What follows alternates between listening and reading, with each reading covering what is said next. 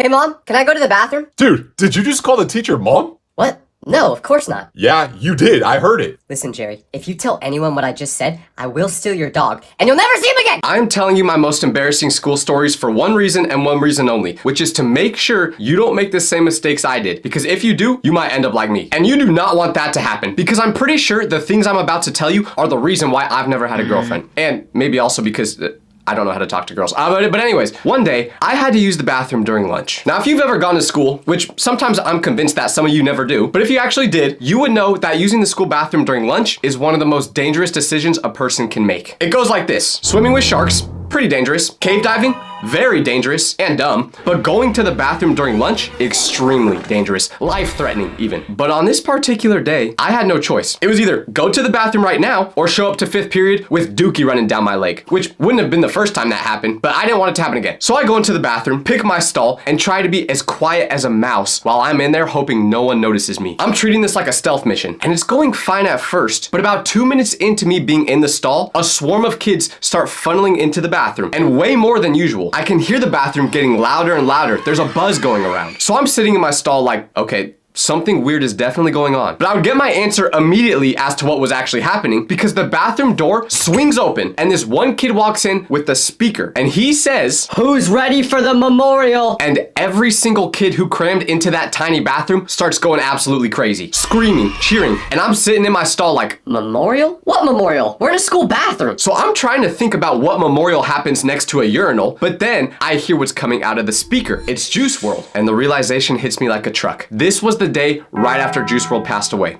Rest in peace. And these kids had organized a full memorial service in the bathroom during lunch for Juice WRLD. Now look, normally I probably would have joined the memorial with them. I like Juice WRLD's music, but in this specific scenario, I was just thinking, you have got to be kidding me. The one day I go number 2 during lunch, they're having a memorial in the school bathroom. Out of all the places you could hold a tribute, the gym, a classroom, literally anywhere outside, these kids chose the boys' bathroom. Now here's the thing, if I could have just stayed quiet in my stall and let the whole thing play out, it would have been completely fine. And that was the plan, but that plan fell apart almost immediately, because when I said these kids were going crazy, I meant they were actually physically going crazy, to the point where they started throwing toilet paper everywhere. Someone pulled a spray can out of their inventory, all while Juice WRLD is bumping in the background. And then it happened. I let out what I thought was going to be a silent fart, but it wasn't. It was very, very loud, and it echoed from the toilet, so everyone in the bathroom heard it. And for the first time, it got kind of quiet in the bathroom. But after about 3 seconds, I'm thinking, okay, maybe everyone's gonna leave now. But then I see it. A shadow. Something is rising up over the door, moving in what genuinely feels like slow motion. And I'm looking up at it, trying to process what I'm seeing in real time. And then it registers in my brain. It's a trash can. Some kids picked up the actual school bathroom trash can, the huge one that sits in the corner, and they launched it over the top into my stall. It lands directly on me. I don't need to describe in detail the contents of a school bathroom trash can during lunchtime. You already know. Whatever you're picturing was inside that trash can is probably accurate and 10 times worse than that. And when this trash can lands, everyone starts going crazy again. Back to singing Juice WRLD, screaming. Of course, I want to throw up immediately. And here's what made the whole situation even better. I wasn't even done using the restroom. I still had some food in my system I needed to get out, but I couldn't. I had to get out of that bathroom as quick as possible. So I finish up the best I could and somehow prepare myself to walk out of this stall. And when I finally push that door open and step out, covered in something that would probably give me a disease later down the line, every kid in that bathroom screams again. Now they screamed even louder than they were for the memorial. They're all jumping on me, giving me high fives while still singing Juice WRLD. Even though I've never felt more disgusting in my entire life, there was something beautiful about that sense of community I felt in that moment. But still, I immediately went home to take a shower, didn't even go to my next class. Now there's 2 types of embarrassments you can go through. Physical embarrassment, like the trash can, or mental embarrassment, which is what I experienced one time on yearbook picture day. And before I get into this, you need to understand the level of seriousness that yearbook picture day carried in my household. My mom treated this day like my wedding. The night before, she would pick out my outfit. The morning of, she would do my hair. She would not let me leave the house unless I looked perfect. And the reason the stakes were so high is because she was sending these photos to everyone. Every grandparent, every cousin, every dog, even that one creepy uncle everyone has, which I wonder what he would do with those photos. But basically every person who had ever met me or heard my name or been in the same room as me was probably getting those photos sent to them. So picture day morning, my mom gets me all ready and I'm walking through school being super careful. I'm making sure no one gets within an arm's reach of my hair to possibly mess it up. But then lunch happens, and at lunch on this day, I had pesto pasta. Sounds delicious, right? Well, it was. So I eat my food, no big deal. Lunch ends, and right after lunch was the time where my class was going to take our school picture. But here's exactly where everything went wrong. Because for some reason, it did not go through my mind once to check how I looked before taking that picture. I just assumed I looked exactly the same way I did when I originally got to school. So I get to the photographer, step up, smile, and the photographer takes the picture in about 3 seconds. I leave thinking I'm looking like handsome Squidward, but fast forward a couple months and our yearbooks come out. And yearbook day was always a time where the school is buzzing. People walking around, signing each other's books, flipping through the photos. So I grab mine. And of course, first thing I do is flip straight to my page. I'm looking for all the last names with V on it so I can find myself. And I ain't gonna lie, your boy was looking fresh in his picture.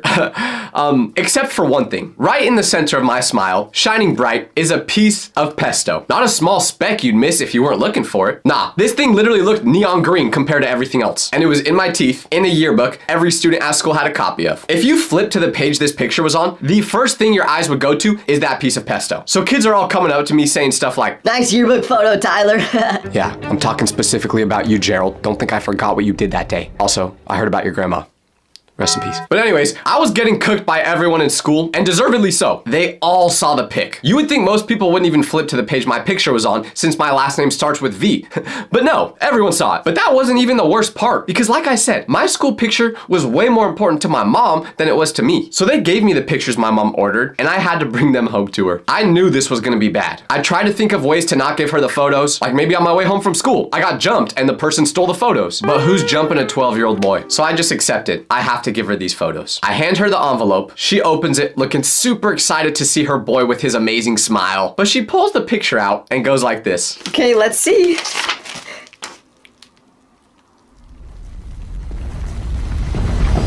No words. And she didn't even need to say any. Her facial expressions did all the talking. And if you're wondering, no, she definitely did not send those pictures out to family and friends. Did any of our family or friends actually care about ever getting the pictures? I doubt it. But still, my mom did it. And if it's important to my mom, it's important to me. But what wasn't important to me at all at the time was actually doing my schoolwork. I know it's bad. Don't be like me. But because I didn't care about doing the work, to pass the time in class, me and my friends would pass notes to each other. We'd write something on a piece of paper, ball it up, and throw it to each other from across the room. This class was super boring, and our teacher never let us talk in it, so this was basically the only way to communicate. The only problem was, me and my friends sat on opposite sides of the classroom, so whenever our teacher wasn't looking, we would quickly throw the papers to each other. All the students in this class knew about it, and they would help us to make sure we never got caught. If our throw wasn't accurate enough, they would finish the job. And my friend and I weren't saying anything important in these notes. We weren't asking questions that actually mattered. No, most of the time, it was just something really stupid written inside it that would make the other person laugh when opening it. So one day, we're doing this, but I miscalculated how long our teacher would turn around and look at the whiteboard. Because when she wasn't looking, I threw the paper to my friend, but then she turned back around while it was in midair and she saw him catch it. So she's got this angry look on her face. She walks over, picks up the paper that was just thrown, and in that specific moment, I'm just thinking one thing. Please do not read what's on that note out loud. Please just take it, look at it privately, punish us, whatever. Just do not read the words on that paper to the entire class. What did she do?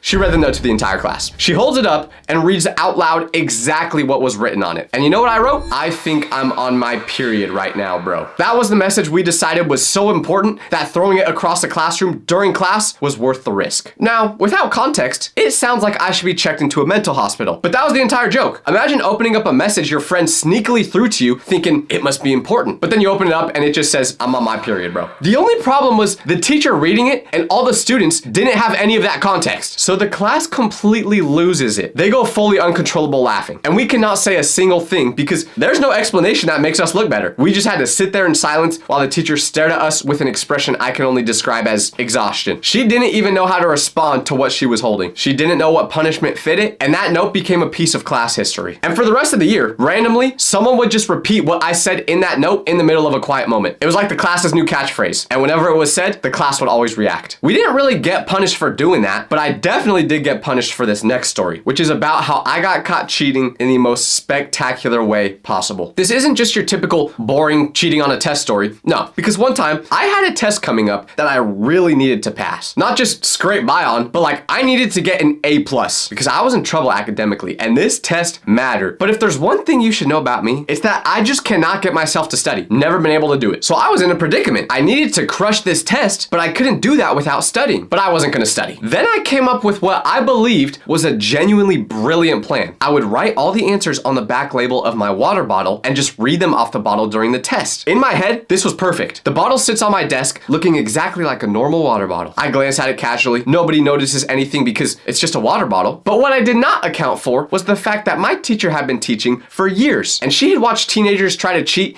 in every possible way imaginable. So test day comes, notes are written on my water bottle, it's sitting on my desk, and I'm working through the questions. And honestly, it's going pretty well. The teacher's at her desk, the room is quiet, nobody's looking at me. I'm starting to think I might actually get away with this. But then she gets up from her desk and announces she needs to step outside for a second to check on something. I hear her walk toward the door behind us. I then hear the door open, and then I hear it close. So I'm thinking, okay, teacher's gone, which is great because now I can rip the label off my bottle and see the answers more clearly and get a bunch of the questions done while she's gone. So that's what I do. I'm not just glancing at the water bottle anymore. I rip the notes completely off the back of it, unfold them, and I'm holding them open in my hands. I'm feeling confident, but then something weird starts happening. Kids nearby start looking at me. Every few seconds, one of them glances over, and I'm trying to figure out what's going on. Why does everyone around me keep looking at me right now? So I finally turn around to check, and my teacher is standing directly behind my desk, looking straight down at me. Wait, but hold on. I heard her leave the classroom, and I never heard her come back in. So what was going on? Well, according to my friend that sits in the back of class, she never actually left the room. She opened the door, let it shut, and then came walking up behind me to watch me cheat. She was standing behind me, watching me cheat for 2 whole minutes. And here's the part that makes me realize how badly I executed this. She knew I was cheating before she even got up from her desk. That's why she pretended leaving the classroom in the first place. So then she put her hand out, said,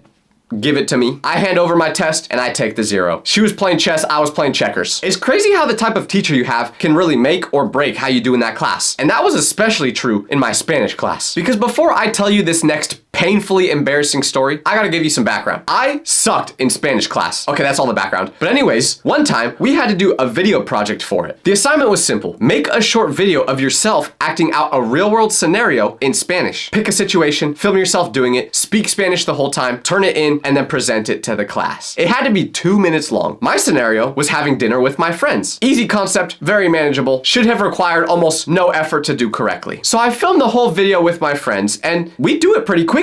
I actually started to think to myself, Dang, this was a lot easier than I thought. so I get to school the next day and it's my turn to play the video. I'm feeling good thinking everyone in class is gonna love this. I'm probably gonna get such a good grade. But then the teacher actually puts on my video, and there's one problem with it. Because when I start talking in the video, everyone gives me a weird look, especially the teacher. I have no idea why until I start paying a little more attention. And that's when I realize I filmed the entire thing talking in English. Not a single part was in Spanish. It wasn't like I slipped up and accidentally said, "Yo, pass the salt," instead of "Pasame de sol." I don't even know if that's the correct translation. I just Googled that. But point is, the entire video, start to finish, was in 100% English. No Spanish at all. Cero.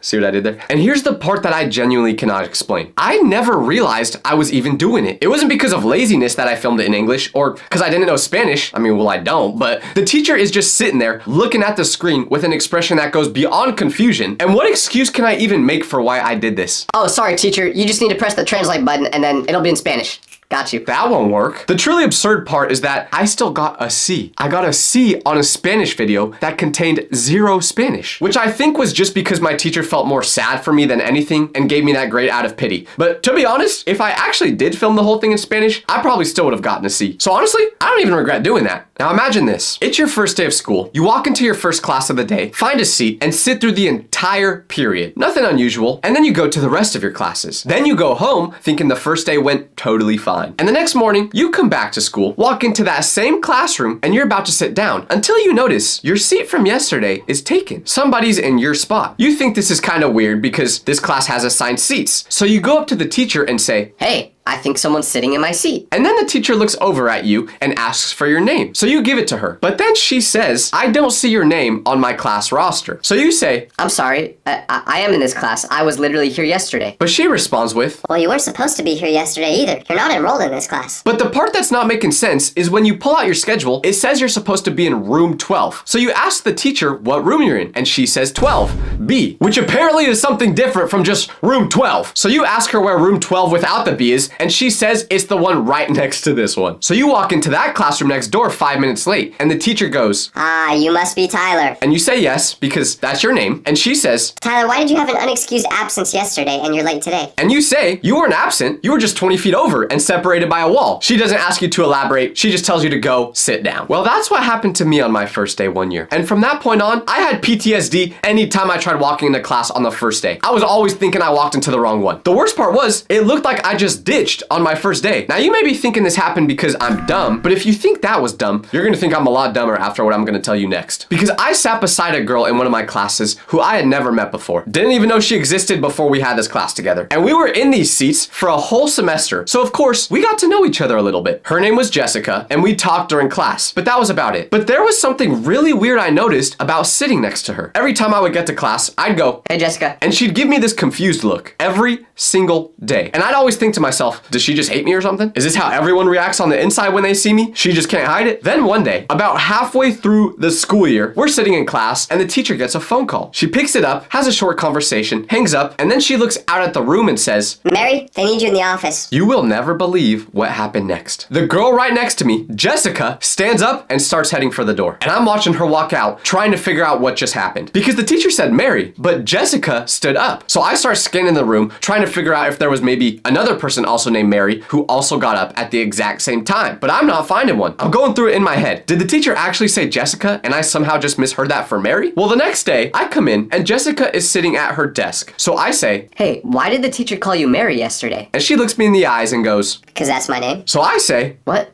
No, your name is Jessica. No, my name is Mary. and I can feel the gears in my head start to turn for once in my life trying to solve this mystery. So I ask her, If your name is Mary, why have you been letting me call you Jessica this whole time? And also, why did I think your name was Jessica in the first place? and she just tells me that on the first day when I originally called her Jessica, she was gonna correct me, but the moment passed too quickly before she got the chance. And then a week went by of me calling her that, and at that point, it felt too awkward to correct me after that long. So she just kept answering whenever I called her Jessica. Every class, every day, for 4 months, she answered to a name that was not hers, rather than having one mildly uncomfortable conversation. And honestly, if I was Mary, I would have done the same thing. But then I asked her, Wait, why did I think your name was Jessica in the first place? I have no idea. must have been the wind that told me Jessica was her name, because I still don't know where I pulled that from. This was a painful experience, I can't even lie. But at least this one was just one girl that I had an awkward encounter with. Because what if I told you there was a scenario where I got embarrassed by literally the whole school? What I'm about to say makes the hairs on the back of my neck stand up just thinking about it because of how much I cringe. So every school year, there was 1 month where my school had a slow pitch softball competition at lunch. There was 8 teams and I was on one of them. And during this month, everyone would go watch the games during lunch. I can't even describe to you just how big of an event this was at my school. Think of it like the World Series, except the stakes were even higher. Because instead of winning money and a championship trophy, what was on the line was your entire social reputation. And as you all know, in school, being the most athletic kid means you're the most popular. It's why every kid wanted to be fast when they were younger. Well,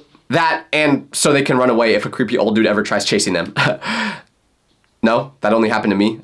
Okay, whatever. Point is, whatever you did in that softball game became what you were known for. If you did good, you were now popular. If you blew it, bye-bye any chance of being perceived as cool. But luckily for me, I was good at softball, like genuinely, at least compared to all the other kids at my school. And my team was really good. So we ended up making it to the championship game, which literally every student at the school would come to watch. No exaggeration. This was honestly the most important thing I had done in my life up to that point. But the day of the championship game came, and I'm thinking, this is my moment. This is where everything changes. I had already played the whole thing out in my head like a movie. This is how it would go. I come up to bat, I see the pitch, I crush the pitch, we win the game, and I start dating the prettiest girl at school. That was the vision, but apparently my eyesight wasn't 20/20 because the game starts and it's close the whole time. I'm doing decent, but nothing special. But eventually we get to the final inning and we're tied. And guess who was coming up to bat? Tyler Vitelli, with a chance to walk off the game and become the hero. So when I step up to the plate, the crowd gets quiet. knowing I could win it right here. And I could just feel that something big is about to happen. The moment is exactly what I pictured. And I just make the decision right then and there that I am going to hit a home run. No doubt about it. The pitch comes in and I'm looking at it like this. Every muscle in my body is tensed up, getting ready to put all my force into this swing. And that's what I do. Swing with everything I have. Harder than I've ever swung at anything in my entire life. But right at the exact moment of contact, I miss. I swung and missed at the ball. You might think that's not embarrassing, but I left out one minor detail. During the swing, while everyone in the school is completely silent watching me, I farted. Not a little one. Not the kind you can play off with a cough. No, it was just like this. And after I swing and miss, the crowd, which had been sitting there quietly, waiting for this great moment to happen, absolutely explode with laughter. Full on, there is no coming back from this laughter. And I'm standing there at the plate, and I know in my bones that it doesn't matter what I do next. It doesn't matter if I win the game. It doesn't matter if I strike out. This is the only thing that anyone is gonna remember about this game. I was right. For the rest of that school year, that was what I was known for. They called it the fart heard around the world. And what did I do when the next pitch came? I grounded out, and we ended up losing anyway. So this was basically the worst day of my life. From this point on, I made a vow. I would never, ever, for the rest of my life, fart again. Being a kid means being terrified of literally everything. The dark, quicksand, this haircut I just got. And when we get older, we grow out of most of these fears. But what if I told you there were certain fears from my childhood that I still have today? And it's all because of these stories I'm about to tell you. Including one about the time where an animatronic did something so terrifying to me that I vowed to never go back to Chuck E. Cheese. So I'm gonna tell you about all my childhood fears, and we're gonna decide whether they were actually realistic or not really scary at all. But before we get to the animatronic story, we gotta talk about the fear that literally every kid on the face of this earth has. Jojo, see what? No, I mean, the fear of being kidnapped. And not just the fear of being kidnapped, but also white vans. No, not the shoes. These white vans. Those are still shoes. I'm talking about these white vans. Finally, there we go. I promise, I'm gonna fire my editor if he keeps acting up like this. LOL, no he isn't.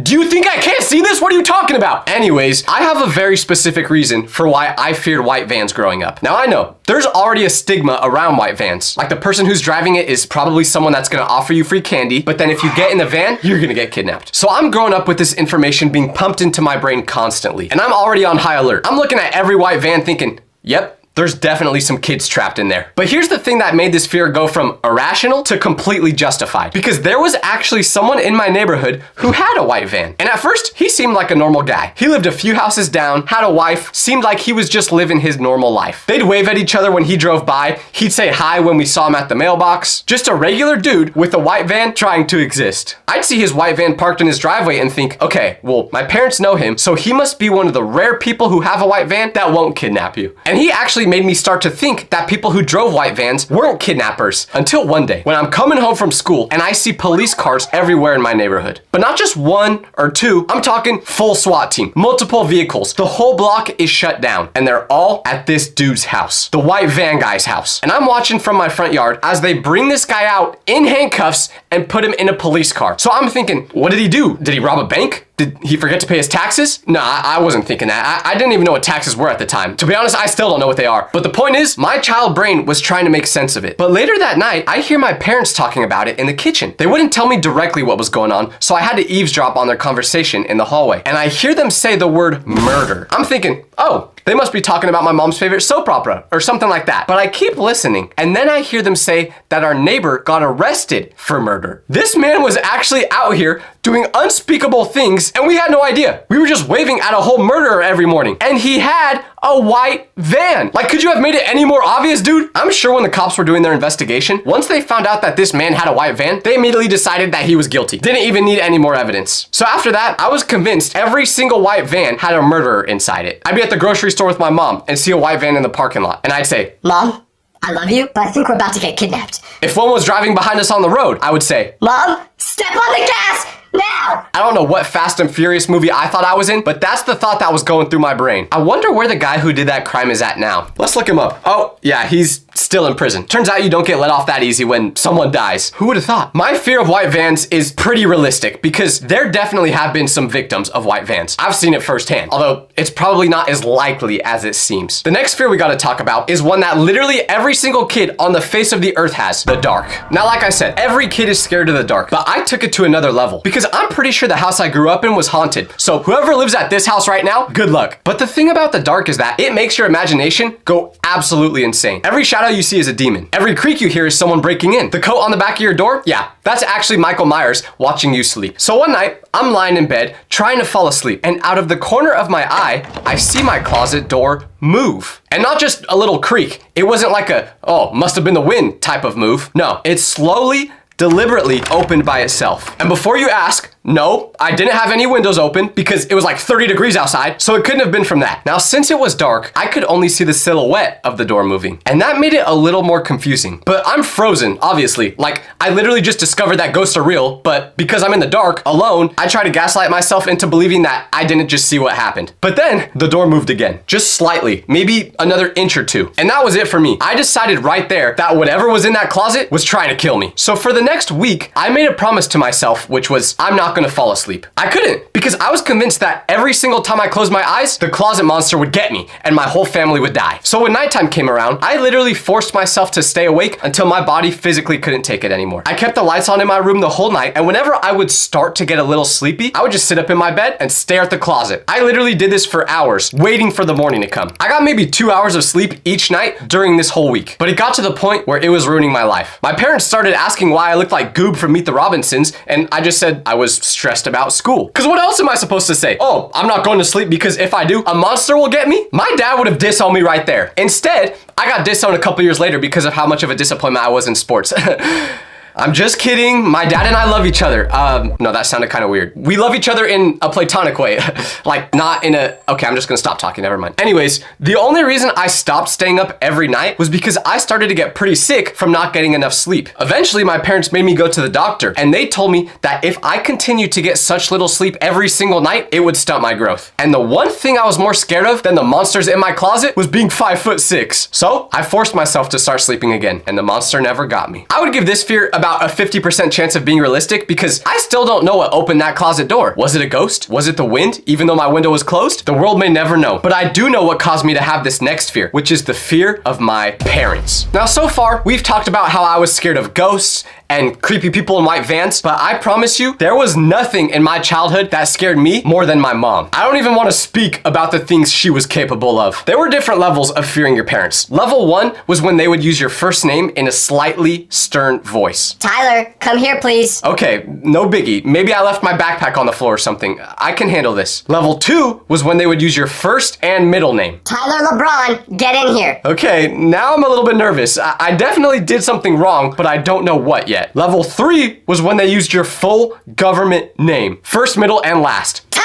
LeBron Vitelli, get down here right now. At that point, you better pray. You may not know it yet, but you're cooked. That's the point of no return. But the worst level, level 4, was when they got quiet. When they found out you did something bad, and instead of yelling, they just went silent. That was somehow more terrifying than any amount of yelling, because you don't know what they're thinking. You don't know what punishment is coming. You're just sitting there in silence, waiting for the hammer to drop. And the anticipation is worse than anything they could actually do to you. I remember one time, I was throwing the football around in my house with my brother, and of course, my mom told us to stop, but of course, we didn't listen. And eventually, my brother was like, Hey, go long for an Odell catch. which, if you don't know what an Odell catch is, it's this.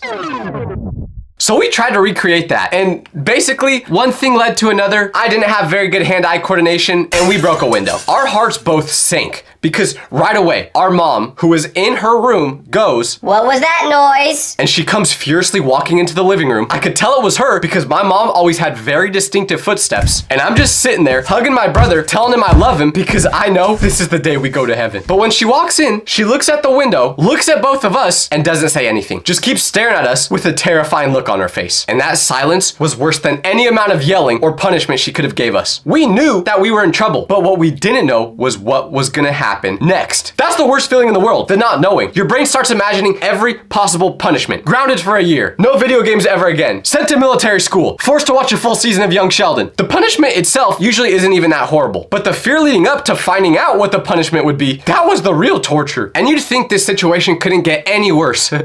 But trust me, it could. Because finally, when she does decide to speak, she goes, Wait till your father gets home. if you grew up with a father, that sounded like a diss to people who didn't grow up with a father. I didn't mean it like that. Basically what I'm saying is, if you've ever heard your mom say that sentence, you know that's a death sentence. Because when your mom said this, you had hours to think about what was gonna happen. You're just sitting in your room knowing that you're about to get a punishment you could only imagine happening in a Call of Duty mission, and there's nothing you can do about it. You can't run, you can't escape, you just have to sit there and wait for your demise. So my dad gets home that night, and by the way, between the time where we broke the window and my dad got home, my mom literally did not talk to me the whole time. And when my dad finally did get home, he already knew the situation. My mom must have texted it to him because he walks into the front door and I'm in my room just waiting, and I hear him slam the front door behind him. And I know the next thing that's getting slammed is me. I'm starting to realize that I'm just making it sound like my parents beat me as a child, so I just want to make it clear, they did not do that. I'm just using words like slam to make the story more dramatic. But my dad comes marching down to my room. Once again, I knew it was him because he had distinctive footsteps too, and he opens my door and says, Tyler, what did you do to the window?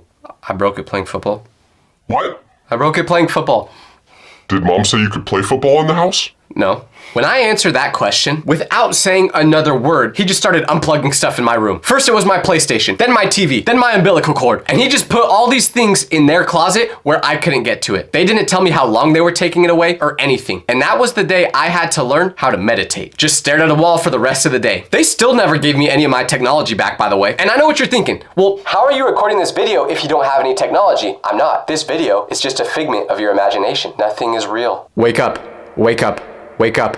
Wake up. So the fear of parents is absolutely justified until you get to about 13 years old and you become stronger than your parents. The next fear I'm gonna tell you about, once again, we all had this. Matter of fact, if you didn't have this, I would call you the crazy one, because I'm talking about the fear of sharks. But for me, this fear was a little different because I wasn't scared of sharks in the ocean. No, I knew I could just avoid those. My fear was about sharks in the pool. Yes, the 4-foot pool in my neighborhood with chlorine in it. I genuinely thought a shark could somehow teleport into there like it had powers or something. And this wasn't just a passing thought or a little worry in the back of my mind. This fear was so real that it's one of the main reasons I didn't learn how to swim until very late in my life. I'm saying that like I learned how to swim at 60. I mean very late in my life up to now. But everyone thought I was just being lazy or that I was scared of water in general, and that's why I never learned how to swim. Like my parents would try to convince me to get in the pool and I would just be like, Nah. and they would just think it was because I Didn't want to exercise. But no. Well, yeah, it kind of was because of that too. But I was specifically scared that if I went into the deep end of my pool, Jaws would be chilling there waiting for me like it's his lunch break. I'd check the pool before getting in like I'm checking for bombs, walking around the perimeter, looking into the deep end from above, making sure there's no suspicious movements in the water. And even after checking, I'd still only stay in the shallow end where I could see the bottom clearly and my feet could touch the ground. Going to the deep end? Absolutely not. That's where the sharks were hiding. That's their territory. I'm not going over there. I value my life. And deep down, I knew this fear made no sense. But there was just one small part of my brain, well, I guess every part of my brain is Probably pretty small.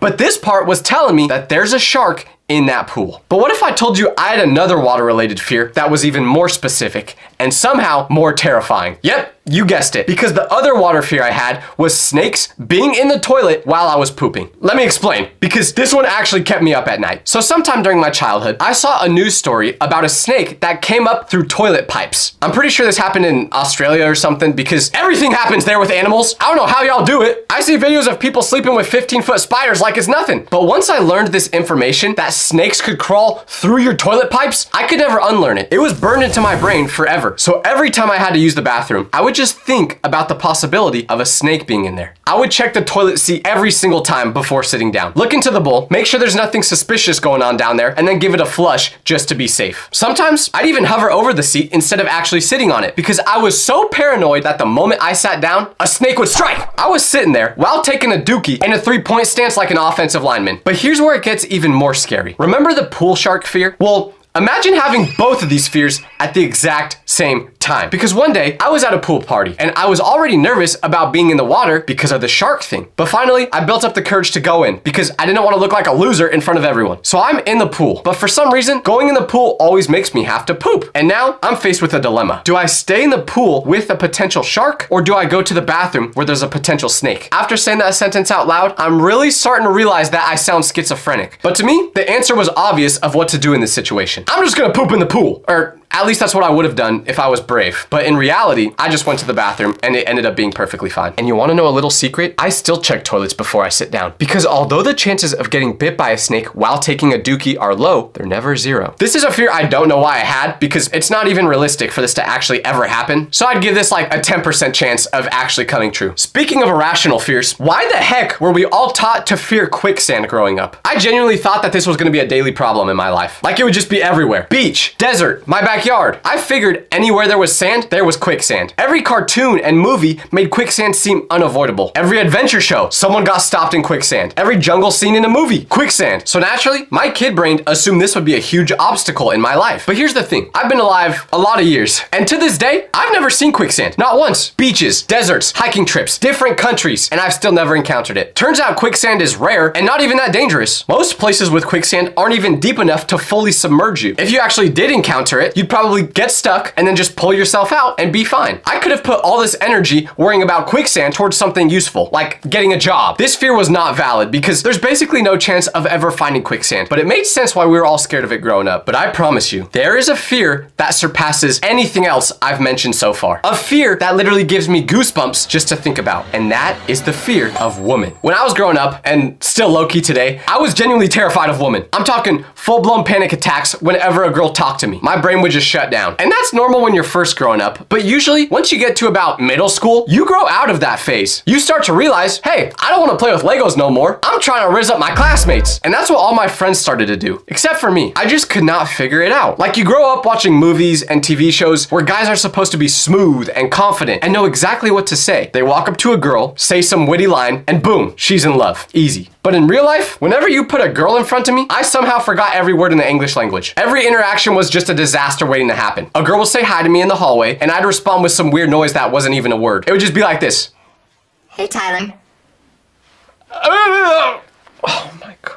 And after that, the girl would just give me a look that said, this guy might be taking a bus that's slightly smaller than ours to school every day. And the absolute worst part of this fear was asking girls out. I could barely order food at a restaurant without stuttering. And now you want me to ask a girl to be my girlfriend? That's not gonna end well. It's probably why I still haven't had a girlfriend to this day. But one day, I finally worked up the courage to ask someone out. There was this girl in my English class, let's call her Sarah. She was way out of my league. But my friends kept telling me, Bro, she totally likes you. Just go for it. Side note, if your friends ever tell you this girl totally wants you, they are lying and they just want to see you shoot an air ball when asking her out. They're saying it for their own amusement. Do not trust them. So I spent an entire week planning what I was going to say to this girl. I rehearsed it in the mirror. I wrote down different versions in my notes. I was prepared. And this was before my prom disaster that I made a video about, if you guys haven't seen that before. So one day after class, I see Sarah at her locker and I'm thinking, this is it. This is my moment. I'm going to do it. And I walk over there, heart pounding, palms sweating, probably looking like I'm about to pass out, and I tap her on the shoulder. She turns around and smiles at me. But that smile made my brain completely reset. Everything I planned, gone. Every word I rehearsed, couldn't remember. So I'm standing there, mouth open, no words coming out, and she's just looking at me like, Yes? Eventually, I finally managed to say, you wanna hung out?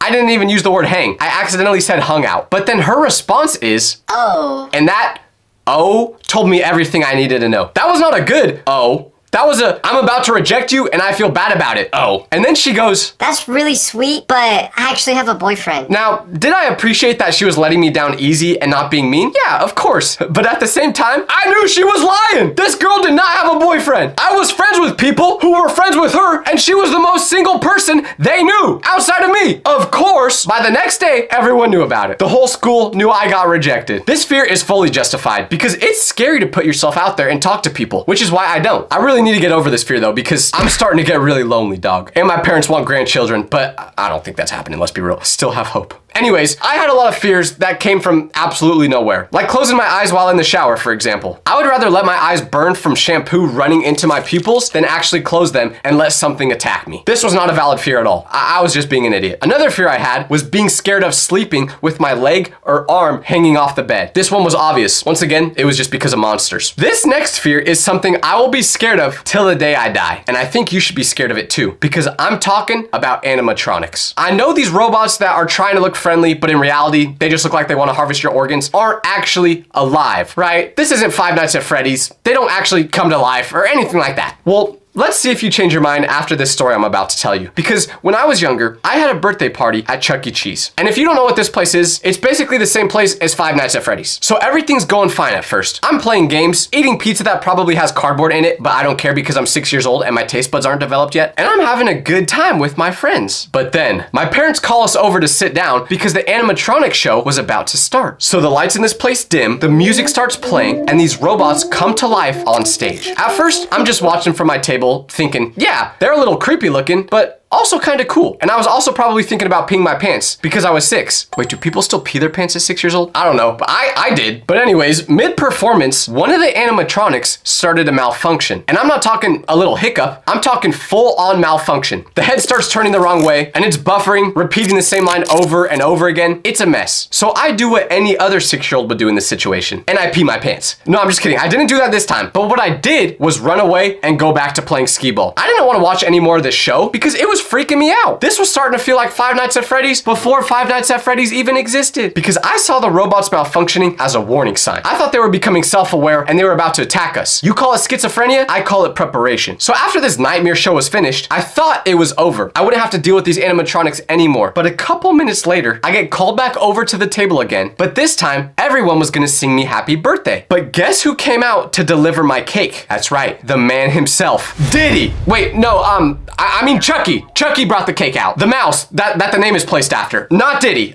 Diddy wasn't there. I promise. Or at least I hope. Anyways, so Chucky comes to my table and everyone's singing me happy birthday. I'm still kind of terrified because of what happened earlier and the fact that I hate getting happy birthday sung to me. But right as the song is about to finish, Chucky gets really close to my face to put the cake down. And when he does that, I look into Chucky's mouth and that's when I see it. Through the mesh in the mouth of the costume, I can see a real person's eyes looking at me. I can just see them blinking. There's a whole human being inside this rat costume, and somehow that made everything 10 times worse. Cause I was 5. I thought the real Chucky was just pulling up to my party. I didn't think there was actually a human being behind there. So I start crying, and not like a little sniffle. I'm talking full meltdown, tears everywhere, screaming. Everyone at the party is staring at me wondering what happened. Chucky's trying to calm me down, but every time he takes a step closer to me, I start throwing out haymakers at him. My parents grab me and take me outside to try to calm me down, but there's no point. We had to leave the party early. I didn't even get to finish my cake or spend my tickets. Just had to leave in shame because I couldn't handle Chuck E. Cheese. From that day on, any animatronic or mascot costume terrified me. If I went to Disneyland, I'd avoid the mascots there like they had the plague. My parents thought I would grow out of this, but I didn't. So yes, this fear was fully justified. I don't care what any of you guys. I have a question for you. Does this look like something that belongs in a kid's show, or is it just terrifying? If you said that was just straight up horrifying, I'd agree with you. And that's exactly why I'm making this video today, because there are many kids, movies, and shows we've all seen that should not be meant for children. But the weird thing about these programs was that no one can tell if they were actually meant to scare children or if that was just by accident. So today, we're going through movies and shows we all watched that had no business being shown to kids. Monster House. If you haven't seen this movie, here's the setup. There's a kid named DJ who lives in a normal suburban neighborhood. Across the street from where he lived is a rundown mansion owned by a terrifying old man named Nebercracker. Now, the best way I could describe this dude is, I don't know what kind of car he drove, but I wouldn't have been surprised if it was a white van. Hopefully you're picking up what I'm putting down. Whenever any kid gets even remotely close to Nebercracker's lawn, he explodes out of the front door screaming like he's at the kidnapping Olympics. He's like the dude in Hello Neighbor, but times a million. And the worst thing that could possibly happen as a kid is losing your ball, your frisbee, or anything in his backyard because you will never see it again. Now, like I said, everyone had a neighbor like this growing up, so it's not out of the ordinary. But what I forgot to mention about this movie is that the house is alive and trying to eat children. Then you meet the victims of this movie. DJ and his 2 friends Chowder and a girl named Jenny, who shows up selling Halloween candy and is by far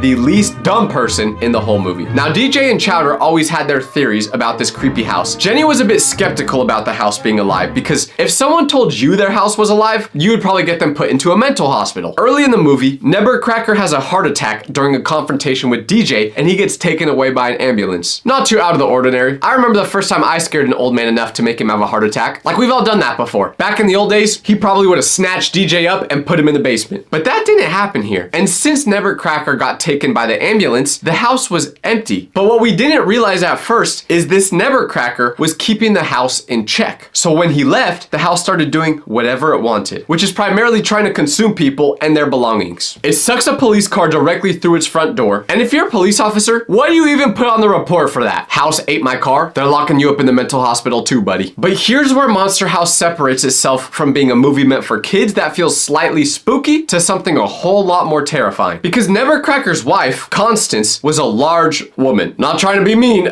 just stating the facts. And her entire life, neighborhood kids tormented her constantly. Every Halloween, they'd show up to mock her, throw things at her house, scream at her. It was just what the kids did. It's the same thing kids do every time they see me in the McDonald's drive-thru line.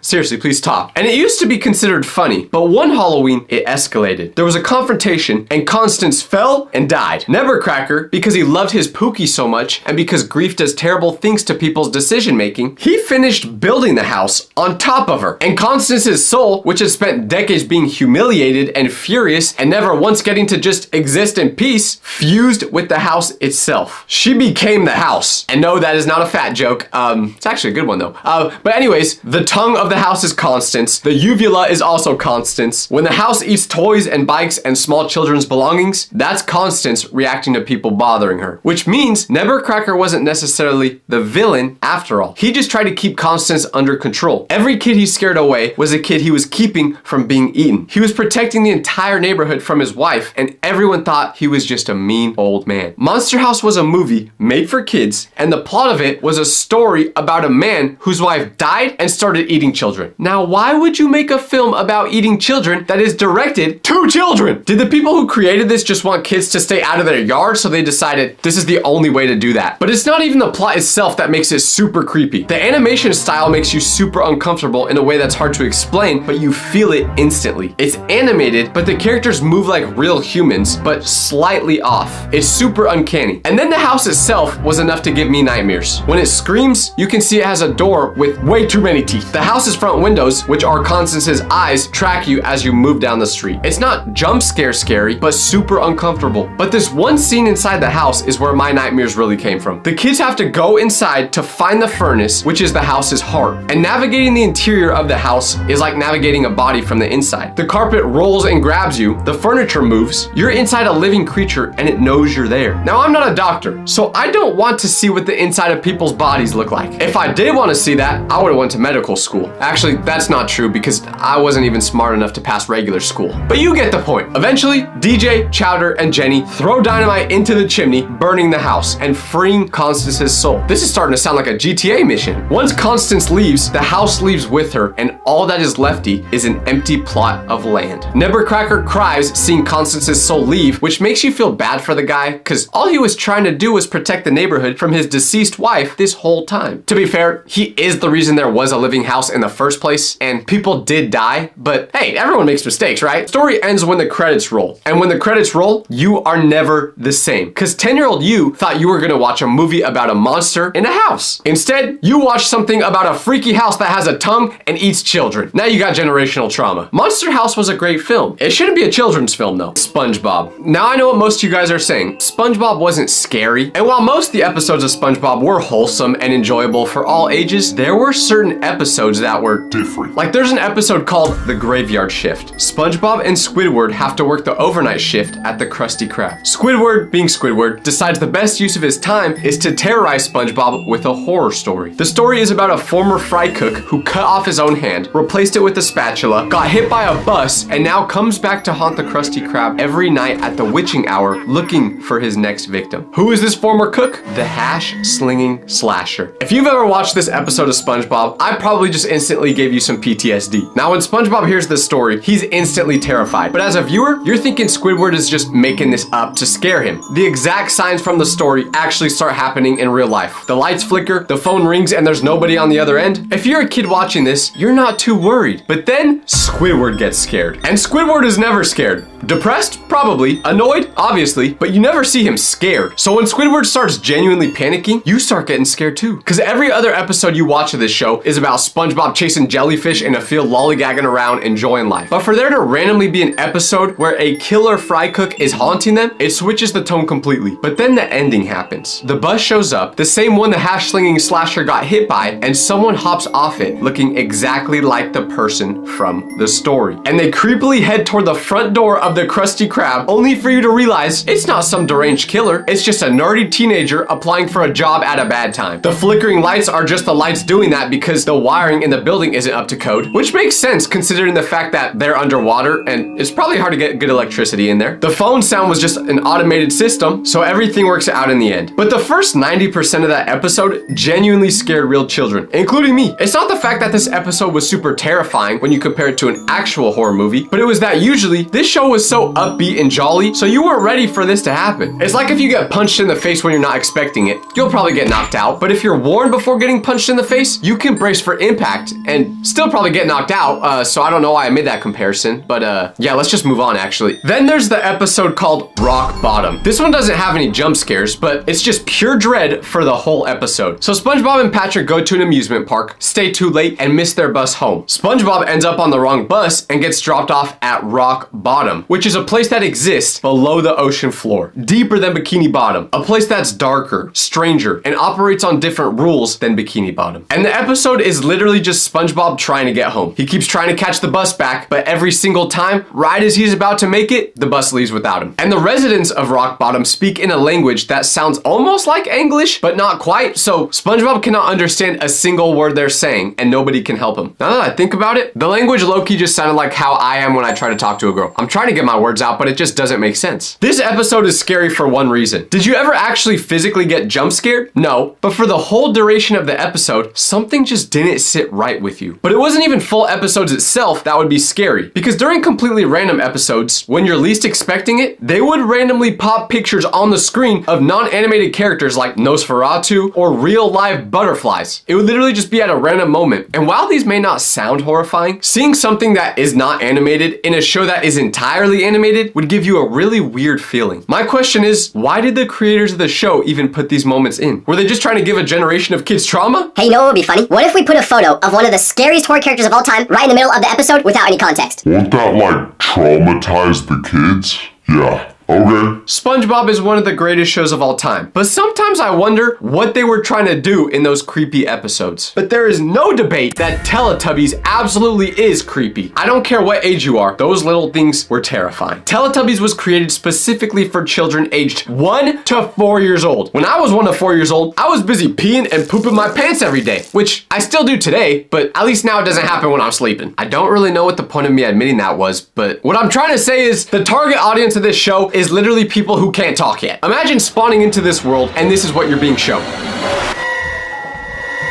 I don't even know if anyone found the Teletubbies as terrifying as I did, but if you don't understand why they scare me so much, let me help you understand. The Teletubbies are 4 large humanoid creatures, brightly colored, they have antennae growing directly out of their heads, and televisions built directly into their stomachs. The televisions are part of their body. Their names are Tinky Winky, Dipsy, Lala, and Po. They live in a dome in a field where the grass is unnaturally green, and everything about this world they live in was slightly off. In the sky there's a sun, and the sun has a baby's face in it. There's literally no context given about this baby sun or why it's there, but it's there. Like, is the baby the ruler of the Teletubbies? Is it keeping them trapped in this dome? I have no idea, and I want answers. But here's the thing that made this show really eerie, because I can get past the weird shapes of their bodies or the fact that there's a laughing baby just floating in the sky, but the part that made this whole show too freaky was how they talked. They basically spoke in a language of gibberish, so you could never actually understand what they were saying. In any other kids show, like Bluey, or actually that's the only other toddler show I can think of. Elmo. But in these shows, they speak a real language. They speak American. But in the Teletubbies, you have no idea what they're saying to each other at all times, which is a big issue because it makes you wonder what they're talking about. For all I know, they were calling me chopped through the TV screen. But oh, don't worry, there's one person in this show that speaks a real language. It just happens to not be an actual person, and instead, it's a metal tube called voice trumpets. They come out of the ground, a voice comes out of them, the voice has no source, it simply emerges from the earth, and announces things. The Teletubbies respond to the voice from the ground like this is just completely normal. Now, if it sounds to you like I haven't really given a plot for this show and I'm basically just describing the setting of this place, you're right. That is what I'm doing because there basically is no plot to it. It's just the gibberish speaking Teletubbies wandering around with no purpose or mission in life staring at you like this.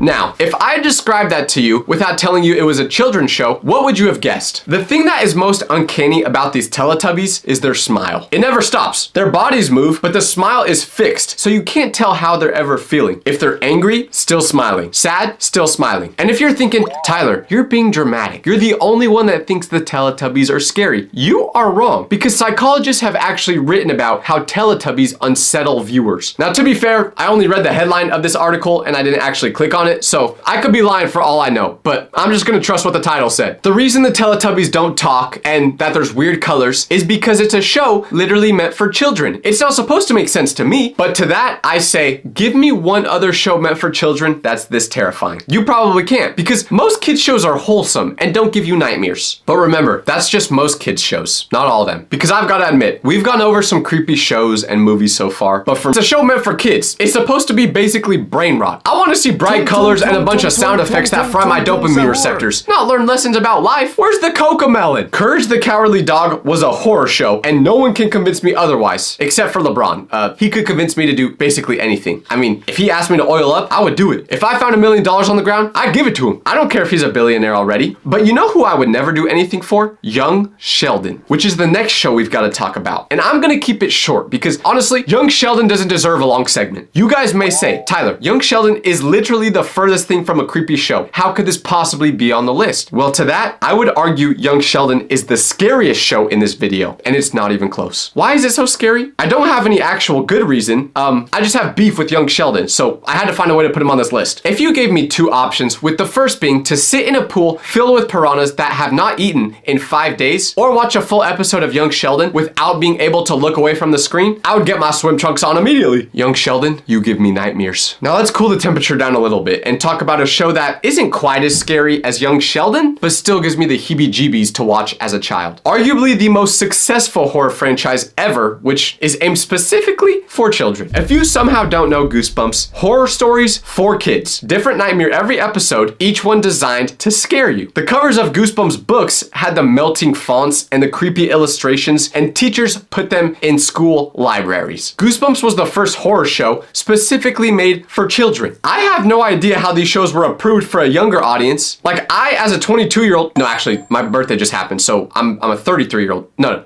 a 223-year-old. Okay, I still get scared watching them today. They literally advertised, hey, this show will probably make your children wet the bed. And yet, children still continued to watch it. Slappy the Dummy is the face of Goosebumps, but he is the furthest thing from a dummy. He is a ventriloquist dummy, which is already terrifying even if he didn't come to life, but he does, of course. And he comes to life when you read a specific set of words written on a piece of paper inside his jacket pocket. Once he's awake, he immediately informs you you are a slave. He decides what happens. You just have to be a good boy and accept whatever he decides to do. If he tells you to make him breakfast, buddy, you better turn on the air fryer. He's got a terrifying smile on his face that never goes away, just like the Teletubbies, so you can't read him. There's something so uncanny about Slappy that disturbs you. His eyes track you. He looks calm at all times, but the funny thing is, in every episode where Slappy is the evil villain, everyone basically accepts it and doesn't try to do anything about it. Like, oh well, this ventriloquist dummy controls my life now. It is what it is. But y'all aren't thinking hard enough, because if I'm in that show, I'm putting Slappy in the shredder. But just in case dolls that come to life are actually real and they're watching this video, I'm just joking, guys. I'm just joking. I'm only trying to look tough for my audience. Trust me, I'd be a good boy and do whatever you told me, so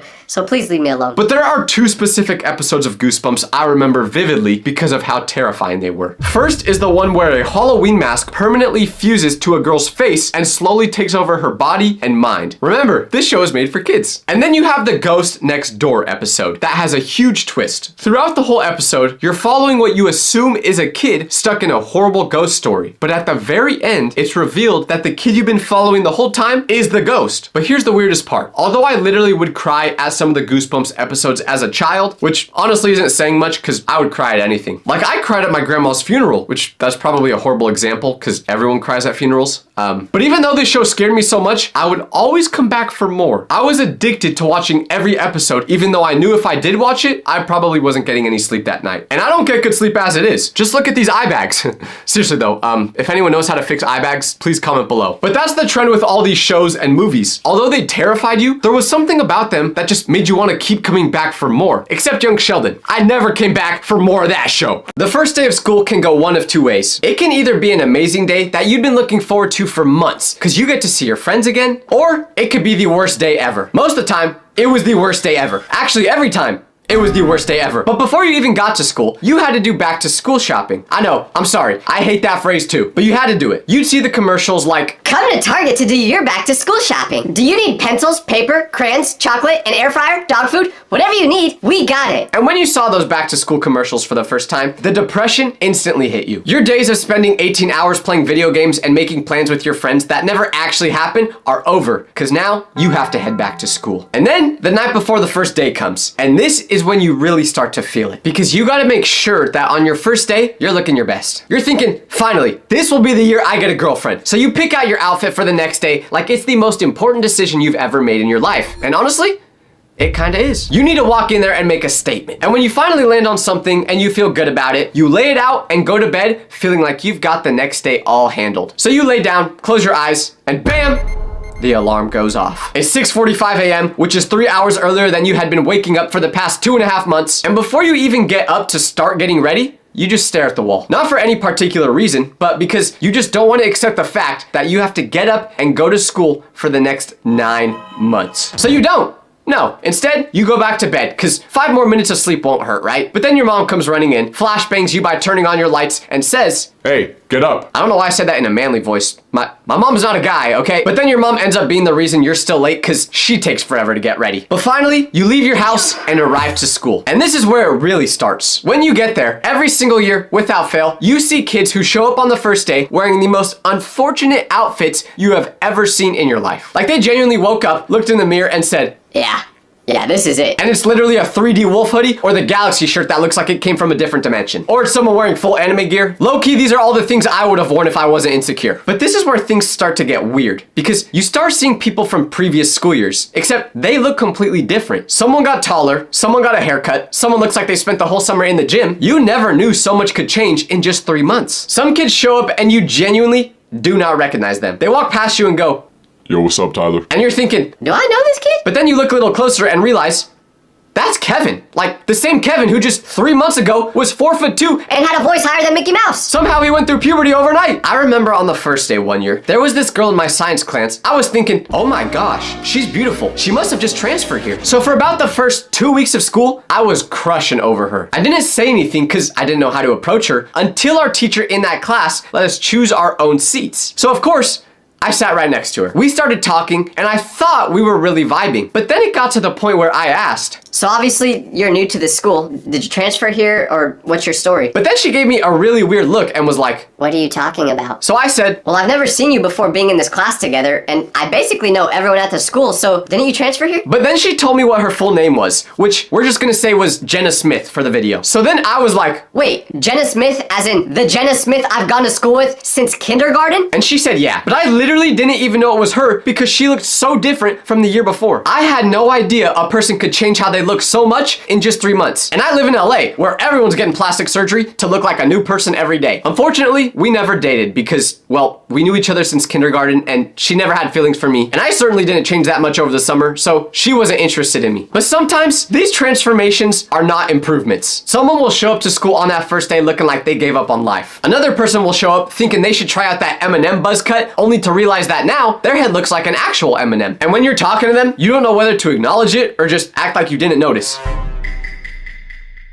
Yeah, just pretend you didn't notice. And while you're seeing all your friends and the people you call friends but will actually never see again once you leave school, the first thing you do when talking with each other is compare schedules. This is one of the most stressful moments of the entire day. Because if you have classes with your friends, this year will be amazing. But if you don't, you might just want to consider changing schools. Because not only is it just more fun to have classes with your friends to make it less boring, but it's also important. Because if you are in a class where you don't know anyone, how do you think group projects are going to go? I'll tell you, they're going to go horrible. Because one day, the teacher is going to say, All right, class, get into groups. and everyone is going to go with their little cliques. Meanwhile, you just stand there looking like Stuart Little at the adoption center because no one wants to put you in their group. So you look around and realize there's only 2 other kids in the class who also don't have a group, and you're forced to work with them. You give them a chance thinking, hey, maybe these people will be my new friends. But it turns out one of the dudes in your group has a breath that smells like fish, and the other girl only goes to school once every 10 business days. So you're basically doing the whole group project by yourself. So when I say having classes with your friends is important, I mean it. Your fate is entirely dependent on whatever random algorithm the school used to make those schedules. You're standing there with your friends, and everyone pulls out their schedules at the same time. You start going through it class by class. Okay, first period, what do you guys have? I've got math. Yeah, me too. Mr. Henderson? No, Miss Milano. Okay, well, what about second period? I have English with Mrs. Rodriguez. Dang, I got history. Okay, that's fine. We still have third period. Actually, no, we don't, because there's no match for third period class. There's no match for fourth period. No match for fifth period. No match for sixth, seventh, eighth, ninth, 10th, 11th. And now you're starting to panic because you realize you have 0 classes with your friends. I don't know if I'm just reflecting on my school experience, but this was always how it went for me. I would literally never get classes with my friends. I don't know if my principal was just sitting there when making the schedules thinking, Oh man, Tyler's gonna hate this. I love it. but that was literally what it felt like. If I got 1 class with anyone in my friend group, I would be stoked because it was so uncommon for me. But then there's always that one kid in your friend group who somehow got the perfect schedule. They have classes with everyone, every single period. There was someone from the friend group, and you're just sitting there like, How? How did you manage this? Did you bribe someone? Did your parents call the school? meanwhile, you're over here stuck in classes with Beavis and Butthead. You wouldn't think it can get any worse than not having classes with your friends, but oh, trust me,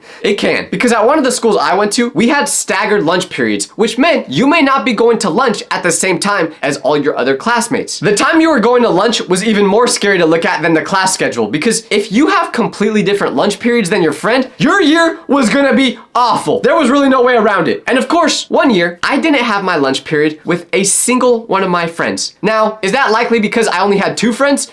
I'd prefer to not answer that. But now y'all can see why I just say eating lunch in the bathroom is the move. Because it's the first day and there's so much going on, you're already stressed. But that stress gets multiplied by 1,000 when the first bell rings, signaling that you gotta get to class. Because this is when you realize you have no idea where your classes are at. I don't know what room B67 is. Only rooms I know at this school are the bathroom, the cafeteria, and the room of the teacher I have a crush on. Mrs. Rodriguez, I'm still single if you're watching this and wanna give me a chance.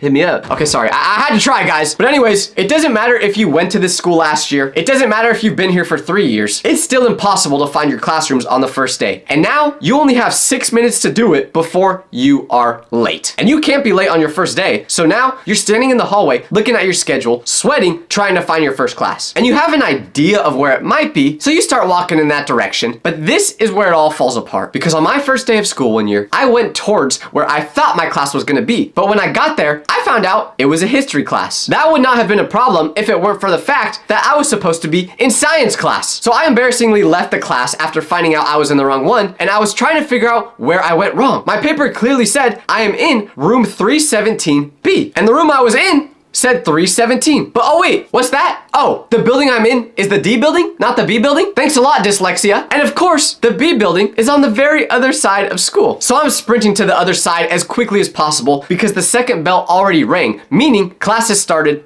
and I'm late. Keep in mind, because this is the first day, students are picking their seats for the class. And picking your seat on the first day is quite possibly the most important thing you can do all year. If you pick a good seat next to someone you have a crush on, that could literally be the person you end up marrying. Will it actually be? Probably not, because you're just a dumb teenager that's never been in a relationship before. So it won't last. But also, what do I know? I've never been in one either. Cut the cameraman. Now that I think about it, there are probably a bunch of you out there who watch my videos that are like 5 or 10 years younger than me, yet you've still been in more relationships than me.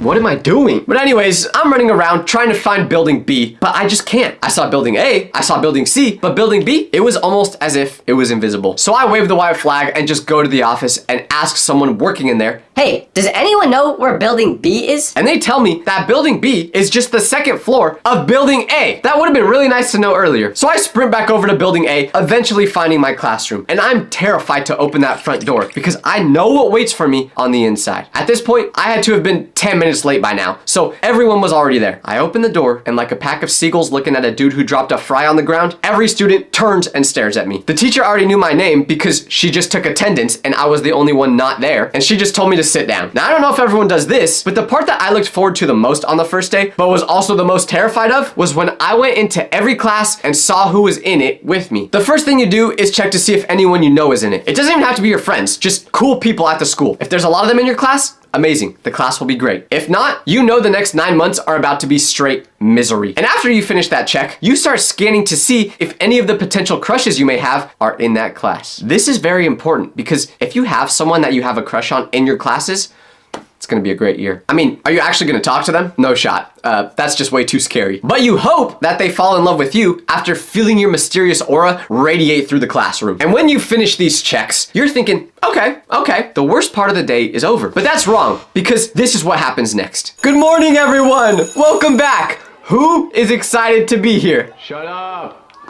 Okay, well, before we get started, we have something very important I would like everyone to do. Icebreakers. Oh, come on! You gotta be kidding me! Why do teachers insist on doing icebreakers every year when the whole class hates doing them and no one actually takes them seriously? I have no clue, but you have to do them anyway. It's always something embarrassing. It'll be 2 truths and 1 lie, or share your favorite summer memory, or tell us why you smell so bad. Okay, maybe that last example was just a personal one. But anyways, you're forced to do these. And since you didn't actually do anything cool over the summer worth talking about, you just make something up. So when it's your turn to share, you say, I went to Tokyo. Oh, cool, Tyler. What was your favorite part? The rice? little do they know, the closest I've ever been to Japan was going to Little Tokyo in Los Angeles. But I can't admit to the class that the most fun thing I actually did over the summer was climb the leaderboards in some Roblox games. And for some reason, there's always one kid who actually is excited to share what they did over the summer. Oh, I went to a summer camp and enjoyed some great food with some great friends. Shut up, Greg. You're not supposed to actually enjoy doing this. That ruins the whole point. And here's where it really starts to set in. The realization that this isn't just one class. It's not just one teacher. It's not just one icebreaker and one awkward moment and then you're done. It's every class back to back to back. And every single teacher has their own thing going on. Some of them are the enthusiastic type from earlier, some of them are quiet, some of them are strict, but all of them, every single one, have one thing in common on the first day: the syllabus. I don't know if this was just me because I hated reading, but I absolutely despised the syllabus. Every teacher, without fail, spends a massive chunk of the first class going over it. The part that is most annoying about it is you gotta have your parents sign it when you get home. But of course, you forget to show it to your parents, so you just end up forging their signature. For legal reasons,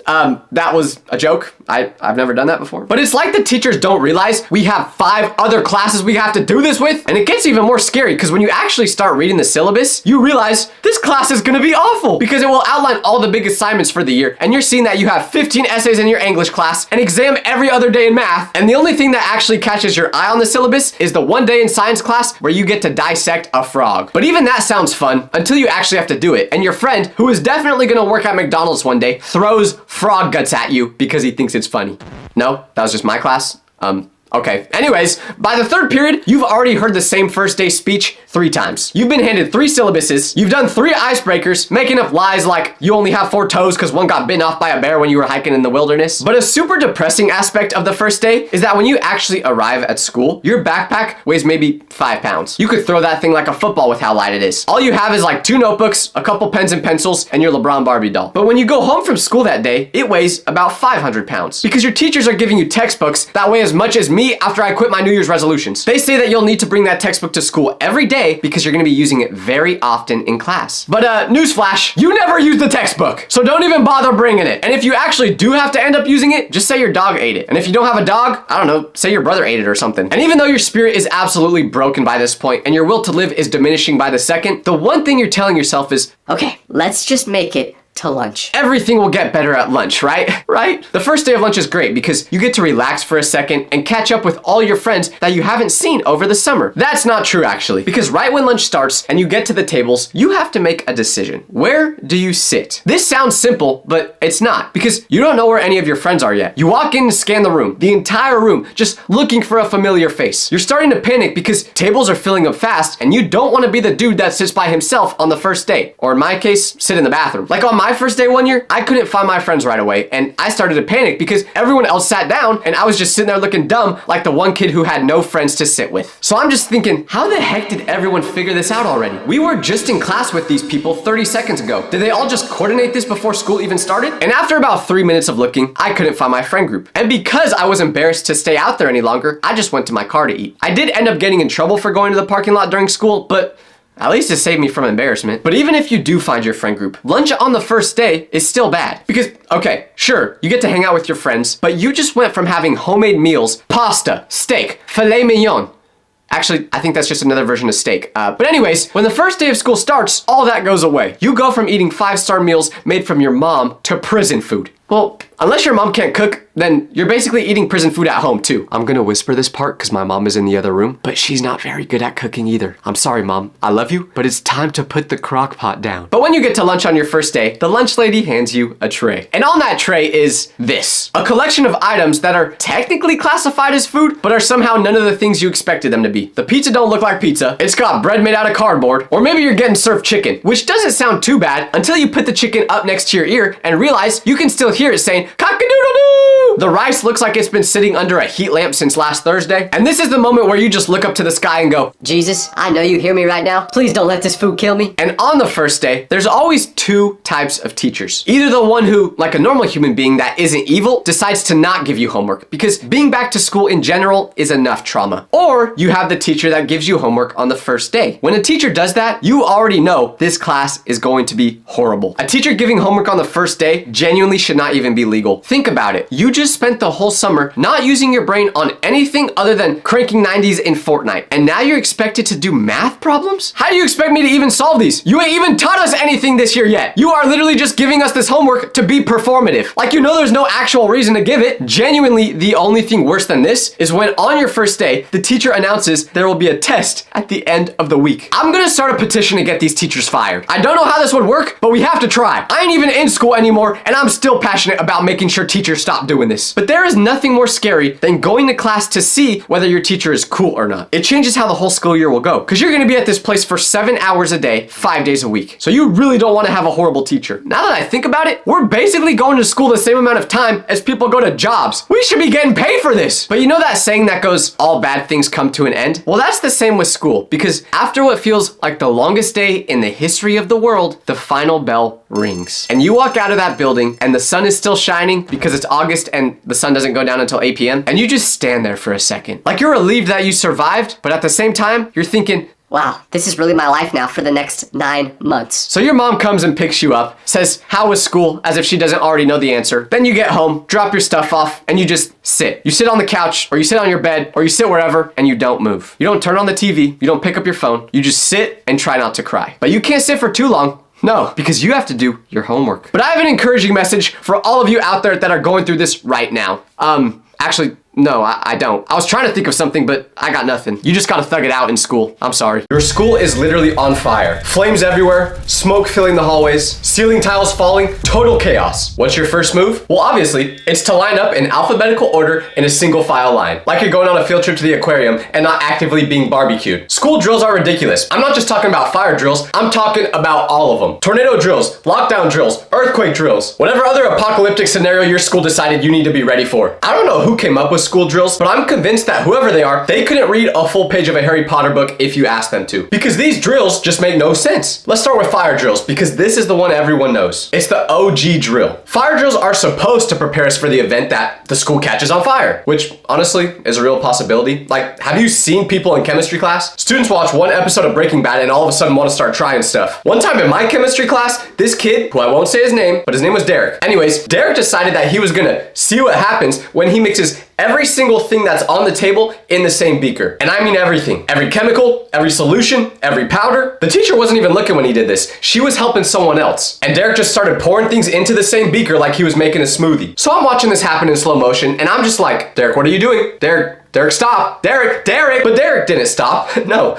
Derek never stops. And after a little bit, the beaker started smoking. And not just like a little bit, no. There was smoke surrounding the classroom. It was like, we need to evacuate the building type of smoke. So of course, the fire alarm went off. Not because of a drill, but because of Derek. And you know what the teacher said right when that fire alarm went off? All right, everyone, line up at the door. Line up at the door? Derek just created mustard gas, and you want us to line up at the door? But we did it. We lined up like the good little boys we were, almost passing out, and we walked slowly out of the building, all while Derek's chemical weapon dispersed through the ventilation system. And from that day on, there would be points in time where whenever I stood up, I would just randomly get lightheaded. And this never happened before that day. So I'm convinced, because we had to line up in alphabetical order in front of the door instead of just running out of that room as fast as possible, I got something wrong with me that day. Derek got suspended for 3 days for doing this, and he was pretty happy to say the least. The point is, fire drills are insane. First of all, let's talk about the fire alarm sound, because whoever designed that noise had one goal in mind, and that was to make students suffer. The alarm is so loud, it could wake someone's grandma up that's in a coma. It could shatter bulletproof glass. There'd be times where I'd be sitting in class at 8:30 in the morning, barely conscious. My eyes are half closed. My brain's running on like 2% battery, just trying to make it to lunch. And then suddenly, and my soul would evacuate my body before I could evacuate the building. You'd think you'd get used to it, but no, you never do. Every single time I heard that sound, it turned me into one of those chihuahuas that randomly shake the whole day for no reason. Why do they do that, by the way? And once again, the teacher would just go, Okay, everybody, line up at the door. and you're just like, what? Like our ears are hemorrhaging, and you want us to line up at the door? Dog, I'm about to hit stick whoever's in my way just to get out of this door. And then finally, your class actually does get outside, and you see all the other classes. They're also just walking slowly like a parade of zombies. I used to see kids walking out of their classes with their hands over their ears, trying to protect what was left of their hearing, and the teachers had the audacity to tell them to put their hands down. Sorry, little Timmy. I know your eardrums are bursting right now, but I'm gonna need you to take your hands off your ears. Thank you. What do we need our hands down for anyway? In case we need to catch the fire? Are we gonna high five all the other people who made it out? Good job escaping the fire, bro. Yeah. And here's the thing that really gets me. Here's what keeps me up at night. In a real fire, no one's walking in a single file line. If there's actual flames, actual smoke, actual real danger inside that building, everyone in there is turning into prime Derrick Henry. It's about to look like Olympic tryouts with the way students will be hurtling over desks, shoving grandmas out the way, doing whatever it takes to get out of there as fast as humanly possible. And that's not me being dramatic, that's just the truth. It's just survival instincts. This is what kept our ancestors alive when they were being chased by saber-toothed tigers. Shout out to all our ancestors, by the way. I feel pretty bad for them. They never got to doom scroll. And you know what else I don't understand about fire drills? Why do the teachers take attendance making sure everyone is here? Because if you're taking attendance on that grass while the school is burning down and you find out Kevin and Miles are missing, what's the plan then, huh? Is she gonna heroically charge through the flames to find Timmy, who's been in the bathroom for the past half hour? No, she ain't doing anything. So what was even the point of the head count? Just to have accurate records for the memorial service? Oh, so it looks like we're missing 2 students. That's unfortunate. Anyways, does anyone have any questions about the homework? And 9 times out of 10, if there is a student missing during a fire drill, odds are they just left school when they heard that bell ring and went to Taco Bell. But fire drills aren't even the worst ones. At least with fire drills, the plan makes some kind of sense. Get out of the building. Simple. The way they do it is flawed, but at least they're trying. Tornado drills, on the other hand, make absolutely no sense. Like, none whatsoever. Now, I don't know why we even did tornado drills at my school, considering the fact that I went to school in California. Like, the closest thing I've ever experienced to a tornado is when I went through a self-service car wash. But despite this, we had tornado drills multiple times a year, and the tornado drill procedure is absolutely wild. So the tornado alarm would go off, which was different from the fire drill alarm, but equally annoying. Sounded like a dying whale, pretty much. Very soothing. But instead of going outside like during a fire drill, this time, everyone would gather into the hallway, and we'd get down on our knees, face the wall, and put our hands on the back of our head. That was it. That was the plan. That was how we were gonna survive a tornado, by throwing it back in the hallway. I'm sorry, I don't see the logic. What exactly is that supposed to do? Is the tornado just gonna see us kneeling there and be like, ooh, they're in the tornado position. Guess I'll leave them alone. They clearly know what they're doing. Like, I'm just gonna say what we're all thinking. If a tornado hits our school, we're all gonna be on the back of a milk carton the next day. Like, we ain't making it past that. We're done. It doesn't matter if we're kneeling, laying down, doing a handstand. I'm not sure the people who created these drills know what a tornado really can do. A tornado will pick up your entire building and yeet it into the next county. I've seen it. Well, at least Like on YouTube I have. And we couldn't even talk during these drills. Not at all. We had to be completely silent or else we'd get in trouble. And I get the logic behind that one, right? You don't want the tornado to hear you. Like it's gonna change direction if it hears Arnold yapping in the hallway. I wasn't gonna go over the school, but I'm pretty sure I just heard Johnny sneeze. Let's go destroy his whole campus now. Let's talk about the position. The duck and cover, the fetal position, the I've accepted my fate pose. You're telling me that if a tornado hits, the best I can do is curl up into a ball and wish for the best? What is it protecting? My neck? From what? Flying debris? Let me just tell you this. If the roof is collapsing and there's debris flying at me fast enough to hurt my neck, me putting my hands over it isn't gonna do anything. I feel recoil just when I give people high fives. So a piece of wood flying at my head at 200 miles per hour is going straight through my hands. But we practice it like it's gonna save our lives. Like this one simple trick is the difference between life and death. Matter of fact, has anyone watching this ever actually experienced a tornado at school and did this position? And if so, did it work? Meteorologists hate him. Local student survives a tornado with this one weird position. It's just not gonna happen. If a tornado hits, we're all in trouble. The only thing that matters is if the tornado decides to hit our building or not. But the most embarrassing tornado drill I ever experienced was during swimming class. We're in the pool, doing laps, everyone's in swimsuits, hair's all wet, smelling like chlorine, and randomly, the tornado alarm goes off. We know it's not an actual tornado because we can see the sky and it's 75 degrees, no wind, and sunny. But our teacher blows his whistle and goes, Everyone out! Tornado! Let's go! we all get out of the pool. We're standing there dripping wet. And our teacher says, No time to change. We need to get inside now. so I'm out here, just in swim trunks, not quite looking like a bodybuilder to say the least. And we had to all go over into the classrooms while everyone else is in their normal clothes. We're running through the hallways in swimsuits, leaving wet footprints. You can just hear our feet slapping against the tile. All the other students were staring, pointing, laughing, and someone yells, Why are they in swimsuits? I know that was you, Jimmy. I still don't like you. Someone else whips out their phone and takes pictures of us. So, if you ever see a photo of me from that day in the school hallway, it was AI, okay?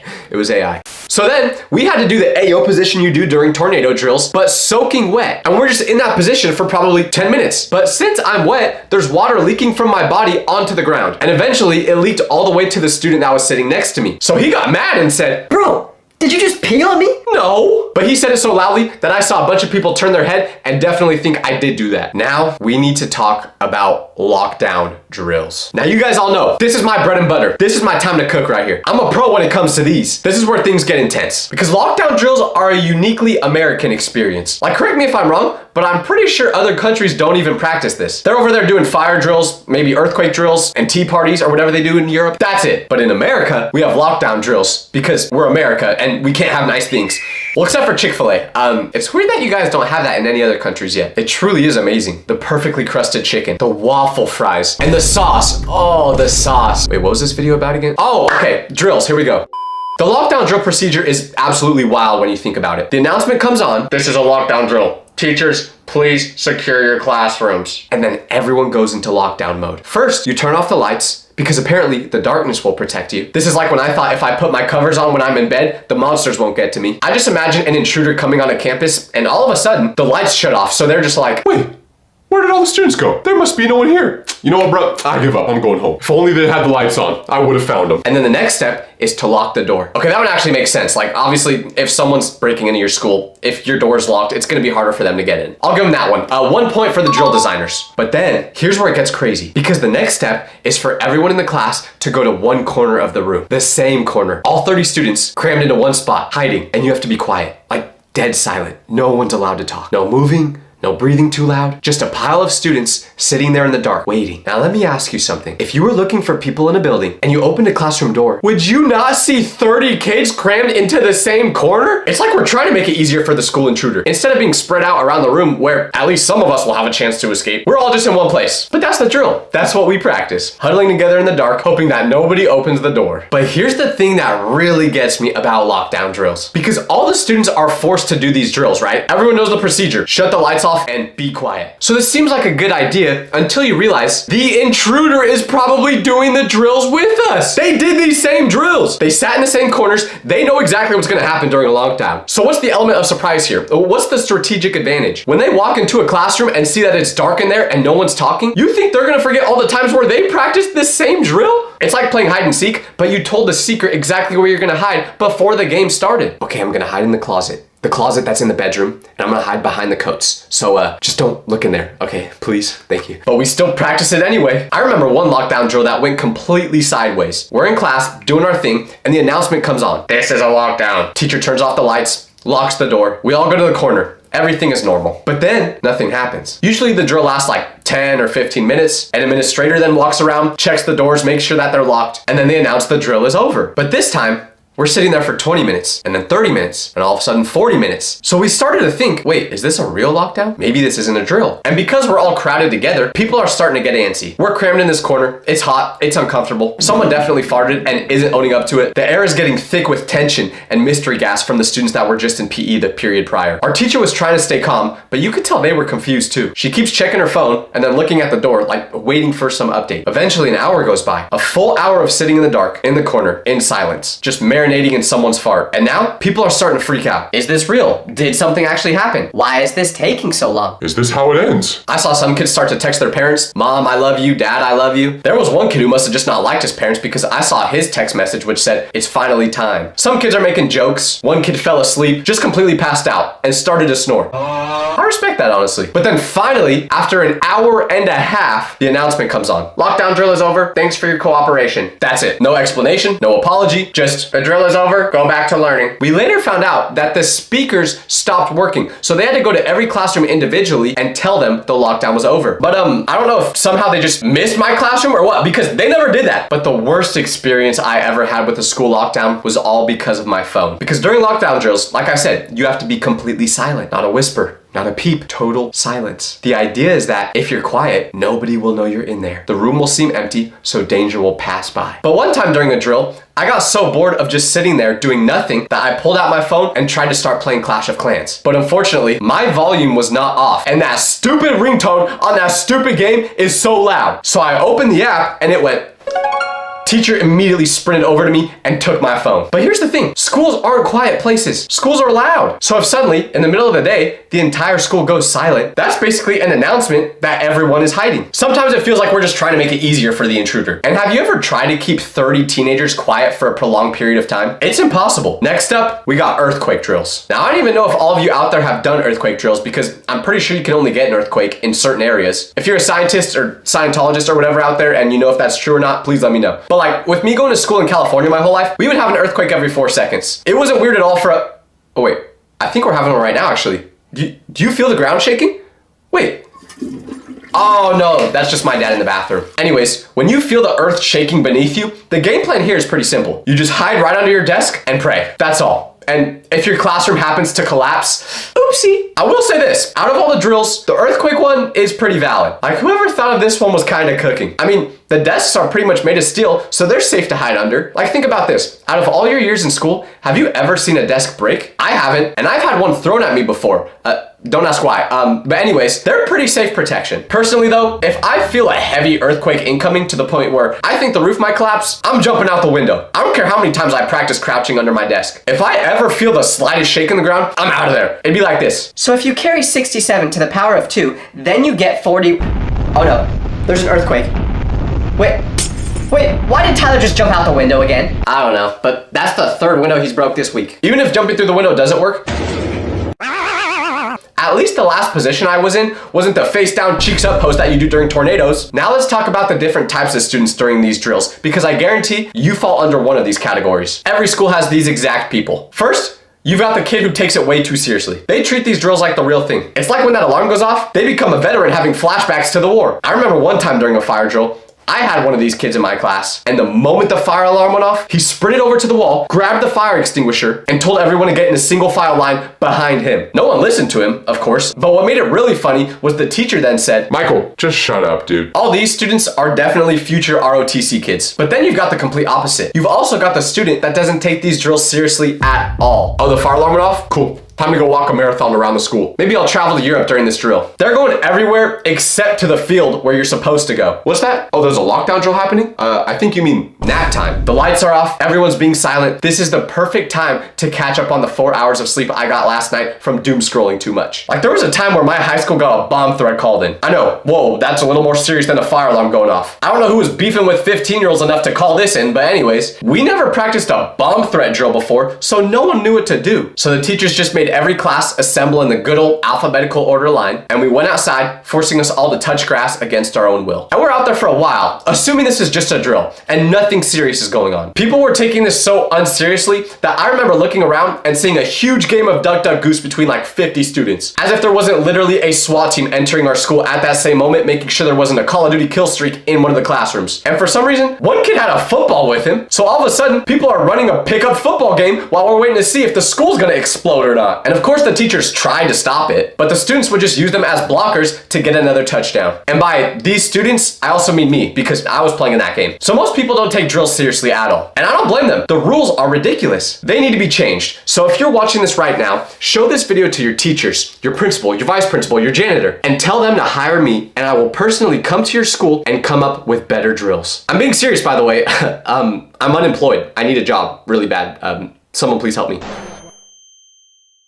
During school, we face a lot of challenges, whether that be going into the bathroom and seeing a full concert happening, or being put in a school project with someone that you know isn't gonna do any work, or even having to navigate through the couples making out with each other in the hallways. It doesn't matter if you went to school in the hood, if you went to private school, or even Hogwarts. We've all experienced the things I'm about to talk about. Starting off with school fights. School fights are the only event that can make the entire student body teleport to one location in under 30 seconds. I don't care if you're in the bathroom, in the library, if you didn't even show up to school that day because you were sick. The second someone yells, "There's a fight happening," everyone pulls up. But it always starts with the rumor. Someone goes, "Yo, I heard Marcus and Jaden are fighting behind the gym after school." And suddenly, that information spreads faster than you can say the word Diddy. Within 10 minutes, the entire school knows. Kids are texting each other the location like it's a secret concert. The crowd starts forming like a nature documentary. One kid sees the fight starting, pulls out their phone, and suddenly 200 other people appear out of thin air. Where were they? How did they get here so fast? Nobody knows. But here's the thing about school fights. 90% of them are just two people aggressively hugging each other. That's it. Everyone's screaming like this is a UFC pay-per-view event, but really, it's just two dudes grabbing each other's shirts and shuffling in a circle going, "Bro, let go! You let go first!" Nobody's actually throwing hands. Nobody's doing anything. They're always just holding each other, aggressively. Very rarely does someone actually land a clean punch. But when that does happen, the crowd absolutely loses it. People are screaming. But the best part is how the story will get retold afterwards. Because by lunch the next day, the fight has already been completely exaggerated beyond recognition. Bro, I heard Marcus picked Jaden up and slammed him through a desk. Really? Because I heard Jaden did a 360 kick into Marcus's forehead. I heard Marcus lost his pinky toe. Some people are saying Jaden's legally blind after that fight. In reality, the actual fight lasted 8 seconds, nobody fell down, and the most dramatic thing that happened was someone's shirt got stretched out. But facts don't matter when you're retelling a legendary story. No. And you may be thinking, how can people lie about these fights when literally everyone was recording them? Well, somehow, even though 100 people are filming it, not a single person is ever able to get a good video. It's like everyone recording it was looking like this person from behind the camera. But the one thing you do not want to happen is getting pulled into the fight yourself. Because I remember one time, a fight was scheduled to happen at my school, and I was front row to see it. I barely even knew the two kids who were fighting, but because all the students wanted to see a good show, someone yelled out loud, "Hey, I heard Tyler has a crush on your girl," to one of the guys fighting. Oh, whoever Tyler is, he's cooked. Wait, I'm Tyler. So now the dude fighting comes up to me and wants to fight me. But I didn't want the smoke. I'm never gonna be the one to fight. I promise you will never catch me in one of those YouTuber boxing events, unless it's against young Sheldon. So without saying anything, I just picked my backpack up, turned around, and left. I didn't care what names they called me. I was getting out of there. Then you got the teacher's intervention. That one teacher who always tries to break up the fight. This will go one of two ways. Either the teacher is successful and separates the kids from each other, or they step in at the wrong moment and catch a right hook to the face. But the second the teacher shows up, the crowd scatters like roaches when you turn the lights on. Everyone acts like they weren't just recording the fight 10 seconds ago. Fight? What fight? I was in the school bathroom. Speaking of that, school bathrooms are a different dimension, where the normal rules of society just don't apply, and literally anything can happen. I'm convinced there's a portal in there to an alternate universe, because the things I've witnessed inside school bathrooms have changed me as a person, all for the worse. But before you can even go into the bathroom, you gotta get some freaky hall pass from your teacher. So you raise your hand and go, "Can I use the restroom?" And the teacher looks at you like you just asked for their kidney. You sure you can't wait till after class? Do you want to find out? So she finally lets you go. But before you step out of that classroom, she says, "Wait, take this. And she basically hands you a custom pickaxe from Fortnite. Ah, perfect. This is gonna be so easy to carry while I'm trying to pee. Thanks, teacher. So you finally get the pass, but then you open the bathroom door and it's just, I don't even know what the right word is. It can be literally anything in there at all times. Like one time I walked in and it felt like I just stepped into Snoop Dogg's tour bus because it was filled with smoke and I could barely see. Kids were vaping in there like it was a competitive sport, and it smelled like how I imagined the Powerpuff Girls house would, with a hint of strawberries and mango. But the vaping isn't even the craziest part. The craziest part is the unspoken rules that everyone follows. Like the fact that if there's 5 urinals, only 3 of them are really available. If you try using those other 2, you are a sick, sick individual. And there's nothing more scary than the gap underneath the stall door, because it just makes you paranoid that someone's gonna look under, or even worse, look through the crack down the middle, all while you're taking a dookie. One of the most tragic parts of school bathrooms is how often your teacher won't let you use it. Some schools are out here treating bathroom passes like limited. Like I had a class where we only got 3 bathroom passes per semester. Okay, that's cool. So what happens when I run out then? What's the plan there? You want me to just hold my pee for the next 4 months? Hey, Mrs. Smith, can I go to the bathroom? No, you already used all your bathroom passes this semester. You have to wait. Mrs. Smith, I mean no offense when I say this, but I will literally pee on the ground right now if you don't let me go. Like if you take more than 30 seconds in there, the teacher will literally ask, What took so long in there? maybe it's the fact that I had chili last night and I just had to leave an atomic bomb in the toilet. You think I took forever because I was walking around the rest of school, when in reality, I was fighting for my life in there. But that's the most terrifying part of the school restrooms, when you actually have to use it for its intended purposes. That's right. I'm talking about using the bathroom to go number 2. There is nothing that can prepare you for this moment. You ate something that gave you the runs last night, so even though you really didn't want to, you're forced to go poop in the school bathroom. Once the coast is clear, you run into one of the stalls, preferably the handicap one because there's more space, and try to be as quiet as possible. And then the inevitable happens. Someone walks in and you put your feet up so they don't get a chance to see your shoes from underneath the stall. And you're trying to finish as quickly as possible because no one should ever have to suffer from pooing in a school bathroom. But it takes forever because the toilet paper in there is more thin than Vecna in the last season of Stranger Things. It's truly a traumatic experience. But I don't know what's more traumatic, school bathrooms or group projects. Group projects might be the most stressful part of school. I'm convinced teachers assign these just to watch us suffer. The second a teacher announces a group project, you can feel the stress levels in the room spike. Everyone's doing mental calculations. Who do I work with? Who's actually gonna do work if we're in a group together? Who's gonna ruin my GPA? It's like the Hunger Games, except instead of fighting to the death, we're fighting for a decent grade. There are 2 ways group projects can happen, and both of them are terrible. Scenario 1, the teacher lets you pick your groups. This is terrible because it just turns into a social hierarchy nightmare. The popular kids immediately form a super group while everyone else is scrambling. And if you don't have friends in that class, you're cooked, buddy. You're standing there like a kid who didn't get picked in dodgeball, except this affects your future. Scenario 2, the teacher assigns your group. When this happens, you just gotta pray. There's no other option because you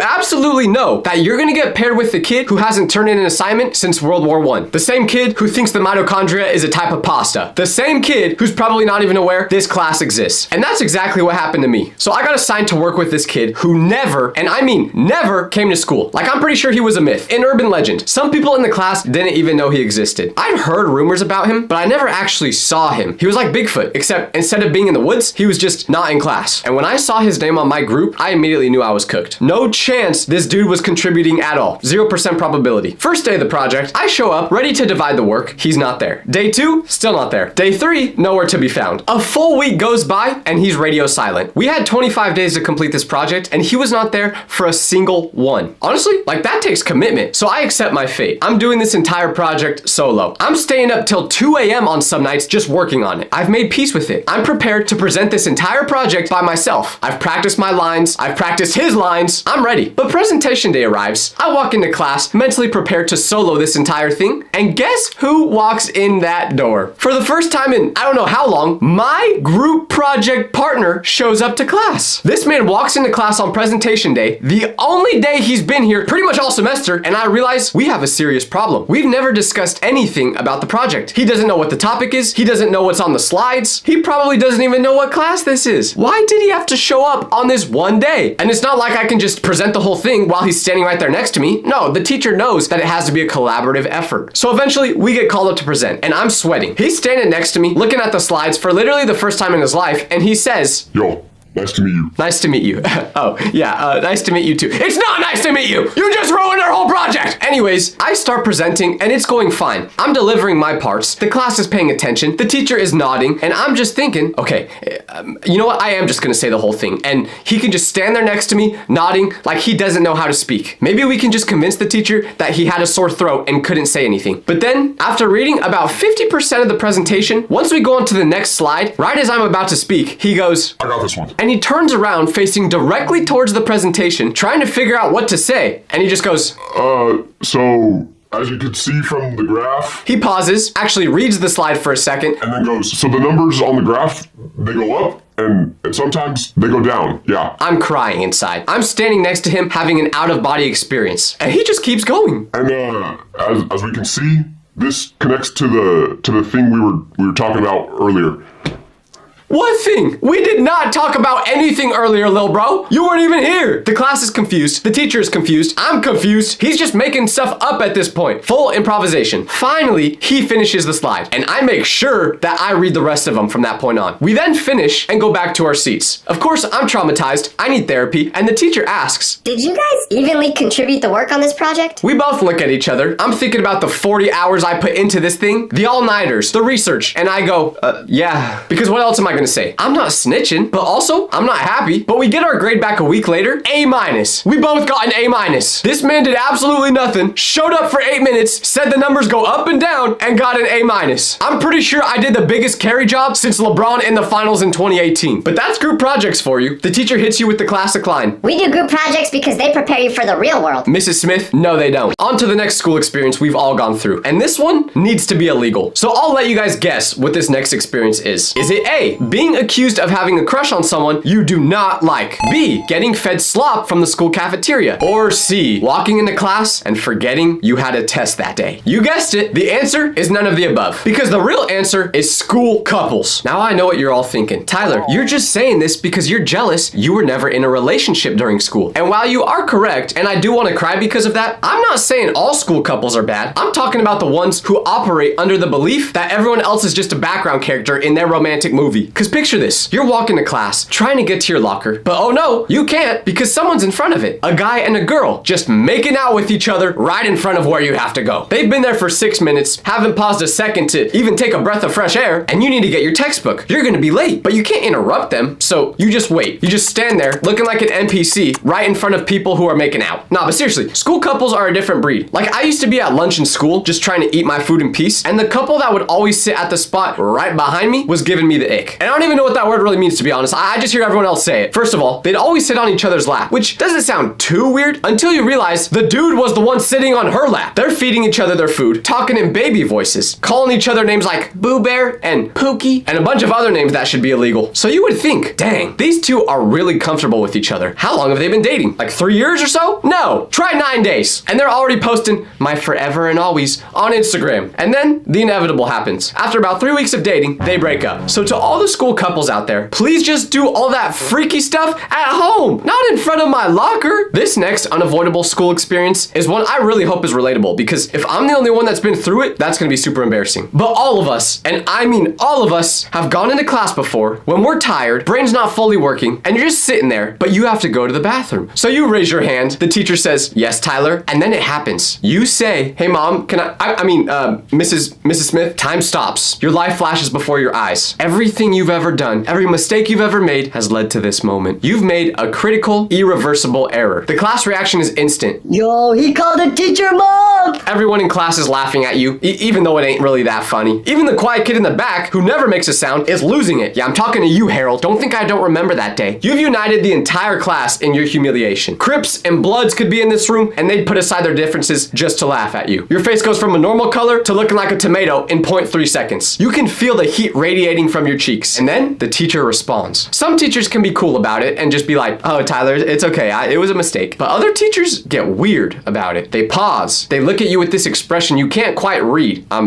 I'm not your mom. Oh, really? Thank you for the clarification. I was wondering why you were a ginger and I came out with brown hair. Really helpful. Definitely didn't make this worse. So you try to recover and go, can I go to the bathroom, Mrs. Teacher? But it's too late. Everyone already heard it. The damage is done. You could cure cancer by the end of that day, and you would still be known as the kid who called the teacher mom. So if you ever accidentally do this, my advice to you is drop out, move to a foreign country, learn the language, cut off all contact with your family, and live a simple lifestyle on a farm. You got no other option. But you know what's even worse than calling your teacher mom? Seeing your teacher outside of school. Finding your teacher outside of school is like seeing a zoo animal in the wild. It just feels fundamentally wrong, like a glitch in the Matrix. You're at Walmart shopping with your mom, and then you see them. Your history teacher, Mr. Jacobs, standing in the cereal aisle. But something's different because this time he's wearing shorts. Teachers are allowed to wear normal clothes? Your brain can't process it. Like teachers actually exist outside of school? They buy groceries and have lives? They're not just NPCs who spawn in the classroom at 8 a.m. and despawn at 3 p.m.? This is deeply upsetting information. Now you only have 1 second to make a decision when this happens. Do you say hi to your teacher or do you hide? Or do you pretend to not see them at all? All three options are terrible. There's no good outcome here. You're in a lose-lose-lose situation. If you acknowledge them, you have to do awkward small talk. Oh, hey, Mr. Johnson. Crazy to see you here. And then your mom and the teacher are forced to interact and you're holding your breath, hoping that he doesn't mention the time where you were 1 decimal away from failing the class. I've seen my teacher in public a couple times, and the most funny experience I have of this happening is when I saw my teacher at the gym, my science teacher, who was usually a really strict dude, the type of teacher who'd give you detention for breathing too loud. I couldn't imagine this guy having any other hobbies besides grading papers and hating teenagers. But I'm at the gym trying to work out and I see him walk in. So I'm thinking, do not make eye contact, do not make eye contact, do not make eye contact. I'm strategically positioning myself on the opposite side of the gym as him, trying to stay super far away. But at the same time, I'm kind of curious because I want to see what it looks like when he works out. I just didn't expect him to. He wasn't in bad shape or anything, but like I said, I literally could not imagine this guy outside of school. So I'm like, oh, what is he gonna do? Some squats, maybe a bench press? But I couldn't have been any more shocked than what I saw that day. Because instead of picking up any weights, I see him walk into one of those group dance fitness classes. You know the ones, loud music, choreographed moves, lots of middle-aged women trying to keep their hips usable. And I'm just thinking, there's no way. He's probably just passing through. Maybe he's looking for someone. But surely, he's not actually participating in this class, right? There's no way this man enjoys dancing or anything that has to do with fun. So obviously, I have to investigate. So I go inside the dance room to grab a mat to stretch on, and there he is, fully committed to the routine, doing the hip thrusts, the arm waves, everything. Our science teacher actually has hobbies. Neither of us would ever mention it. Seeing your teacher outside of school is like finding out your parents had lives before you were born. You just can't imagine it. Okay, Tyler, surely you've already gone over all the universal school experiences. There can't be any more, right? Wrong. Because one year, my family went on vacation and I missed the entire first week of school. Great planning, by the way, Mom and Dad. But anyways, when I came back, school had already been in session for a full week. But this was my first day. So I get my schedule. I know where I'm supposed to be, or at least I think I do. And I walk into what I'm pretty sure is my art class. Of course, I'm the last one to arrive because I was trying to figure out the room numbers while everyone else already knew them. And there's only one empty seat in the room. So obviously, that empty seat must be mine. That's just easy logic. I sit down, pull out my notebook, ready to learn about, I don't know, the colors of the rainbow or something. And the teacher starts talking. I'm listening like a good student, but something feels off. I can't quite put my finger on it, but something isn't right. We're about 30 minutes into class, and instead of talking about art stuff, the teacher is going deep into Abraham Lincoln's assassination. Like, really deep into it. Details about John Wilkes Booth, the layout of Ford's Theater, and I'm sitting here thinking, okay, this is weird, but maybe this is just one of those teachers that gets sidetracked yapping and you never end up actually doing any work. Or maybe we're gonna be painting Abraham Lincoln's beard or something. But then she passes out an assignment, and I realize, hold on, this is a history worksheet. So now I'm like, am I in the wrong class? But I can't be, because no one said anything when I sat down in this seat, and the teacher made eye contact with me and smiled when she handed out the worksheet. So I tap the kid sitting next to me and go, hey, is this art class? He looks at me like I've lost my mind. Nah, bro,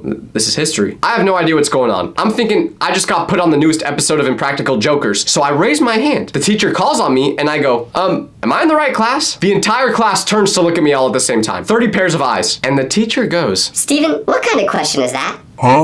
So I say, my name is Tyler, not Steven. And this is where she looks a little closer at me and then says, Oh, yeah, you're not Steven. You just kind of look like him. then she opens her roll call and goes, No, there's no Tyler on my list. You're not in any of my classes. and I don't think you guys realize how horribly awkward it was to leave the class when you figured out you're in the wrong one. People are staring at you harder than your dog when you got a piece of food in your hand. I check my schedule and find the actual art class I'm supposed to be in. And you know where I made my mistake? My class was in room 103. I accidentally accidentally went to room 183. Because for whatever reason, some people write the letter 0 with a slash going across it. Why do we do that? Anyways, whatever, who cares? Anyways, do you know what I did next? I dropped out, moved to a foreign country, learned the language, cut off all contact with my family, and lived a simple lifestyle on a farm. I had no other option. Now, I need to tell you one relatable school experience that can be quite terrifying. But before I say what it is, I have to ask, did you guys know teachers have a superpower that nobody talks about? That's right. They can sense the exact moment you're not paying attention. You could be locked in for 45 minutes straight, taking notes, nodding along, being the perfect student, but the second you zone out for 3 seconds to think about what soap LeBron uses in the shower, the teacher strikes. They call on you, and they only do this when they know you're not paying attention. It's like they've got a sense for it. They're just professional rage baiters. So you try the classic stalling move. Can you repeat the question? You're buying time, desperately looking around for context clues like you're a detective trying to solve a murder, checking the board, glancing at other people's notebooks, hoping someone looks at you and mouths the answer. So the teacher repeats the question, as if that was gonna help, and you just go for the vague response that sounds intelligent but means absolutely nothing. I think there is no right or wrong answer because at the end of the day,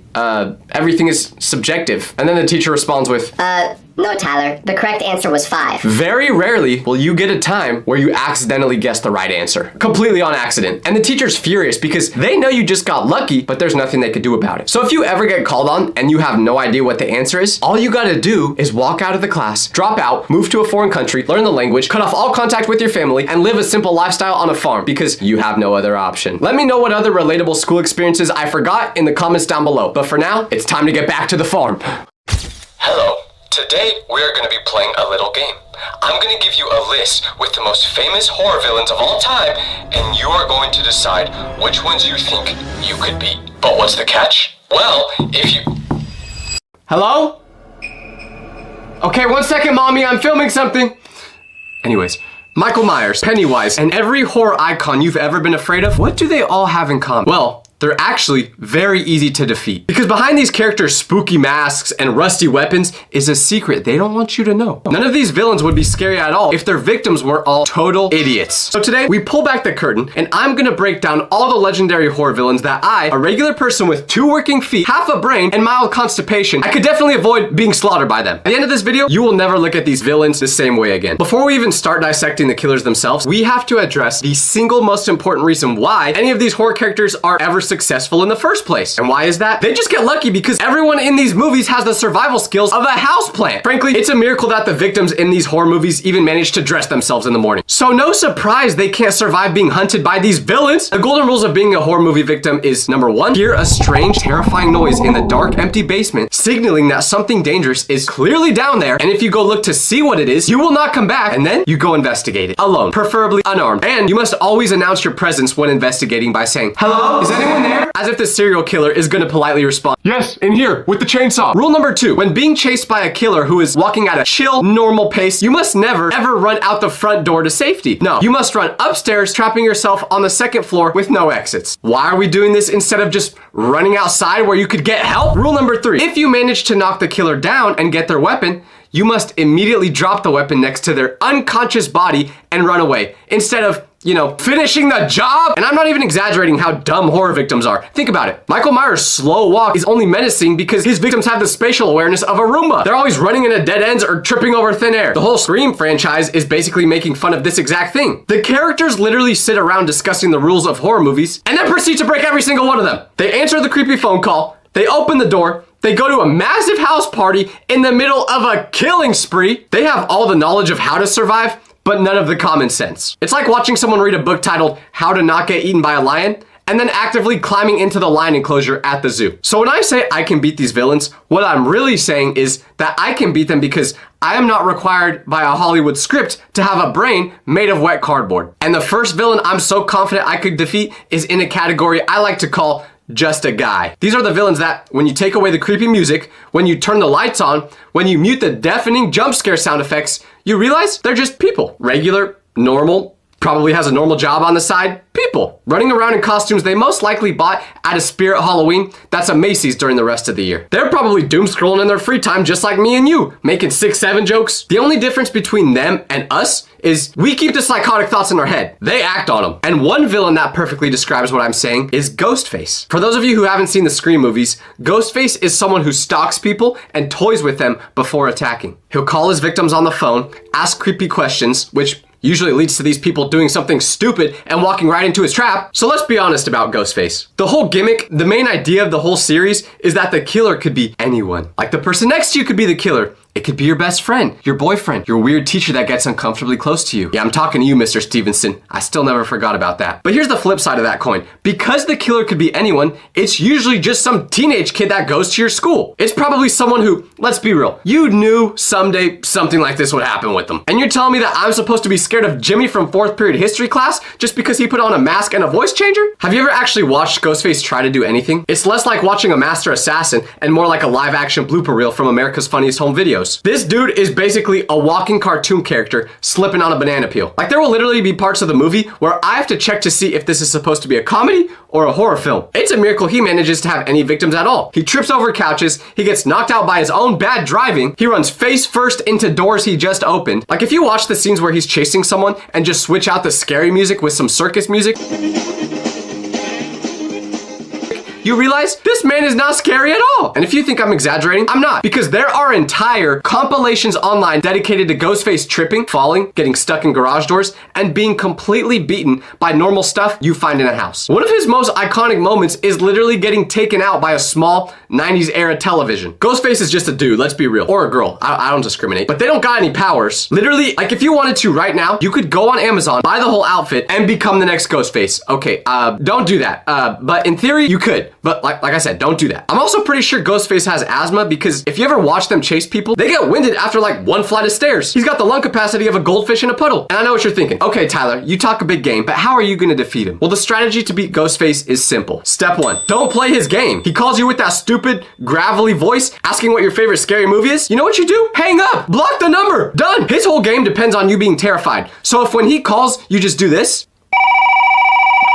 Hello? You like scary movies? Nope. Not today.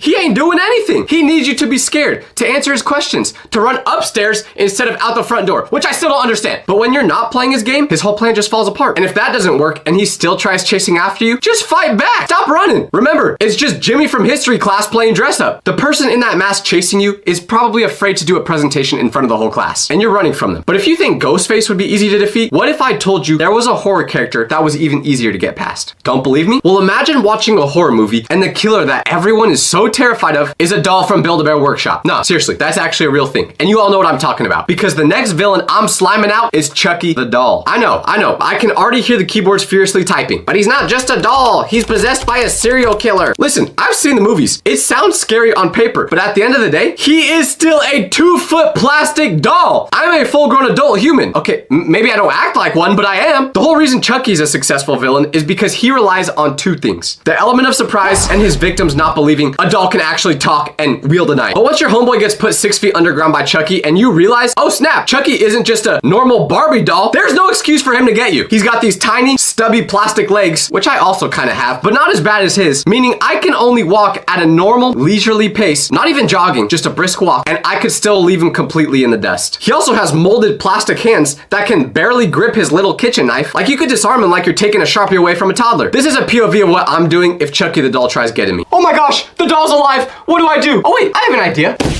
A single, well-aimed kick, not even a powerful one, just a solid punt, would send his little redhead flying across the room like a game-winning field goal. We're talking 40, maybe 50 yards.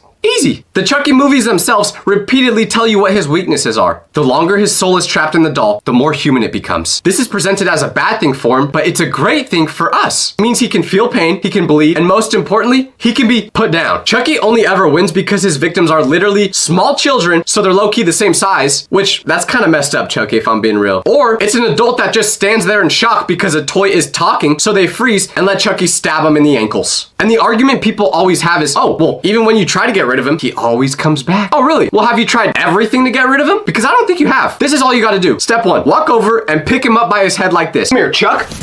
Step 2, take his knife. He has the grip strength of a wet napkin. It will not be difficult. Do something smart. Step 3, get rid of him in a smart way. Lock him in a safe. Toss him in a wood chipper. Melt him with a blowtorch. Don't just throw him in the dumpster. You know he's gonna come back if you do that. And I can't lie though. I talk a big game like I would easily destroy Chucky, but when I was younger, I was terrified of him. You can't tell anyone I said this, but one time I had a nightmare that Chucky was chasing me around and I woke up to a fully wet bed. So I went to my parents' room and told them Chucky did it. They didn't believe me. But now that I'm older, I ain't scared of you anymore, Chucky. So I give myself a 95% chance of defeating Tape. Next up is a villain who's an engineer, a philosopher, and a kidnapper, all while actively dying. Who am I talking about? Jigsaw. Jigsaw is the villain from the Saw movies who kidnaps people and locks them into dangerous traps that are designed to kill them, unless they do exactly what they're told. When they wake up, they hear a recorded message explaining the rules of the game and how much time they have. The trap then starts counting down immediately, forcing them to make a fast decision. If you finish the task in time, you survive. If you don't, the trap kills you. The whole reason Jigsaw does this game is because he believes some people don't value their lives enough. He thinks putting them face to face with death will make them appreciate being alive. Now let's make one thing crystal clear. The traps in the Saw movies are terrifying. That's my worst nightmare. I wouldn't wish that on my worst enemy. Well, okay, yeah, I wouldn't. But Jigsaw himself, the guy pulling the strings, he's a terminally ill old man. He's not a physical threat at all. He's pretty much just the old man from the Up movie if Russell never came into his life. So if I ever got put in a Saw game, here's what I would do. Switch up on everyone. In a lot of these games, it's you and another person having to solve this puzzle to escape. But in many of the instances, only one of you can survive. So no offense to whoever I'm going up with, like I'm sure you're a cool person, but I ain't going on that pendulum trap just so someone I barely know can survive. The tricky part about getting out of this horror movie alive is that you don't get a warning. One day, you go into your nearest coffee shop for some matcha, you blink, and next thing you know, you're waking up looking like this.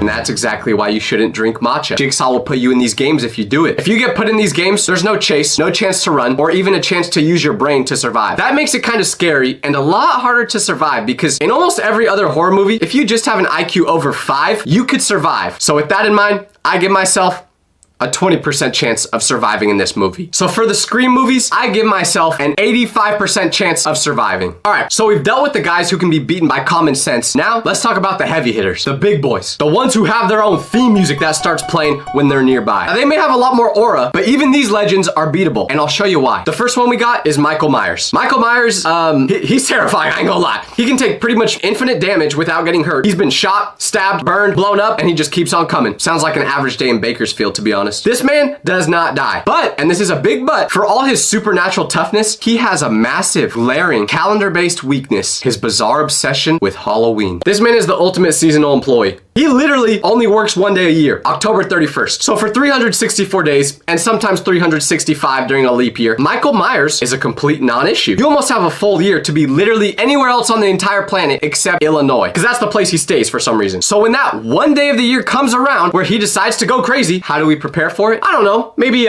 leave the town? Have you ever seen Michael Myers boarding a Delta flight? Didn't think so. He just walks everywhere, very slowly, not even a jog, which I get because he doesn't want to lose aura by running after someone. Like, that's low-key embarrassing. He moves with the urgency of my mom when I'm late for school. The only reason he's successful at getting his victims in these movies is because they're stupid. You're telling me you love your hometown so much that you aren't willing to leave it one day a year so you don't die? You would rather get posted online with some angel wings than leave your home one day a year? I mean, I'm low-key the same way. I never leave my home either, but still. And if you watch the films, one thing you will notice is that whenever someone pulls his mask off, he completely stops doing what he's doing. He could be mid-stab, but if that thing slips off his head, he's immediately stopping what he's doing and prioritizing putting it back on over anything else. He's basically like a bald guy when someone takes their hat from him. So that's his weakness. Homie is just self-conscious. Now that I think about it, he's low-key just one of us for real. Like when he got his mask snatched in the Halloween Ends movie, he spent years hiding in a sewer, getting weak and frail. So while he can take a hit better than the best boxers of all time, Floyd Mayweather, Manny Pacquiao, Jake Paul, all you have to do to beat him is just take off his mask and then take a flight to Florida for Halloween. And you're good. So because of that, I give myself a 99% chance of surviving this movie because why in the world would I be in Illinois anyway? No offense to anyone who lives there, but full offense to anyone who does live in Bakersfield. So you can beat Michael with a plane ticket and a calendar. Easy. But what about a villain who can get you anywhere as long as you're asleep? Now we're stepping up a weight class. Now we're talking about Freddy Krueger. But here's the thing. Even the supernatural villains have their weaknesses. Freddy Krueger is very, very scary scary for a reason. When you're sleeping and in dreamland, he's basically unbeatable. He can bend reality, turn into your worst fears, and is, for all intents and purposes, completely invincible. He's basically the LeBron of dreams. But Freddy's whole shtick only works if you're asleep. When you're awake, he's completely powerless. He can't touch you, he can't hurt you, he's just a bad memory and a reason to buy stock in coffee companies. Now yes, eventually the human body needs to sleep. You can't stay awake forever. Some of us sleep half the day. I'm looking at all of you watching this in bed right now. Get up, go for a run or something. Matter of fact, brush your teeth because I can smell your breath through the screen. Or don't do any of that. I don't really care because, to be honest, I'm going straight to laying down right after I finish filming this video without doing any of those things. So, if we know that Freddy can only get you while you're sleeping, how do we defeat him? Well, his power is also directly fueled by the fear of his victims. The more scared you are, the more powerful he becomes. He feeds on it. So if you can control your fear and realize he's just a burned up creep in a Christmas sweater, you can start to control the dream yourself. All you gotta do is look up those YouTube tutorials on how to lucid dream, and boom, you're in control now. And his biggest weakness of all, the ultimate cheat code, you can pull him into the real world. If you can grab a hold of him in the dream, his hat, his sweater, his glove, anything, and force yourself to wake up, he gets dragged, kicking and screaming into reality with you. And in the real world, Freddy's just a guy. Matter of fact, in the real world, he's actually a singer for a British band. Okay, never mind. I just did some research. Apparently that is Freddie Mercury I'm thinking about and not Freddy Krueger. But still, his power is exclusively tied to the dream world and is directly based on his victims. To make it sound simple, he's got zero motion in the real world. So this message is for you, Freddy. Why don't you stop hiding and come fight us on our own turf, huh? I do feel like I'm kind of gonna regret saying this because the scary part about Freddy is that since he just appears in your dreams, there's low-key a chance I could literally see him tonight. So Freddy, if you're watching this, first of all, thanks for being a fan. Hit the subscribe button. But second of all, I don't mean anything I say in this video, okay? I don't want the smoke. I'm just trying to look tough on camera because the girl I like watches these videos. No, she doesn't. I'm just lying. But still, Freddy, leave me alone, okay? I'll give you a back massage in Dreamland or something. So if I ever get stuck in a dream with Freddy Krueger, I'm trying my best to yank him out into my world. And I'm gonna show him what a real scary place looks like. I'm sending him to Bakersfield. Chances of me defeating Freddy Krueger, 50%. Because if I do get stuck in a dream with him, I might be cooked, let's be real. Now, we got the reason I don't like camping. Well, at least part of the reason. I also just hate bugs. But that's right. Now, we're talking about Jason Voorhees. Jason is just a prime example of why all of you guys out there with mommy or daddy issues need to get those solved. Go to therapy or something, alright? Because if you don't, bad things could happen. If you're not familiar with Jason's game, he's the character in the Friday the 13th series, and he specifically stays around a place called Camp Crystal Lake. Now, why is there still a summer camp located right where someone that just happens to constantly murder people lives? Good question. Instead, they should just build a Walmart there with a huge parking lot to get rid of this problem, but apparently they haven't realized that yet. Jason is scary because he doesn't talk, negotiate, or explain himself. He just shows up and starts removing people from the situation. He clocks in, does his job, and clocks out. He's pretty much like the perfect coworker, except he might kill his other coworkers. His whole thing is stalking campers, counselors, or anyone unlucky enough to wander near his territory. He's not a genius or anything, he just knows the area really well, and he's really strong and never gets tired, ever. Jason could chase you for 8 hours and stand perfectly still for another 8 just to be petty. Bro could even swim like Michael Phelps if he needs to. Jason is hard to beat because you can't scare him, you can't outlast him, he doesn't slow down, you can't assume he's dead because he never is. So most people lose when going up against him because they treat him like a normal threat. Oh, this is just a creepy guy in the forest, nothing to worry about. Every person that lives in the forest is a little weird. Doesn't mean they're harmful, right? And then wham! You wake up with 6 toes and 7 fingers. Now yes, Jason is very good, but we can beat him. I believe that. The point is, all we have to do to win in this movie is not go camping at this lake. If I was in the movie, it would go like this.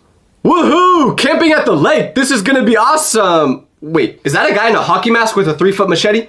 Nah, we're going back to the city. But if you accidentally went camping here without being aware that this is where Jason lives, the way to defeat him is to, there is no way. Just give up. It'll make it go by quicker at least. I give myself a 70% chance of survival because like I said, I don't go camping. Now, we got a freaky villain that should be performing at birthday parties instead of massacring people. It's literally coming from outer space at a whopping 6'3", 225 pounds. We have Pennywise the Clown, or it. Not gonna lie, when you read this man's resume, it's impressive. His list of powers is ridiculous.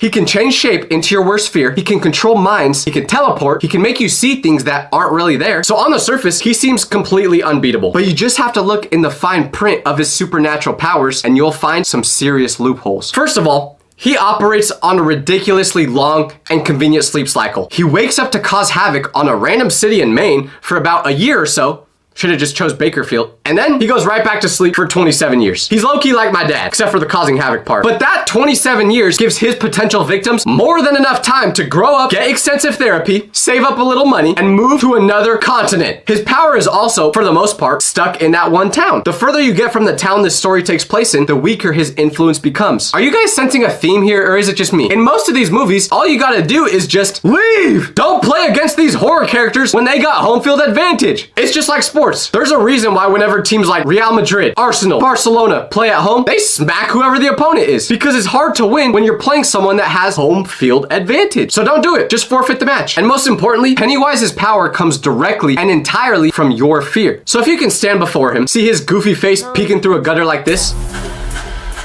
and just laugh at him instead of getting scared, he has no chance against you. He's so easy to beat that even a group of kids figured this out in the movie. When they stood together and stopped being scared of this weirdo that lives in the sewer, Pennywise lost all his aura and all his power. But aura's more important, let's be real. And they basically just roasted him to beat him. They made fun of him, they called him Chopped, told him he's a joke, and he just deflated like a sad, forgotten birthday balloon. Pennywise is the definition of someone who can dish it out, but can't take it. So if I ever saw Pennywise in public, it's an easy dub. I grew up in Call of Duty lobbies. I know how to take an insult, and I know how to give one. So I guarantee I can make him inflate back into the sky. To be honest, I'm more scared of normal clowns than I am Pennywise, so I give myself a 95% chance of beating him. Let me know in the comments below which horror movie characters you think you could beat and exactly how you would do it. Also, let me know if there's any other horror movie characters you think I should talk about. Let me know if you think there's anyone on my list you think I'm wrong about that would just absolutely destroy me, because if we're being real, they probably all would. Five Nights at Freddy's, Poppy Playtime, and every other horror game that has ever been made all have one thing in common. While they might be incredibly scary, they are all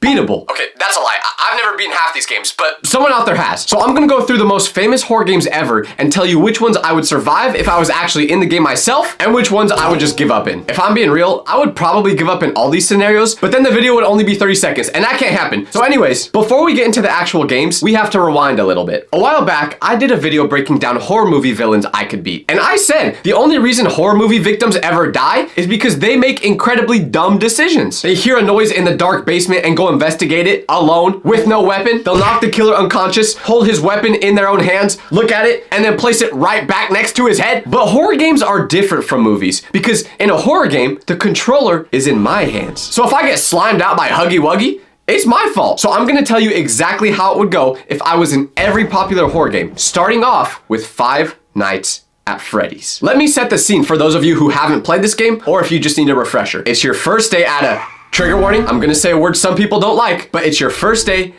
at a job, and the role of this job is to be overnight security at Freddy Fazbear's Pizza. It's basically Chuck E. Cheese if they ate people. Your work hours are midnight to 6 a.m., and your entire job is to sit in the security office and monitor the building to make sure no one breaks in. Easiest job in the world. You just watch movies all night and then go home in the morning. Except here's what is not included anywhere in the job description. The 4 animatronic characters who perform for children during the day, Freddy the Bear, Bonnie the Bunny, Chica the Chicken, and Foxy the Pirate Fox, they come to life at night. And if they find you, their plan is to stuff your body into an animatronic suit. Not very nice, is it? So how would this horror game go if I was in it?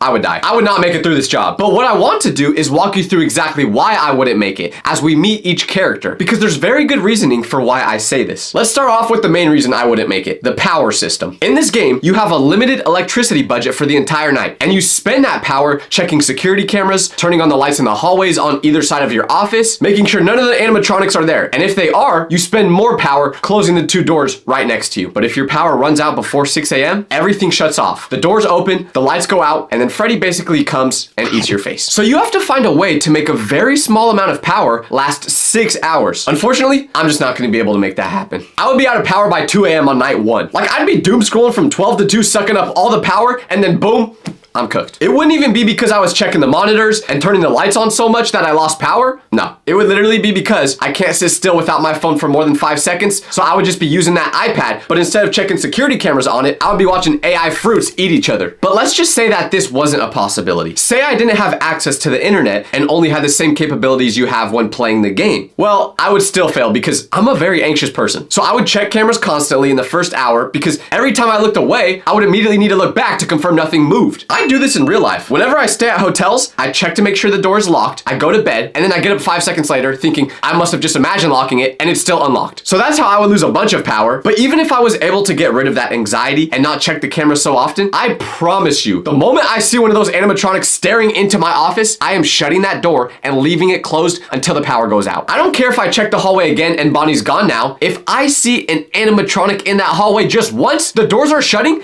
and they're not opening back up again. I'm also gonna call the police, but that's another story. Remember, this is real life. If this actually happened in your life, you're not choosing to open that door back up. But even then, let's say you've mustered up the courage to open the doors when the animatronics disappear because you're trying to conserve your energy. I'm still not beating the game because the animatronics are all good at different things. Freddy himself is the slow threat. He barely moves on the first nights, kind of like Joe from the show You. He just stalks you from a distance before making his move. But by the later nights in the game, he's fully active. So I would constantly waste my battery checking on him every night just to see if he moved. Bonnie is always the first one to move at the start of every single night. Like, bro is genuinely excited to eat whoever is security for that night. He comes from the left side. He'll position himself just outside your office door in the exact blind spot of the camera angle, which means you cannot confirm he's there without turning on the left hallway light. Chica works the right side, and she would be the one to actually finish me because you can always hear her moving through the kitchen. And let's just be real. If I'm working in the security office for 6 whole hours, chances are I'm gonna get hungry. So if I hear someone in the kitchen, I would think, Maybe the chefs got here early to start cooking up the pizza. but then when I would actually walk into the kitchen, the only thing being eaten there would be me. Chica knows my weakness is food, and she knows exactly how to take advantage of that. Now for Foxy.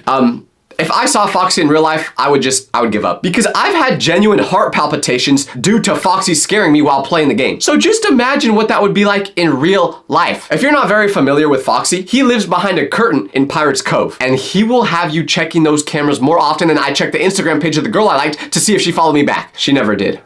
But if you check on Foxy too frequently, he gets agitated and charges at you. If you don't check on him enough, he still sprints at you when you're not looking, and he bangs on your door, which drains your battery. Why would I want to deal with this, especially when I could just accept my fate and go into the afterlife? And even more so considering the fact that I'm an overnight security officer. I'm probably making like $8.50 an hour. I'm already overstimulated enough in life. I don't got time to be thinking about 1,000 things at once, like checking the cameras, looking in the hallways, keeping track of every single animatronic. This is overnight security. I signed up for this because I thought I would be able to clock in, watch those videos of people building houses out of nothing in the middle of the woods, and after 6 hours, go home. The worst part about all this is that if you find a way to actually survive all 5 nights, it doesn't end there because there's like 7 other games. If I went through all those games, this video would be like 3 hours long, and I'm way too lazy to do that. So we're just gonna speed through how the other games would go if I was in them. The second Five Nights at Freddy's game keeps everything from the first, but makes it scarier. The toy animatronics are new versions of the originals, but there's now a puppet in a music box that you actively have to focus on, which means every second you spend managing the puppet is a second you are not watching anything else. And then you got Balloon Boy, who doesn't hurt you directly, but he disables your flashlight so you can't check the vents, and then he laughs at you. And let me tell you right now, if my flashlight stops working while I'm doing this job, once again, I'm accepting my fate. I'll just sit there in the dark like this until I meet my demise. Okay.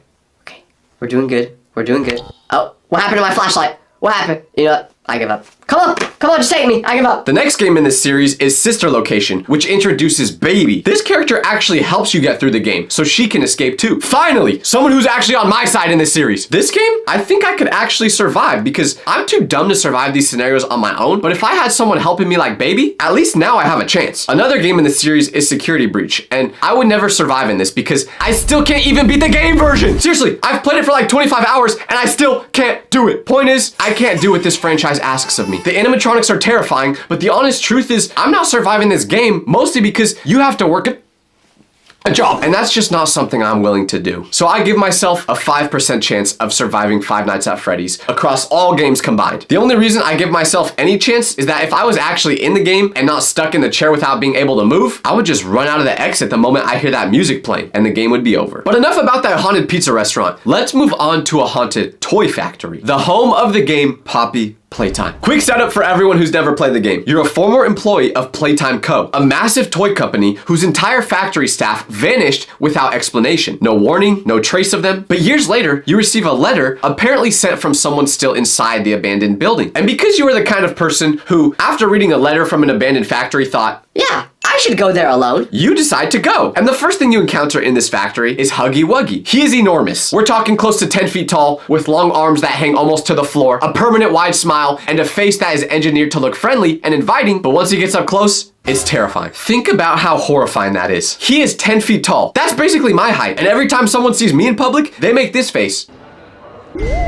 So I'm assuming they would do the same if they saw him. Huggy has a lot of trauma from being abused as a child, which sounds weird to say about a toy, but he takes that abuse out on you. So here's my honest take on Huggy Wuggy. Because he's so tall, there are areas of the factory he can't navigate at that size. There are spaces he's too tall to fit in. That's just the problem us super tall guys deal with every day. And in the game, your character is pretty short. I'm not short, but the character in the game is. So my whole plan would be to identify every single one of those spaces that Huggy Wuggy can't fit in and just go inside them and never leave. I'm not going anywhere Huggy Wuggy can also go. But even if you can handle him, you also have Kissy Missy, which is basically Pink Huggy Wuggy. She actually helps you in the game. But you know who doesn't? Mommy Longlegs. This is the character that will make my confidence drop. She's the main threat of the second chapter of this game. Where Huggy Wuggy is large and visible and gives you some warnings of his approach, Mommy Longlegs is fast and flexible and she can fit basically anywhere. Matter of fact, she could be under your bed right now. There's a couple reasons why she would probably be my downfall. First reason, she makes you play these games to actually beat her, which can be quite tricky because you have to use your brain. Now, I'm sure I don't even need to say why that would be hard for me to do, but if you don't understand what I mean, just look in the comment section of literally any of my shorts. Second reason, which is the more realistic one, is that Mommy low-key sounds like she's trying to rizz you up in the game. She talks in this flirtatious voice that makes you want to do whatever she says, and I've encountered this exact personality type in real life, and I always end up getting manipulated by them. Why? I don't know. But if you somehow manage to get past Mommy, you've got these annoying little toys called the smiling critters. Seeing these creatures actually makes me wish I was in the game. Because if I was, I would just drop kick them. They aren't even much of a threat themselves. But when you have so many of them attacking you and they're all making noise, you just decide to give up. I would definitely be able to beat them if you put me in this game though. Because like I said, I just become Prime Ronaldo and start kicking them through walls at 100 miles per hour. Why they don't let you do that in the game will never make sense to me. But about halfway through the series, you meet this mysterious purple creature named Catnap. And Catnap sprays red gas that puts you to sleep and handles the rest while you're unconscious. Sounds pretty illegal if you ask me. Well, I guess basically everything that happens in this game is illegal. Like murder. But if I was in this game and I had to deal with Catnap, I don't like my chances. I'm a guy who loves to sleep as it is. So picture this. I'm inside a toy factory, fighting for my life, which means I'm probably exhausted. And the moment I get a whiff of that red gas, I will gladly take a quick nap. Only problem is, I probably won't wake up from it. But honestly, if I had to choose a way to go out in this game, it would be this. Falling asleep is way better than getting ripped to shreds by Huggy Wuggy. Here's the core reason I survived Poppy Playtime when I clearly have no chance in Five Nights at Freddy's. You see these things right here? I can use these in the game. Okay, you probably have no idea what I mean by that. But what I'm saying is that you can actually move in Poppy Playtime, which means you can run and hide. Five Nights at Freddy's locks me in a fixed position and just says, good luck. You're basically paralyzed in that game. Not only can you move in Poppy Playtime, but you also have weapons to defend yourself. They give you a hand that's a gun, another hand that makes you jump super high. All these things can help you not get brutally destroyed by the villains. So this gives me some confidence. Actually, you know what? What am I even saying? If I was in this game, like for real, I would beat it easy. It wouldn't even be a question because I do not care what happened at Playtime Co. Not even a little bit. And when you start playing the game, you learn the story and it's all about saving these poor toys and blah, blah, blah, blah, blah. So your character never actually tries leaving the factory without being the hero. But let's be real, if you put me in Playtime Co., the moment I identify where the nearest exit is, I'm moving directly towards it without thinking twice. Not that I think normally, but yeah, I'm beating this game. I don't care about saving no toys.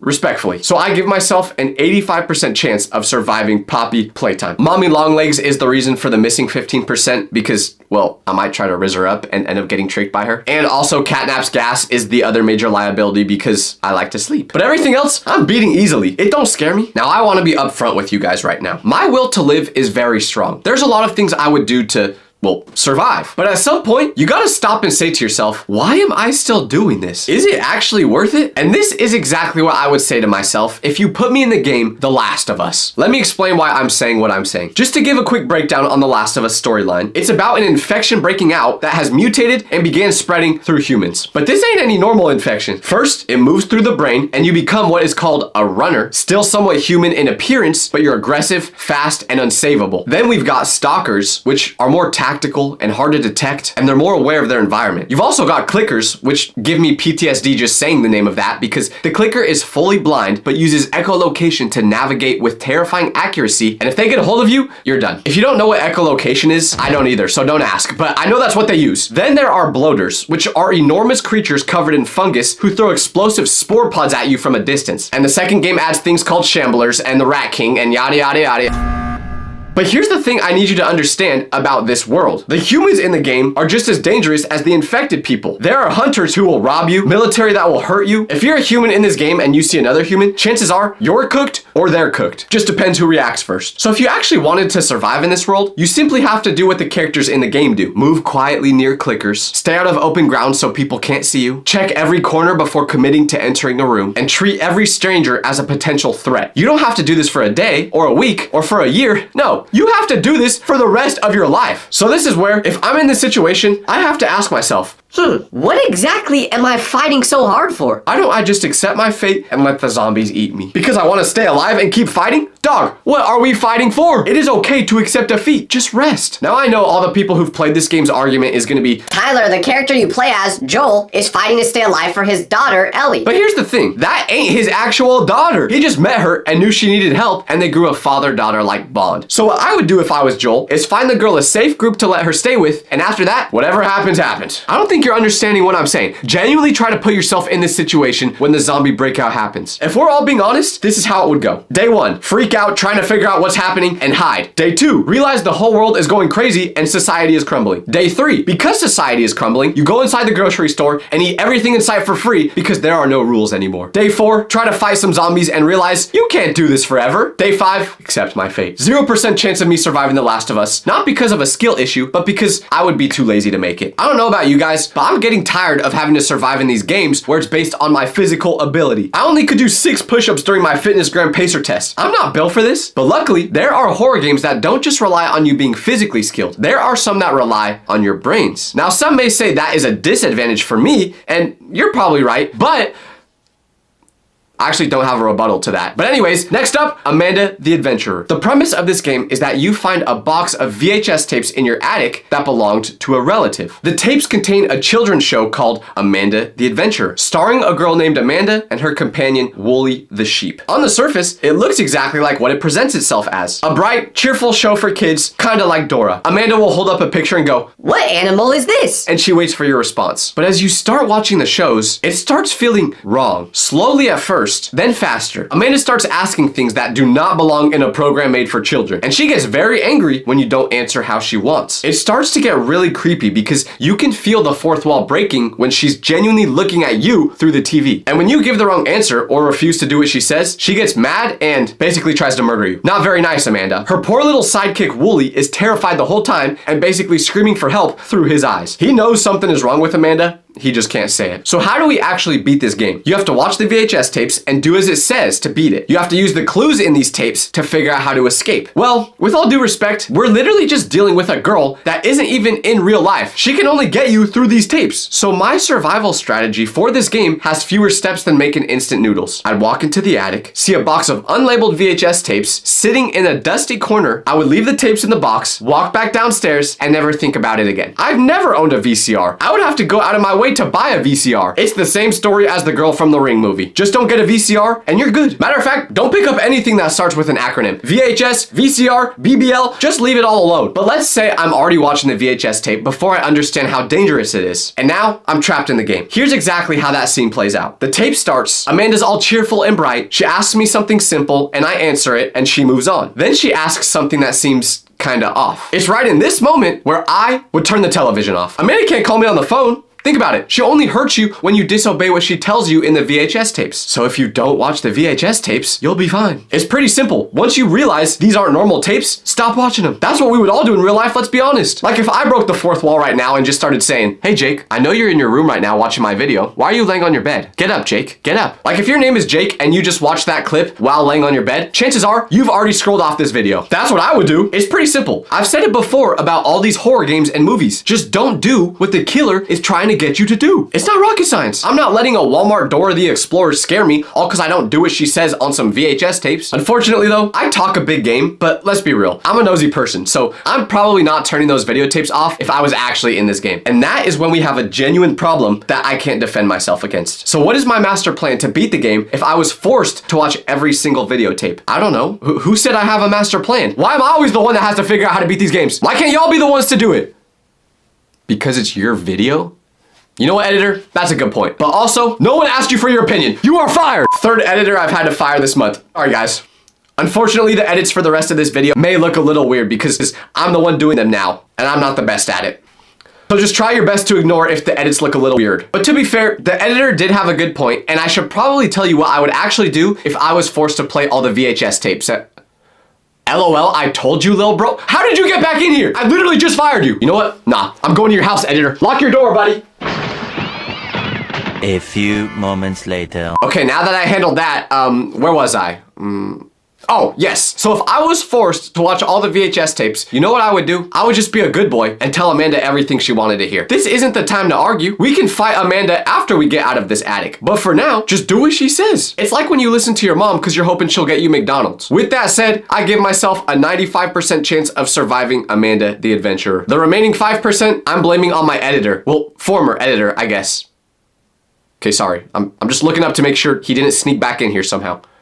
Okay, we're good. So with everything that we've talked about in these horror games and the research I did, the number one thing I've realized is that my willpower is not very strong. You take away my ability to doom scroll for more than 3 days, and that's probably where I call it quits. But I don't know if that's just me or if you guys agree. So let me know in the comments which horror game you think I'm drastically underestimating myself on and which ones you think you would survive. I already know some of you are pulling up the keyboard about to lie so hard about what you would do in these games. But hey, I kind of did the same, so I can't even get mad at y'all. You open the door and immediately you're hit with a smell that makes your nose hairs curl. You already know what's about to happen, but you can't stop it. So you step into the bathroom, scan it to see which stall is safest to use, but newsflash, none of them are. So you go into the one that looks the least like it will give you an incurable disease and wish for the best. That was every single school bathroom trip. And because my schools growing up had literally no rules besides just don't bother the teachers while they're on their lunch break, I have a lot of stories about my experiences with this place. But before I get into these stories that are literally giving me PTSD just to think about, there are some universal things that every school bathroom had that I gotta talk about. First off, the walls were always covered in writing. It looked like graffiti, but instead of just putting some cool design like people do on the side of a freeway, it would have something written on it like who has more aura, and then it would have the name Diddy on one side and LeBron on the other, and you see a bunch of tallies under each name. There was one time where I went into the bathroom and someone wrote on the wall, "How are you doing?" But the next day when I went in, right under that message, it said, "Good. How are you?" Then the next day, it said under that message, "I'm good. Thanks for asking." And the next day, under that message, it said, I'm gonna touch you. that was where the conversation ended. There was no rules for what could be written on that wall. Someone put a phone number on it one time that said, "Call me," and I thought it was funny. So I typed the number into my phone, but when it started ringing, I realized it was my number! Who wrote that on the wall?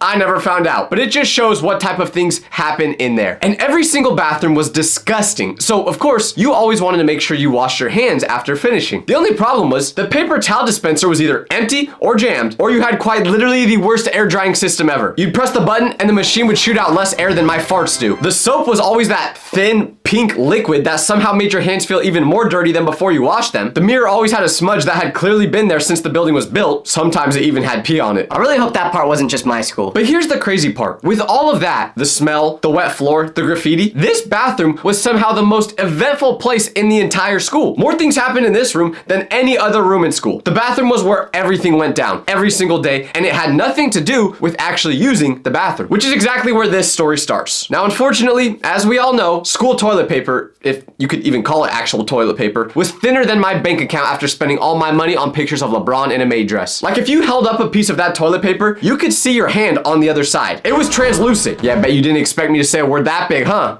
I actually know a lot of big words because I'm very smart, like vasectomy, circumcision? I just Googled those last two, so I don't actually know what they mean. But anyways, school toilet paper was somehow both rough and weak at the same time. Like it would scratch you when using it to wipe, but also dissolve on contact. It was engineered specifically specifically to be as useless as possible. So one day, I'm in school, and I always had to go to the bathroom the same time every day. My body was on a consistent clock, and it always had to go during third period. But this day was worse because I had to go number 2. Now let's make something very clear. I did everything in my power to not go number 2 in the restroom. I was clenching my cheeks for an hour, but then I felt a fart coming that I realized was definitely not just a fart. And I knew if I didn't use the bathroom, fourth period would come and my leg would suddenly have a brown streak going down it. So I tapped my teacher on the shoulder and say, Hey, I need to go to the bathroom for a while. I promise I'm not trying to skip school, but if you don't let me go, it will smell like a baby's diaper inside this classroom. So she lets me go, and I arrive at the bathroom. I pick the least horrible stall, then I wipe the toilet down about 40 times and do my business. I don't know if this is TMI, but I felt like I was fighting in World War II trying to get this log out. Anyways, eventually, it's time to wipe. So I reach for the toilet paper roll, but there's a problem. There's maybe 1.5 rotations left on it. So I start pulling slowly, gently, knowing I have to use every single piece I have left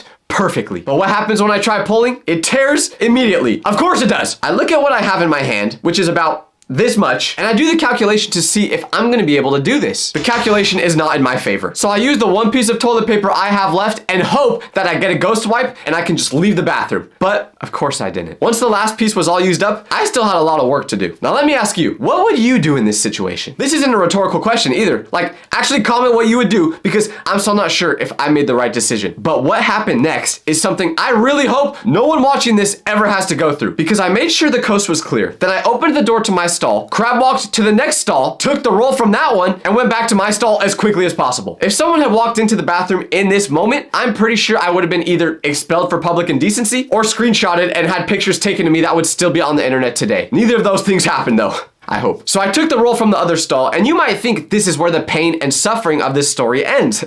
But no, because remember how I said how thin the toilet paper was? Well, when I tried using this toilet paper to wipe, it ripped as I was wiping. And when I looked at my hand, let's just say my hand was a little more brown than it is right now. I don't think I need to elaborate anymore. I finished up after this nightmare, walked back to third period, and said nothing to no one. This is why when you look around at people in public, you never know what's going on inside people's lives. I doubt anyone looking at me in that moment would have guessed that 5 minutes ago, I was fighting the Dookie monster in the bathroom. But I'm not the type of person that will just have an experience like this and let it go. No, I don't want to see this happen to anyone else. So I'm making a petition to make the toilet paper in bathrooms thicker. Now, does getting signatures on a petition actually do anything? I have no idea, but I see other people online do it, so I'm gonna do it too. The crazy part is, every single bathroom was like this. It didn't matter what level of school you were in. They all had horrible toilet paper. I once went to Harvard, not because I actually went to school there. I was just visiting a friend. He didn't go to school there either. He was just as dumb as me.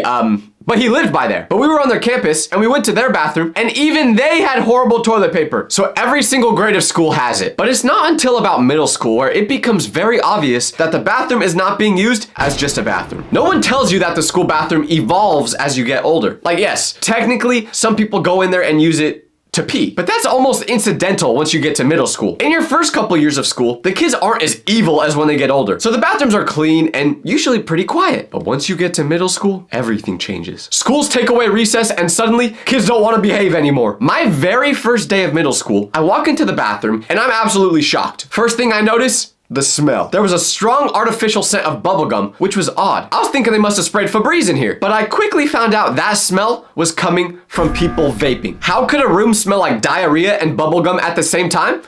I don't know, but it did. And in the very back stall of the bathroom, it was cloudy. I saw about 4 people's shoes under that stall, so I went over to see what was going on, because I figured they were having a bonfire or something. But no, it was just all their vape clouds. Anyways, I do my business, leave, and move on with my day. But the next day, I go back into the bathroom, wondering what I'll see today, and there's a fight happening. All these things that never happened in the bathroom in elementary school were now happening here. Now, the bathroom had an unspoken agreement when it came to fights that I learned that day. If you need to settle something, you go to the bathroom. It was basically Fight Club. But the vaping and the fights, that you expected. What you could not anticipate was the completely random stuff. One time, I walked into the bathroom and there were 2 kids doing a speed eating contest with Lunchables. Now, I'm sure you're very confused, so let me elaborate. These kids had lined the Lunchables up on the counter, the same counter that probably had every germ under the sun, and one kid would say, 3, 2, 1, go! Then they would build their Lunchable as fast as possible and eat it. 3 more people were just standing there watching. You may ask why they were doing this, and I was wondering that too. So I asked what was going on, and they just went, To be honest, I don't really know. Understandable? Have a great day. There's two things that could have happened to those kids. Either A, they got really sick from eating those Lunchables and may never recover, or B, they built up an immunity so strong, almost giving them superpowers, and they'll probably never get sick in their life again. You may wonder, why did the bathroom ever become the place where everything happened? Well, the answer is, this was the only spot on campus that had no adult supervision. Every hallway, every classroom, every cafeteria, someone was watching, either cameras, teachers, or administrators. But the bathroom, it was a safe space, and we abused that, especially on this one day where I had 3 minutes before my next class started. I walked into the bathroom just trying to mind my own business, but I stopped moving immediately after pushing that door open because there's a kid, one singular kid, standing in the direct center of the bathroom. He's not near a toilet, he's not at the sink, he's in the center, and he's giving a speech. He's got the hand gestures going, making eye contact with the wall, literally looking like he's giving a TED talk. When I walk in, he does not stop. He doesn't even flinch. I look around and think to myself, Is there some sort of audience I'm not seeing? I mean, kinda. There's one other kid at the sink who has clearly been there for a while. He's just standing there with his wet hands. Then there's another kid using one of the urinals with his pants down to his ankles. Wasn't expecting to see the moon at 9:30 a.m. But the speech kid makes eye contact with me, and I immediately look away because I need to get in and get out so I can get to class on time. I walk to my urinal and do my business, but he's still going. I'm starting to hear him say phrases like, And that's exactly why nobody wants to acknowledge this, but you could tell there is passion in his voice, but I still don't know what he's actually talking about. So I finish, wash my hands, and I look back one more time before I leave. Now, the kid from the sink is gone, and it's just me and the speech kid left alone in there. So he definitely wasn't talking to anyone. But right as I'm about to leave the bathroom, he breaks character for the first time and goes, because this is the reason. Hey, he taps on the back of my shoulder, and I just go, but I reluctantly turn around towards him, and he says, how was that? How was what? I don't even know what you just did. then he goes, My speech for history. Did it sound good? now I figured out what he was doing. So I looked him in the eyes and said, Dude, you are going to ace that speech. now I had no idea what he actually said in the speech, but he said it with so much confidence that I'm sure he did great. But that situation perfectly described the bathroom. Anything you needed to do, the bathroom was the spot for it. And the teachers knew this. Because contrary to popular belief, I'm pretty sure teachers themselves actually went to school once too. So they knew all the tips and tricks about the bathroom. They would be suspicious about what was happening in there. And that knowledge changed everything about how they handled the bathroom request. You'd raise your hand, say, Can I go to the bathroom? and the teacher would just look at you like you insulted her mother, as if asking to go pee is the most vile thing you could possibly do. They don't say anything. They just lock eyes directly with you, trying to see if you really need to use the bathroom or if you're going there to do something else. And the problem is, the more innocent you try to look, the more guilty you actually look. Finally, they usually say, yes, go ahead to the bathroom, but you can tell by their tone of voice that you better get back quickly because they're suspicious of you. Now, I understand why the teachers were paranoid about the bathroom, but I think they were a bit dramatic about it. Like, teachers should not be asking, why do you need to go to the bathroom? Genuinely, what do you think I'm gonna say? To find the cure for pneumonia? No, I'm going to pee! And even if I was going to mess around,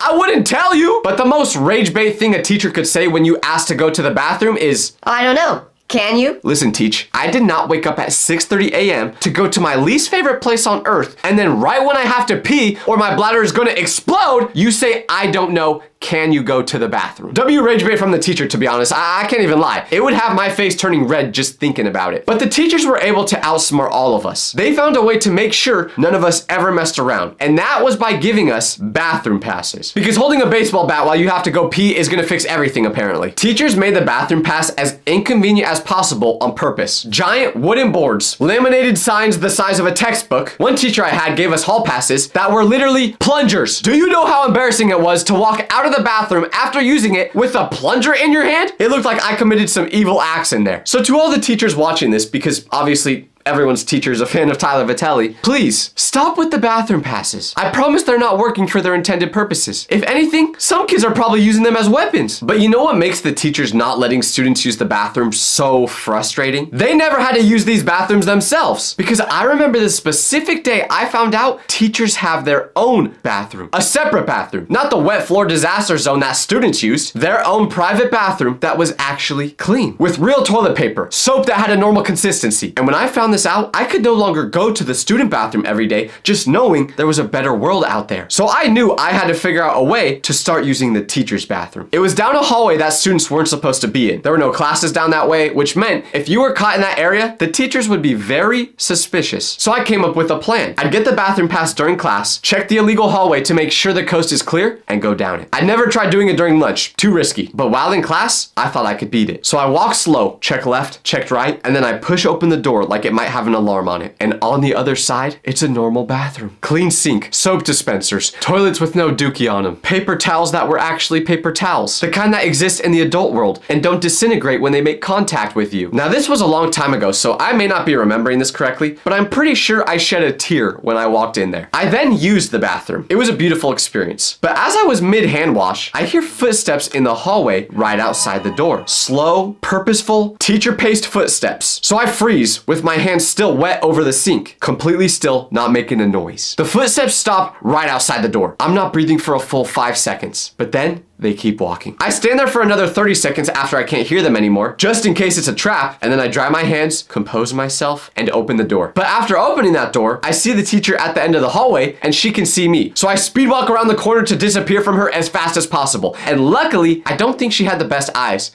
because I never got caught. Using the teacher's bathroom was risky, but man, was it worth it. Now, everyone who's watching this right now, I want you to stand up and give a round of applause. Come on, everyone watching. Why are you still sitting down right now? Get up!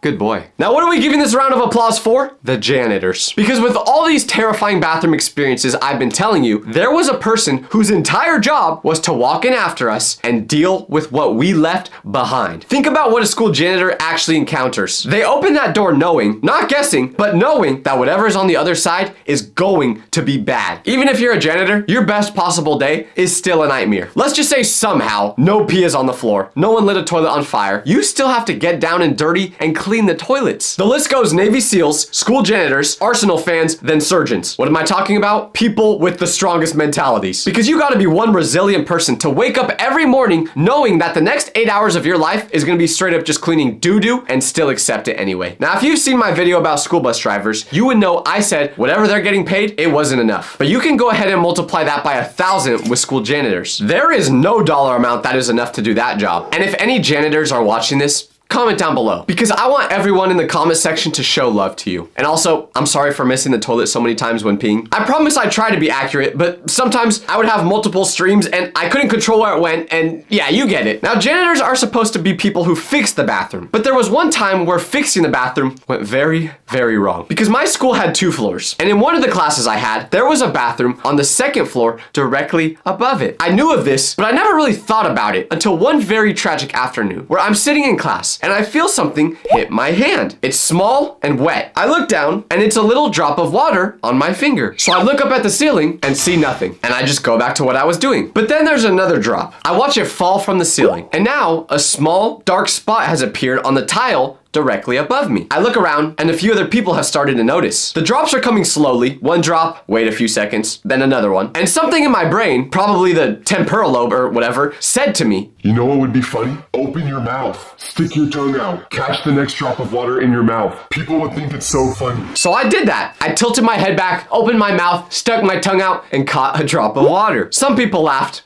My teacher made a face, and I did it again. Now, it had been raining that day, so we figured there was just a leak somewhere in the building, and it was rainwater. But then it started dripping faster, to the point where the teacher was like, Tyler, let's move your desk so you're not getting hit by these drops of water anymore. My teacher grabs a trash can, shoves it under the leak, relocates me, and now we're all just watching a trash can fill up with sealing liquid. But 5 minutes later, the door opens, and it's a guy in a plumber's outfit. He looks at the trash can, he looks at the ceiling, he looks at my teacher, and then he says, Has there been a leak in here? My teacher just points towards the trash can, which is now visibly filling up, and the plumber goes, Oh yeah, sorry. I loosened one of the valves in the toilet upstairs and it must have been leaking. Everyone looks at me because we're all registering what this means at the same time. The drops I had been catching on my tongue weren't from the rain.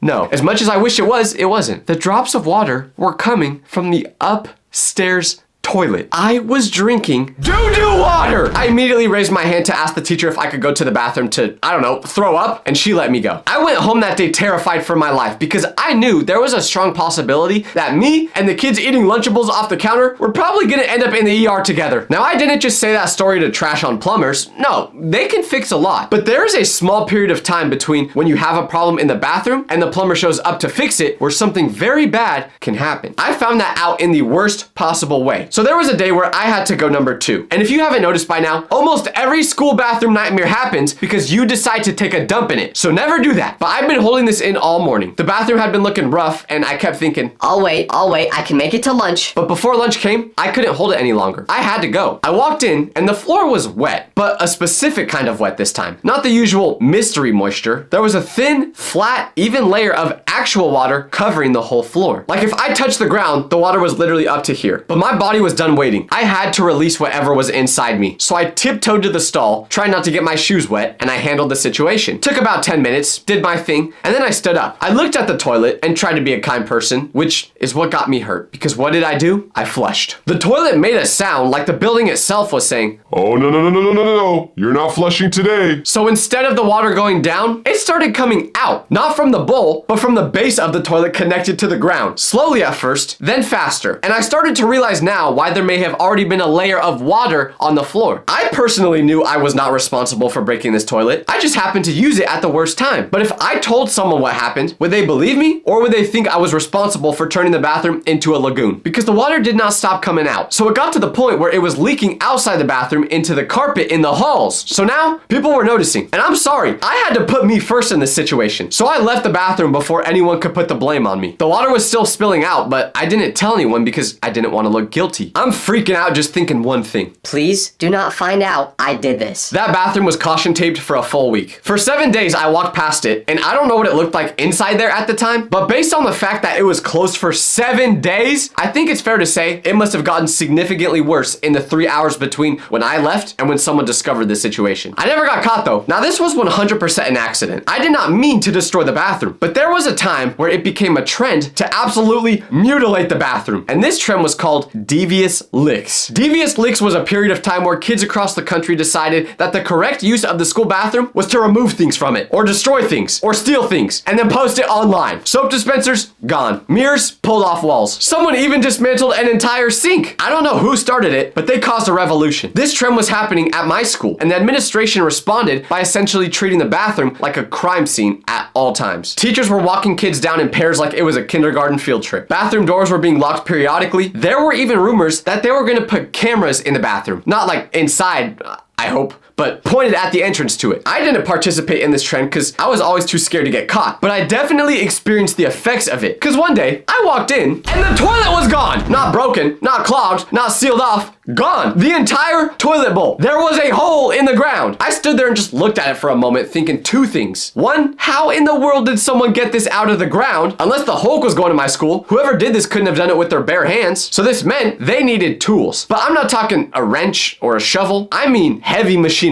And the second thing that went through my mind was, where was the toilet right now? Was it in someone's house? In the back of a car on the way to becoming someone's weird trophy? And how did they possibly get it out of the bathroom without getting caught? I never got my answer to any of these questions. It's like trying to figure out how the pyramids were built. The only answer that made sense is aliens, but it's hard to convince yourself that's true. School bathrooms survived a lot, as you can see, but at the end of the day, we all loved them. Actually, no we didn't. I despised the school bathroom. Have you ever realized that every single year of school was horrible, but each grade was horrible in its own special way? Like first grade, you had kids randomly throwing up everywhere. Ninth grade, you had kids chasing you around the locker room with homemade flamethrowers. Or maybe that was just me. So today, I'm gonna slander every grade from kindergarten all the way to 12th grade. And if you're not all the way through school yet, this can be a warning of what's coming in your future. Kindergarten is the only year of school where everybody is just useless and no one expects anything better from you. And honestly, that was kind of peak. You're 5 years old, built like a juice box, and every feeling you have is the biggest feeling any human has ever had. If your mom drops you off and leaves, your life is over. If another kid gets the blue crayon first, your life is over. But kindergarten was still beautiful because life was so simple. You color, you eat snacks, you throw up whenever you feel like it, wherever you want. And I haven't even mentioned how easy it was to make friends back then. That's the craziest part of kindergarten. You sit next to some random kid during story time, you both laugh when the teacher does a funny voice, and just like that, the person next to you is your lifelong brother. I still have a friend now that I met in kindergarten, and our friendship started that exact way. And after you make that friend, you guys are locked in. Because this is basically your first friend ever. So you're sharing goldfish crackers with each other, learning how to spell together, and you're both silently agreeing to stay very far away from the one kid who just threw up all over the table at 10:14 in the morning. And everybody had a kid who did that too. Like there was always one kid in kindergarten who just collapses for no reason. Throws up, cries, takes his shoes off and never puts them back on. And nobody knows what his deal is, but everybody understands one thing. Do not sit near him. That's kindergarten. A bunch of little civilians with glue on their hands, loving life, missing their parents, and becoming best friends faster than grown adults choose a Netflix show. And that is why first grade feels so disrespectful. First grade is when school takes the clown nose off. Because you come back after kindergarten thinking you're basically a decorated veteran now. In your head, you know the system. You know what recess is. You know where the bathroom is. But then you get something very horrible. Homework. Now you've got worksheets. You've got to know how to spell words. You've got to know how to add numbers together. Kindergarten was just coloring and vibes. First grade is the first time you realize the adults in the building are actually expecting you to do something. So now you're trying to live up to these new school expectations while still being surrounded by people who throw up on command. Because when you're in first grade, now you're at recess with the older kids. It's not just other kids in your grade. Every recess had that one kid who was just fully feral. He bites, he screams for fun, he runs at full speed with no destination, he'll chase people around the playground like he was raised in the woods and briefly introduced to civilization. When I say the word first grade, my heart literally starts beating faster because it just reminds me of that kid chasing me. Because all I can think of when I think about first grade is keeping enough distance between me and that weird kid so I can make it to lunch without becoming his lunch. That's first grade. Then summer comes around again and you tell yourself one of the biggest lies. It can't get worse from here, right? Wrong. Because second grade is where the magic is officially worn off and everybody starts becoming an actual person. That's what I remember most about second grade. Not the people, not the homework. What I remember is that this is the year everybody started to get an actual personality, which means they started to get their own roles. You had the teacher's pet who reminds the teacher about homework like he's wearing a wire. You had the class clown who is either the most funny kid in the class or just the least funny kid ever. I was kind of a mix of both, to be honest. That's second grade. But because you start to develop a personality in second grade, that means it can also start to feel evil. Because one day, everything is fine. You're playing at recess, having a good time. Life is good. Then the next day, you walk up to the same group of people you were playing with and somebody just hits you with the, Nah, you can't play with us today. there was no reason for it. They just simply shunned you from the group. Now you're just standing there on the blacktop at recess, forced to hang out with the weird kid who would bite people. But for third grade, I'm not gonna lie, I don't remember that year super clearly. And I think that's because third grade was one of those weird in-between years, and I don't have any big memorable moments from it, except for one. Because third grade is about the time where you start to develop a crush. And that may sound amazing, but it usually ends up horrible. Because the second you like somebody for the first time, you stop acting like a normal human being. I'll never forget my first crush. To this day, I thought I was gonna marry that girl in third grade, and I wanted to impress her so bad. So for some reason, I decided the best way to impress her was to show off on the monkey bars. Now you may think if I wanted to show off on the monkey bars, that must mean I was really good at the monkey bars, right? No, I was horrible at them, but I was determined. So one day, I'm up there on the monkey bars acting like this is my moment. My crush is watching, and in my head, I'm about to do some smooth little move, hop off the monkey bars, do a backflip, and land. Everyone will see that I'm the coolest person at recess, and my crush will be obsessed with me. Unfortunately, that's not what happened. Not even close. What actually happened is I tried to do a flip, but my hand slipped, I folded up weird, and I got the wind knocked out of me when I hit the ground, and I made these weird, disgusting little accordion noises while everybody looked at me. And that was painful. But not as painful as the fact that my crush saw it happen. It still makes me cringe to this day. Because I was just laying there on the wood chips, trying to act like I was fine, but my crush literally just watched me go from cool athletic guy to Victorian child with asthma in about 1 second. There was no bouncing back from that. But the true peak of third grade was the book fair. The book fair was not just a school event, it was magic. You walk in and suddenly everything looks unbelievable. Pencils, erasers, books, weird little gadgets nobody needed, but every kid wanted. You would see about 50 things in there that you're thinking, oh, I'm gonna get that, I'm gonna get that, I'm gonna get that, I'm gonna get that, I'm gonna get that. But then you remember, you only have like $7 to your name. So now you're standing there trying to decide between buying a Captain Underpants book or buying one of those pencils that smells like Coca-Cola. But luckily, this is also the time where you find out that you can steal. Just kidding. That's a joke. It's a joke.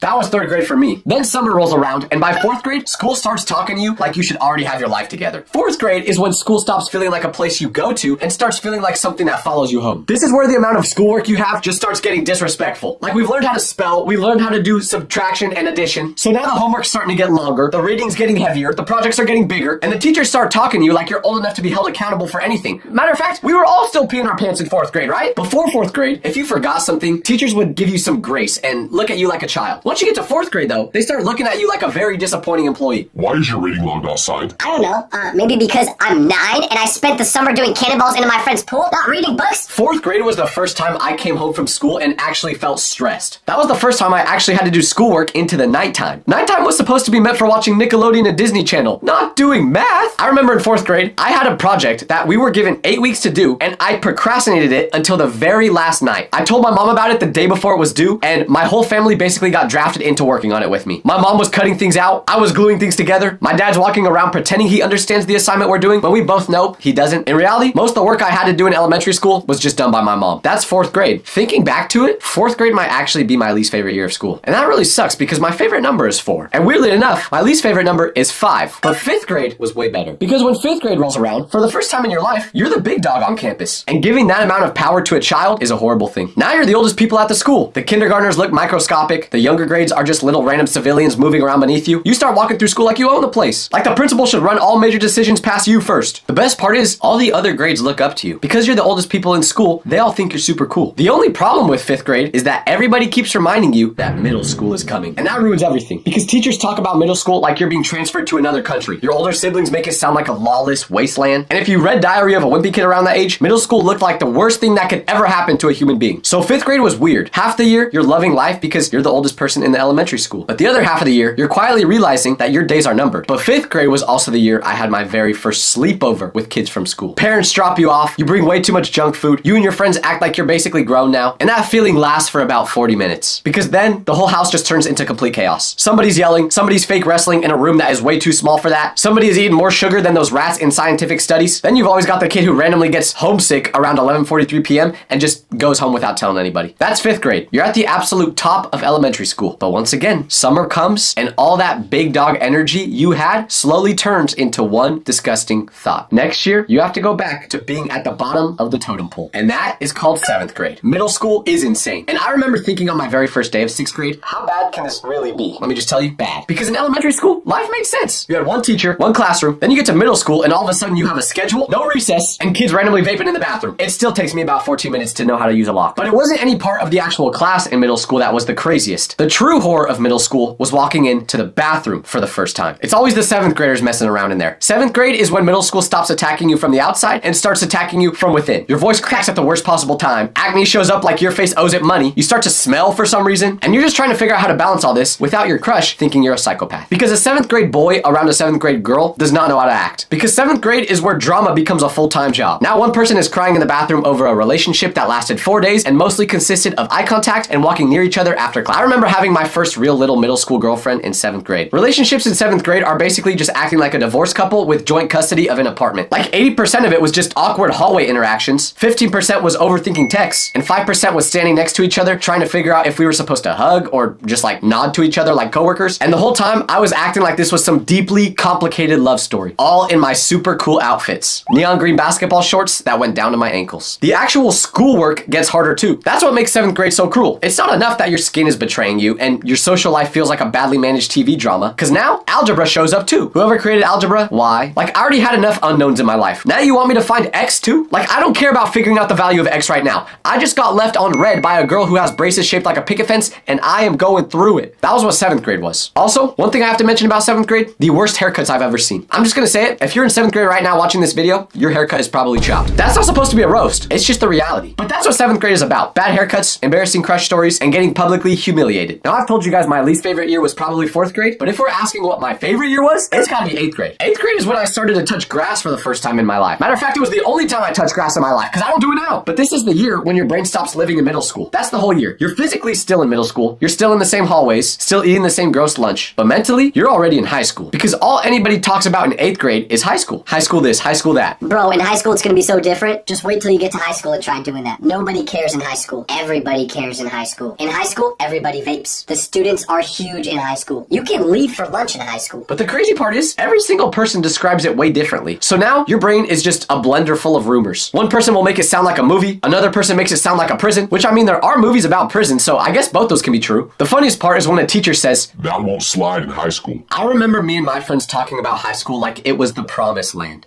Bro, when we get to high school, everything changes. We thought we were about to get taller, cooler, more funny, better looking, more athletic, more confident. For me personally, when I went to high school, I switched schools, so I went to one where I didn't know anybody. So in my mind, this was an opportunity to completely reinvent myself. So I was excited for it. But this was the reason 8th grade was so great. You just didn't take the actual school you were in seriously. You're finally the oldest person in the school, and you can just do whatever you want. I thought high school was going to be so peak, which is funny because my real high school life was absolutely not what I was imagining. I thought high school was going to fix me. Suddenly, people would think I was funny. People would actually like my haircut now. I would be more confident, but none of that happened because summer rolls around once again, but this one feels so different from all the other ones before it. For the first time in your life, August doesn't feel like school is starting again. It feels like you're being sent to somewhere completely different, somewhere bigger, somewhere scarier, somewhere everyone has spent the last year describing to you in the most dramatic way possible. It's like finally getting called up to the big leagues. 9th grade, freshman year of high school. I'm gonna be honest, this year terrified me. I walked into high school feeling like someone had dropped a child into a building full of grown adults. That may sound crazy, but if you actually think about it, that's true in high school. You are literally 14 growing to school with some grown adults. You're still a kid, your voice is cracking, but now you're going to school with people that can vote. Wait, is the voting age 18 or 21? I'm gonna be honest, I forgot. But that part is insane to me. Your backpack probably still has a Buzz Lightyear lunch pail in it, and some seniors walking by looking like they already have a full-time job. They got 2 kids at home to take care of, and they own a house. And it was even worse for me because, like I said, I went to a new school, so I wasn't just scared of the older kids. I was scared of everyone because I didn't know anybody. That was a horrible feeling. Walking into a giant building full of strangers while trying to act like you belong there should count as psychological warfare. And I had never even been to the campus before, so I had no idea how to get to the buildings. Because when lunch comes and you don't know anybody, lunch is not a break. It's more like a public hostage situation. Everybody else already seems to know where they're sitting. They're moving with a purpose, and they look like they belong. And I'm just standing there with a tray in my hand, looking like I got separated from my family at the airport. Because the second day of lunch during my freshman year, I had no clue where I was going to sit or who I was going to talk to. But luckily, this 11th grader kind of took me under his wing. And I'm not even exaggerating when I say that this changed my whole school experience in 9th grade. Because since an 11th grader took me under their wing, now, all of a sudden, I was around the older kids. I've got somewhere to sit now. I'm hearing conversations I definitely have no business hearing. When you're a freshman, one older kid being nice to you feels like somebody just granted you immunity. Like nobody can hurt you anymore. If they do, the older kids will take care of it. Did I instantly become cool? No. But freshman year was so scary that this one little lifeline felt huge. Another reason 9th grade was so scary was, of course, the classes. Because high school is where I really started looking around and thinking, when am I ever going to use any of this information we're learning in real life? If I need to do math, my phone has a calculator. If I have a question about history, I can Google it on my phone. And when am I ever going to dissect a rat in real life? Like, why are we acting like my future should depend on whether I know the quadratic formula or not? This made so little sense to me that in 9th grade, I would just pull fake sick days. I would act like I had a stomach ache, stay home, and for about 11 minutes, it felt amazing. But then you're halfway through the day, sitting in the couch in your pajamas, and you're just thinking to yourself, I'm gonna have to do more work tomorrow now. Like you just moved the fear you had to tomorrow. That was freshman year. By far the scariest year of school I ever had. Then 10th grade comes along. You get comfortable. 10th grade is a trap because in 9th grade, you're so scared that you're basically moving through the building like a deer in traffic. Sophomore year is when high school finally tricks you into thinking, You know what? I know how this works now. and that's dangerous. Why am I saying that?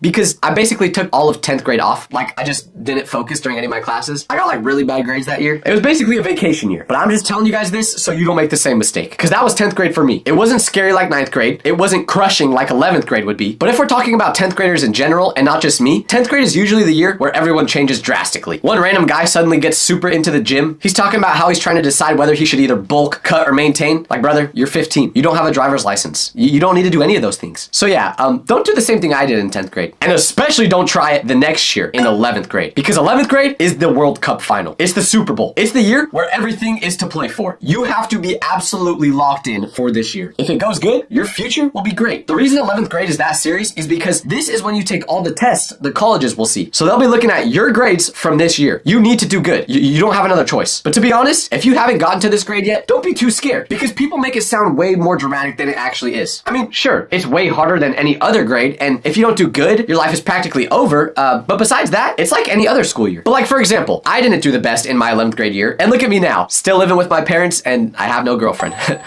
Maybe don't look at me, actually. Let's just move on. Now we're on to the holy grail, 12th grade. 12th grade is the year. All you hear about 12th grade is that it's a party. You're a senior now. No work, no anything, just vibes. You already know what you're gonna do after high school, whether that be college or McDonald's. One guy's always doing construction. One person's gonna play video games 14 hours a day. But 12th grade is the most awesome time.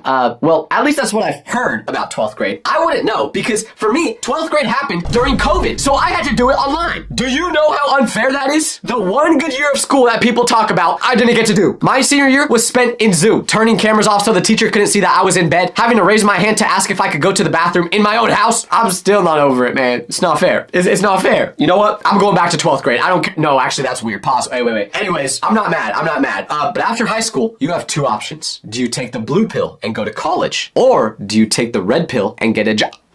If I told you there was a place where grown adults spend their whole day obsessing over teenagers' shoulders, knees, and feet, you'd probably think I was describing some weird cult or Diddy's house. But nope, I'm talking about school. Because apparently, even with all the problems that exist at school, bathrooms that look like they haven't been cleaned since the Cold War, kids smoking Smarties, the thing schools have decided to focus on is making sure that no one can see your shoulders. School dress codes are genuinely insane, and today, I'm breaking down the most ridiculous ones, and how funny the difference between dress codes for girls is versus boys. Let's start out with what might be the freakiest dress code of all time, the war on shoulders. I genuinely need to know who looked at a human shoulder one day and thought to themselves, yeah, if we let a girl walk into school showing these off, no boys are gonna be able to focus. Because schools will literally pull students out of class mid-lesson, all because they're wearing a tank top. And the excuse is always the same. It's distracting to the other students. Distracting who? Who is sitting in algebra getting distracted by shoulders? Has anyone in the history of school ever been like, you know, I was trying to do the quadratic formula, but then I saw Sarah's shoulders and now I can't focus. No.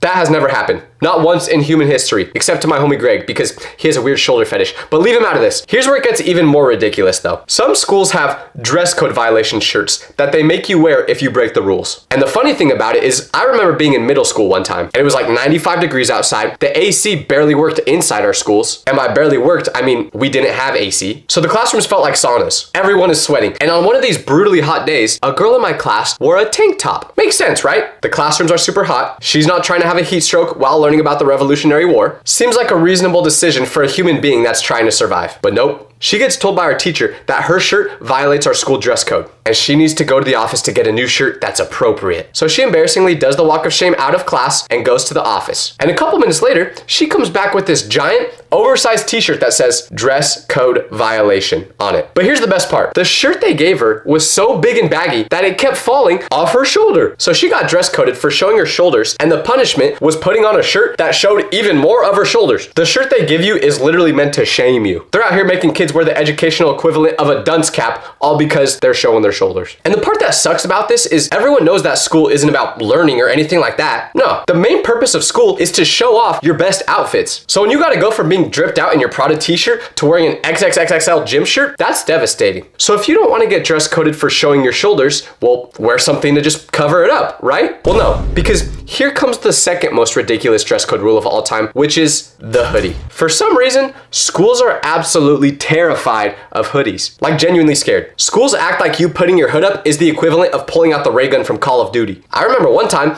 a kid in my class literally got detention for just putting his hood up. The same punishment you'd get for skipping class or cheating on a test. And why is this dress code a rule in the first place? Security reasons, because they need to see your face, right? But what does that even mean? Do you think someone is gonna try impersonating another person by putting a hoodie on? I promise you that if a school intruder sneaks onto my campus, putting a hoodie on over their head is not gonna be a good enough disguise. Unless all the people working at the school just have the IQ of Dr. Doofenshmirtz. Who are you? A platypus? Parry the platypus! And they can't recognize someone unless they're wearing their signature outfit. Banning hoodies in school was genuinely my least favorite dress code though, because when I was growing up, my mom would cut my hair. And mom, if you're watching this, I love you. But there would be some days where she'd give me a haircut and my hairline was the same angle as an airplane taking off. I'd have to tilt my head like this just for it to be straight. So I came to school so many times with my hair looking absolutely cooked. I couldn't walk into school showing it off. So what was the only solution? Put a hoodie on. But the teachers would always get mad when I did this and tell me to take it off. So from that point on, whenever I got a bad haircut, I would just fake a sickness and not go to school. But here's the funny part. It got so bad at my school that they literally banned hoodies, yet they sold hoodies inside the gymnasium with the school logo on them. So they were literally selling hoodies and telling you that you can't wear them at school. You could only wear long sleeves that didn't have a hood on them. We talked about how my school had no AC, but it also had no heating. And they would enforce this rule even when it was freezing inside. It's 40 degrees in class, everyone's shivering, and yet teachers are still in class pulling hoods off everyone like they're playing Duck Duck Goose, trying to reveal who has the worst haircut. Now this next dress code is one that I actually don't mind because I think they're incredibly ugly, but still, it makes no sense for them to be banned. What am I talking about? Ripped jeans. Now don't get me wrong, I think ripped jeans, along with jorts, might be the worst clothing invention ever created. And while I do think they should be banned from anyone in society at all being able to wear them, I don't understand why schools ban them. Because at least at my school, they had these hyper-specific rules about ripped jeans. It was like, the holes in your jeans can't be longer than 2 inches in diameter. or it couldn't be ripped above the knee, which, if I'm being honest, I don't even know how you measure diameter, so I wasn't gonna listen to this. But who even decided this? Is there a ripped jean council out there that's making these decisions? All right, team, we've done the research. 1 inch in diameter of ripped jeans, perfect. 1.5 inch in diameter of ripped jeans, okay. 2 inches, you're pushing it. 2.5 inches, send them to Alcatraz. And the way they'd enforce this rule was even more ridiculous. Teachers at my school would literally crouch down in the hallway and measure your jeans. They look like detectives investigating a murder scene. They'd get on their hands and knees, pull out a ruler, and measure the size of the hole in your jeans. Like, bro, you're a 45-year-old man measuring a teenager's pants in the middle of the hallway. Does this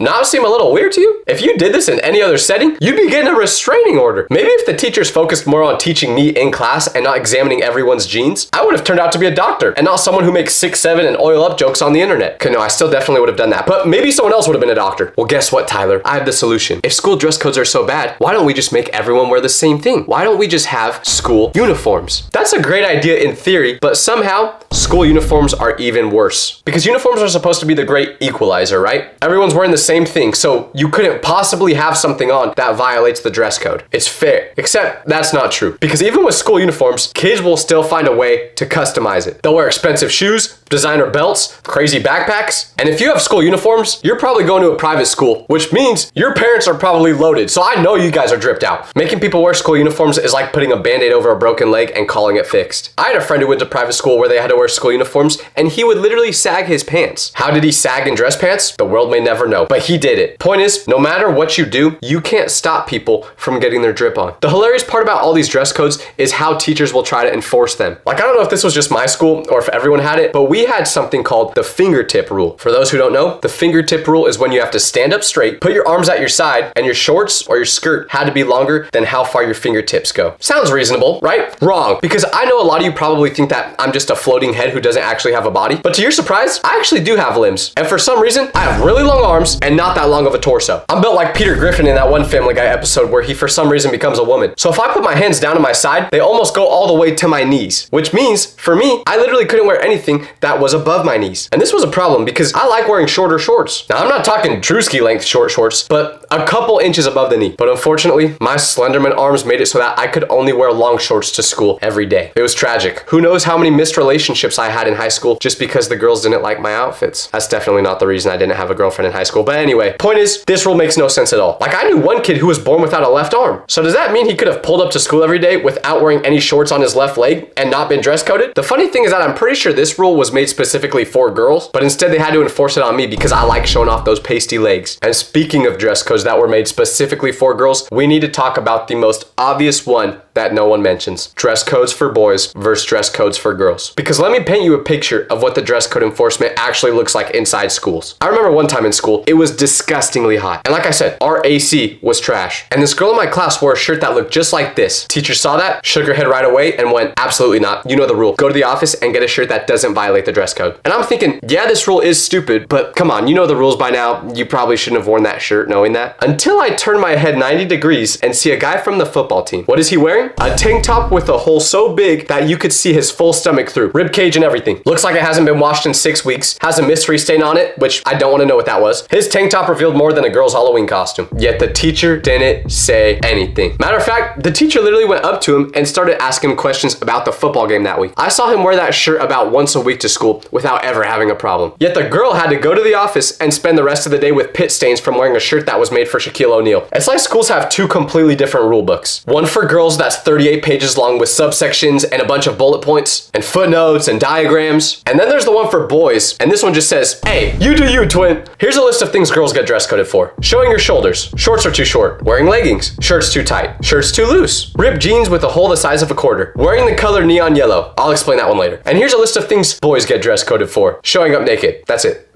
That's the end of the list. And I know what you guys are thinking. Tyler, you're just catering towards the girls because you want them to like you. And you know what I say to that? How dare you accuse me of that? Because I, a 6'5" feminist who loves Taylor Swift, matcha, and whatever else girls like, Pilates, but I would never cater towards the girls. Now, I've made a list of some ridiculous dress codes that you guys told me exist at your school. So let's rapid fire through the most random ones. No pajama pants, because apparently it's a crime to be comfortable while you're failing algebra. No bandanas. When I asked this person why bandanas weren't allowed at their school, they said it's because the school thinks it's gang related. What kind of school are you going to that has gang members in it? Degrassi High School? I've never actually watched that show, but I'm guessing it's a dangerous school since Drake got shot in it. Just so everybody knows, guys, if you wear a bandana, you are in a gang. It's not your choice. That's just how it works. Next rule, no sunglasses, even when the sun is literally blinding you. Why? I don't know, maybe because they think students are hiding something behind their eyes. My one question with this rule is, does it also apply to blind students? This next one is crazy. No graphic tees. Some schools ban all graphic tees, even if they're completely appropriate. You could be wearing a t-shirt that says, I love puppies, and it would still get dress coded. I would have just had to drop out if this was at my school because that would have meant I couldn't wear my I love LeBron shirt to school every day. Next one, no distracting colors. I'm not even joking. Apparently some schools ban wearing neon shirts because they're too distracting. Honestly though, I agree with this one because whenever I was in school, I could not focus if I saw someone wearing a neon shirt. But then I graduated kindergarten. So after all this, you might be wondering, why do dress codes even exist? What's the point? Well, after doing my research, experiments, and testing, I have found out the true reason why dress codes exist. And did I just put glasses on to look smart while I was saying I did research? Who cares? Mind your business. But here's the real reason dress codes exist. It's never been about wearing inappropriate clothes that make it hard for boys to concentrate. If that were the case, sandals would have been banned a long time ago because let's be real, ladies and gentlemen, we all love feet. Am I right? No? Okay, I got a little carried away there, sorry. But anyways, what school dress codes is really about is the teachers. What do I mean by that? Well, I have a theory that dress codes are put in place because the teachers are getting distracted, not the students. So let me know what the craziest dress code rules are at your school. Now, if you'll excuse me, I'm gonna go put on a hoodie, some ripped jeans, a tank top with my whole shoulder showing, and a neon yellow hat. And I'm gonna wear it all at the same time because I can. It all started with 2 words, she knows. These were the words that would end up causing a school-wide riot, but you'll never believe how it all began. So every school has that one class, the one where the teacher makes it crystal clear from the very first day that your entire grade will basically be decided by a single test at the end of the year. And that is where this story begins. It's the day before the biggest test of the year in math class, and you could feel it around school. The entire atmosphere felt tense. Friend groups that normally spent lunch talking about which teachers would win in a fight if they all went head to head were now studying. Personally, I'm taking the 87-year-old history teacher who refuses to retire. But anyways, everyone was completely locked in for that test tomorrow. But then, somewhere around the middle of the day, a rumor started to spread throughout school. Someone got their hands on the answer sheet to the test tomorrow. To this day, I have no idea who found it first or where it came from. Nobody does. But within about an hour, it had spread to basically the entire school. Now you may be wondering, how can a test start a school riot? Well, it will all make sense very soon. I want to make something very clear before continuing. I'm not recommending cheating. I mean, I did do it in school, yeah, like all the time.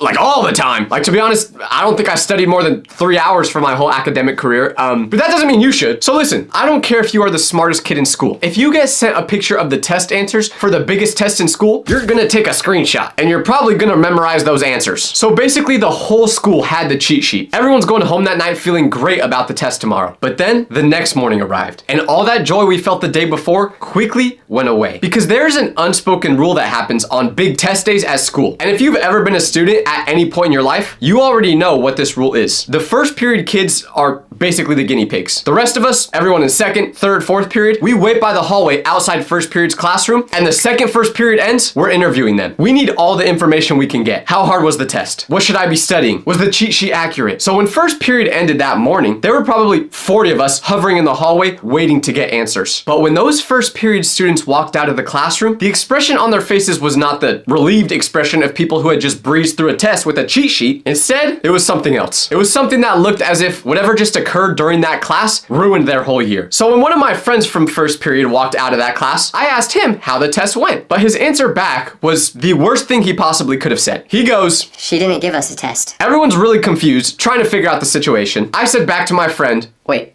what do you mean she didn't give you a test? She didn't give the test. She found out the answers got leaked. Now I know none of you watching this were there with me in that moment. I mean, well, unless you are someone that went to my school who's watching, which in that case, what's up? Also, please don't comment about what I did during the talent show that one year. I'd prefer to keep that off the internet. But anyways, in this moment, everyone's heart dropped. The teacher found out that the answers got leaked, meaning all the people who didn't study and were just about to rely on the cheat sheet to pass the test were cooked. But it wasn't even the test part that was the real problem. The test we could probably figure out, maybe just pass with a C. The bigger issue was what the teacher had apparently done during first period instead of giving the test. She pulled every student aside, one by one, individually, like a formal interrogation. She had a clipboard with her and she sat students down and asked them directly whether they had seen or spread the answer sheet. And if you were guilty of this, the consequences she laid out were not small. It wasn't a, you'll fail this test or a parent phone call home.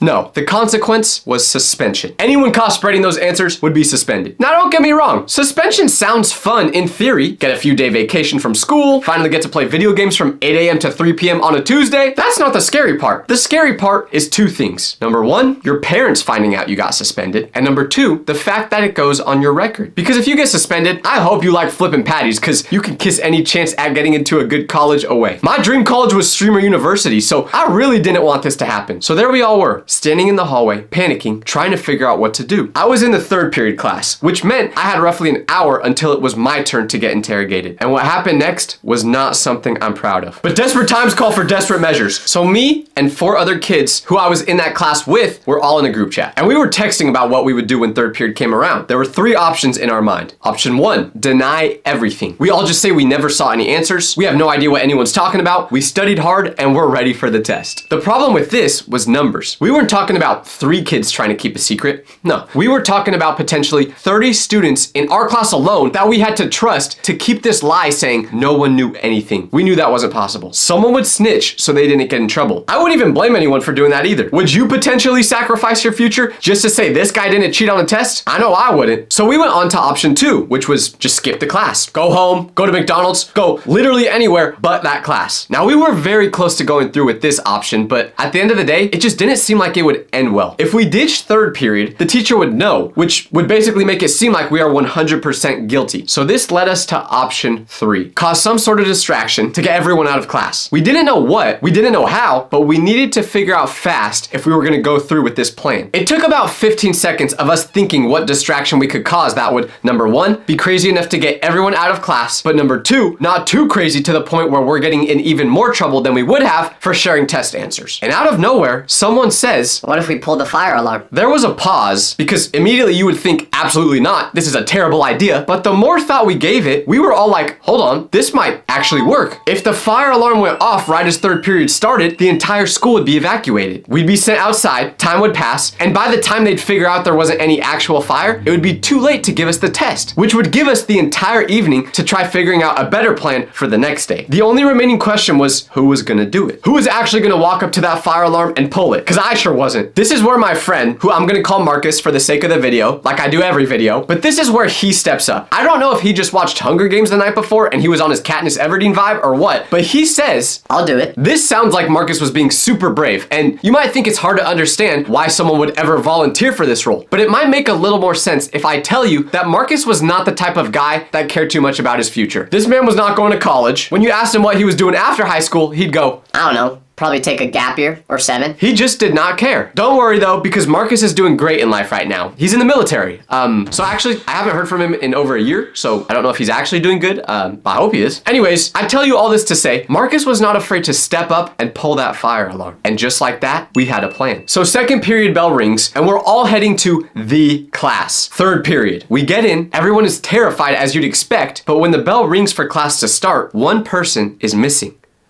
Marcus. I was relieved because this meant he didn't back out on the plan. Class starts and the teacher is explaining the whole situation about how she's gonna pull every student out of class one by one because she needs to talk to them. 3 minutes go by, fire alarm wasn't pulled yet. 5 minutes go by, still didn't happen. So the rest of us are looking at each other, getting a little worried thinking, Marcus must have got scared and didn't go through with it. but then we heard it. Fire alarm activates and the light is flashing. If you've ever been in a school when a fire alarm goes off, you know those first 2 seconds are always this weird frozen moment where everyone just looks around trying to figure out if it's real or not. And then the teacher snaps into protocol mode and everyone stands up and the building starts emptying out by alphabetical order. So if your last name starts with X, Y, or Z, you better tell your family you love them because brother, you are cooked. Or sister. We filed out onto the field along with the rest of the school. Marcus found our group and dapped us all up like he just got away with a heist, which in a way he kind of did. And you would think pulling the fire alarm would be the most crazy thing that happened that day, but unfortunately, this was just the beginning. This day was about to get way more hectic, and not in a good way. For about 10 minutes, it was perfect. We were outside, the clock was ticking, the teacher could not pull any of us into a private conversation out there. Maybe 15 minutes passed before one of the staff members confirmed there was no fire, and that all students should begin returning to their classrooms. 15 minutes, that's all we got. I looked at Marcus, Marcus looked at me, the rest of the group found each other's eyes across the field, and we all had the same expression on our faces. We we still have 45 minutes of third period. We need to cause another distraction to waste more time. The only problem, we needed this plan in the next 30 seconds. We looked around, trying to put our combined 7 brain cells together to figure out a plan, but there was no time. It wasn't possible to set something up this quickly, but that's when one of us go, Wait, what if we just tell everyone to run? I know. Wow. Bravo. Great idea. Run. That's surely gonna work. But here's the thing. Usually, we would all agree this was an incredibly dumb idea. But in that moment, once again, we all looked at each other and realized we don't got anything better in mind, so let's do it. The idea was simple. We were on the field. We had access to basically every student who was scheduled to take the test. So if we spread the word quietly saying, Hey, on our cue, run. Just start running in different directions. it would cause enough of a distraction to delay some more time. We didn't know how much more time, but this was the only idea we had. The teachers would need time to wrangle the students, and that time was what we needed. And to make sure people cooperated, the leverage was already there. If you run with us, we'll keep your name out of the cheating conversation when the teacher asks. But if you don't run, you're on your own. We went out across the field spreading the word to everyone. You get the plan, you pass it to the person next to you. Just don't make it obvious. We all knew the signal, a specific sound that my friend was gonna make, something recognizable enough that everyone who was in on it would know. After about 2 minutes, a bunch of people were in. But what I did not fully think through, what none of us thought through, because we were operating at roughly 20% of our normal brain capacity, was what would happen when our message got passed to about 50, 60, 70 people in one big game of telephone. Because the thing about whispered plans is that they don't stay intact. Every new person who hears it adds their own interpretation, their own additions. So by the time the message has gone through enough people, it went from, Hey, run in a random direction on my signal, to something much, much worse. And we found this out very quickly because my friend made the signal and approximately 60% of the school started running. Where did I get 60% from? I don't know, I made it up, but it sounds accurate. I would try to describe what this looked like, but I don't think me saying it would do it justice. And I'm low-key illiterate, so I'll just show you what it looked like instead. Literally hundreds of students running in all sorts of directions. Where were each of them going? No idea, but they kept running. Teachers and staff members were turning in full circles trying to figure out where to look first. Some students were laughing, some were genuinely confused about why they were running, but they kept going anyway. But remember how I said the message of, hey, everyone run in a different direction, changed? Well, apparently, what the message changed to was very different. Because a large group of students did not hear, just run in a different direction. What they were told was something much more like, cause as much chaos as possible. So they went back into the school building and started doing exactly that. Now, when I say cause chaos, that might be an understatement because there were students pulling things off desks, emptying out random backpacks into the hallways, and the cafeteria, I don't even want to describe what happened in the cafeteria. What I know is that when I came back in from the field, it looked like a tornado just happened. There were kids who didn't even have that math class who were causing chaos just because they saw other kids doing it. Me and my friends who were low-key responsible for starting all this just stood watching and said nothing because what do you even say? This wasn't what we planned. We had not issued a riot. We had issued a distraction, a specific contained distraction. And somewhere between our mouths and everyone else's ears, it had become something that could get us in way more trouble than just a suspension. Last time I checked, inciting a riot is a crime, which would mean jail time. That's a lie. I've never actually checked if that's a crime, but I've heard people say it on TV shows, so I'm just gonna assume it is. The scariest part about all this was that we couldn't stop it. It didn't matter that we started this whole thing. We had no authority here. The situation was way bigger than us now, and we knew the worse it got, the worse the punishment would probably be for us. We all thought, surely it can't get worse than this, right? Right? I mean, yeah, a bunch of kids were making a mess, but at least they weren't causing any real damage to the school. That's a lie. Because one of the students, who was basically just using this as an excuse to cause havoc and didn't actually care about the distraction part, thought this situation was the golden opportunity to do straight up vandalism. He grabbed a baseball bat and broke a window in the school. Now, if you ask me, I think this dude had been waiting to do that forever, and now was just the perfect opportunity for him to go through with it. Like, he was gonna do that no matter what at some point. We just gave him the platform. But this was the moment we realized there might be no coming back from this. There had now been literal vandalism on the school. Obviously, when the kid did this, all the adults' attention went to him first. So they grabbed him and took him to the office immediately. Actually, now that I think about it, I'm pretty sure I've never seen him again after that day. Like, I have no idea what happened to him. But anyways, the rest of us students all just had to wait until the whole situation sorted itself out. And eventually, it did, but in the worst way possible, because the principal got on the intercom, and our principal was not someone who raised their voice. That was the thing. When they spoke in the hallways, it was calm. She never tried being scary like some principals. You felt like you could look her in the eyes without being turned into stone. But on the intercom, she was different. For the first time, I heard this lady almost scream. I'll repeat what I remember her saying and in the tone she said it. Attention, any student who continues to cause disruption will be expelled. You have been warned. Stop now and go back to your line on the field. Not suspended, expelled. You would not believe how fast students were switching up. People who had been mid-destruction just kind of stopped what they were doing and looked around as if they were under some sort of spell and just got out of it. No one was running anymore. The cafeteria was still cooked, but oh well. 5 minutes later, everyone was back out on that field. So now there were 2 investigations running at the same time. The first one was to figure out who started the riot. Teachers and administrators were moving through the crowd, asking questions, trying to trace the origin point of what had just happened. And usually, in these stories, I'm cooked. I don't get out of them. But here's the one miracle in this entire story. The one thing that actually went our way. Although we started this plan for everyone to Naruto run to nowhere, the message got spread so far that nobody could actually trace it back to who started it. Every student who got asked where they heard the plan pointed to someone else, who pointed to another person, who pointed to someone else. It was like asking someone to find the first person who created a meme. It's just not possible. So amazingly enough, no one got in trouble for the riot. Well, actually, the whole school kind of got in trouble because the principal just canceled the annual school carnival we had instead. This sounds like a much better punishment than expulsion on paper, but if you'd ever been to that carnival, you low-key might have preferred getting expelled. The school carnival was magic. It was the place where I had my very first kiss. Okay, that's a lie. We all know that ain't ever happening. But I did feel guilty because I knew deep down I was kind of responsible for the carnival getting canceled. Now, was I gonna own up to what I did? No, but hey, I still felt bad. I didn't have time to feel bad for too long though, because there was still one gigantic elephant in the room that needed to be addressed.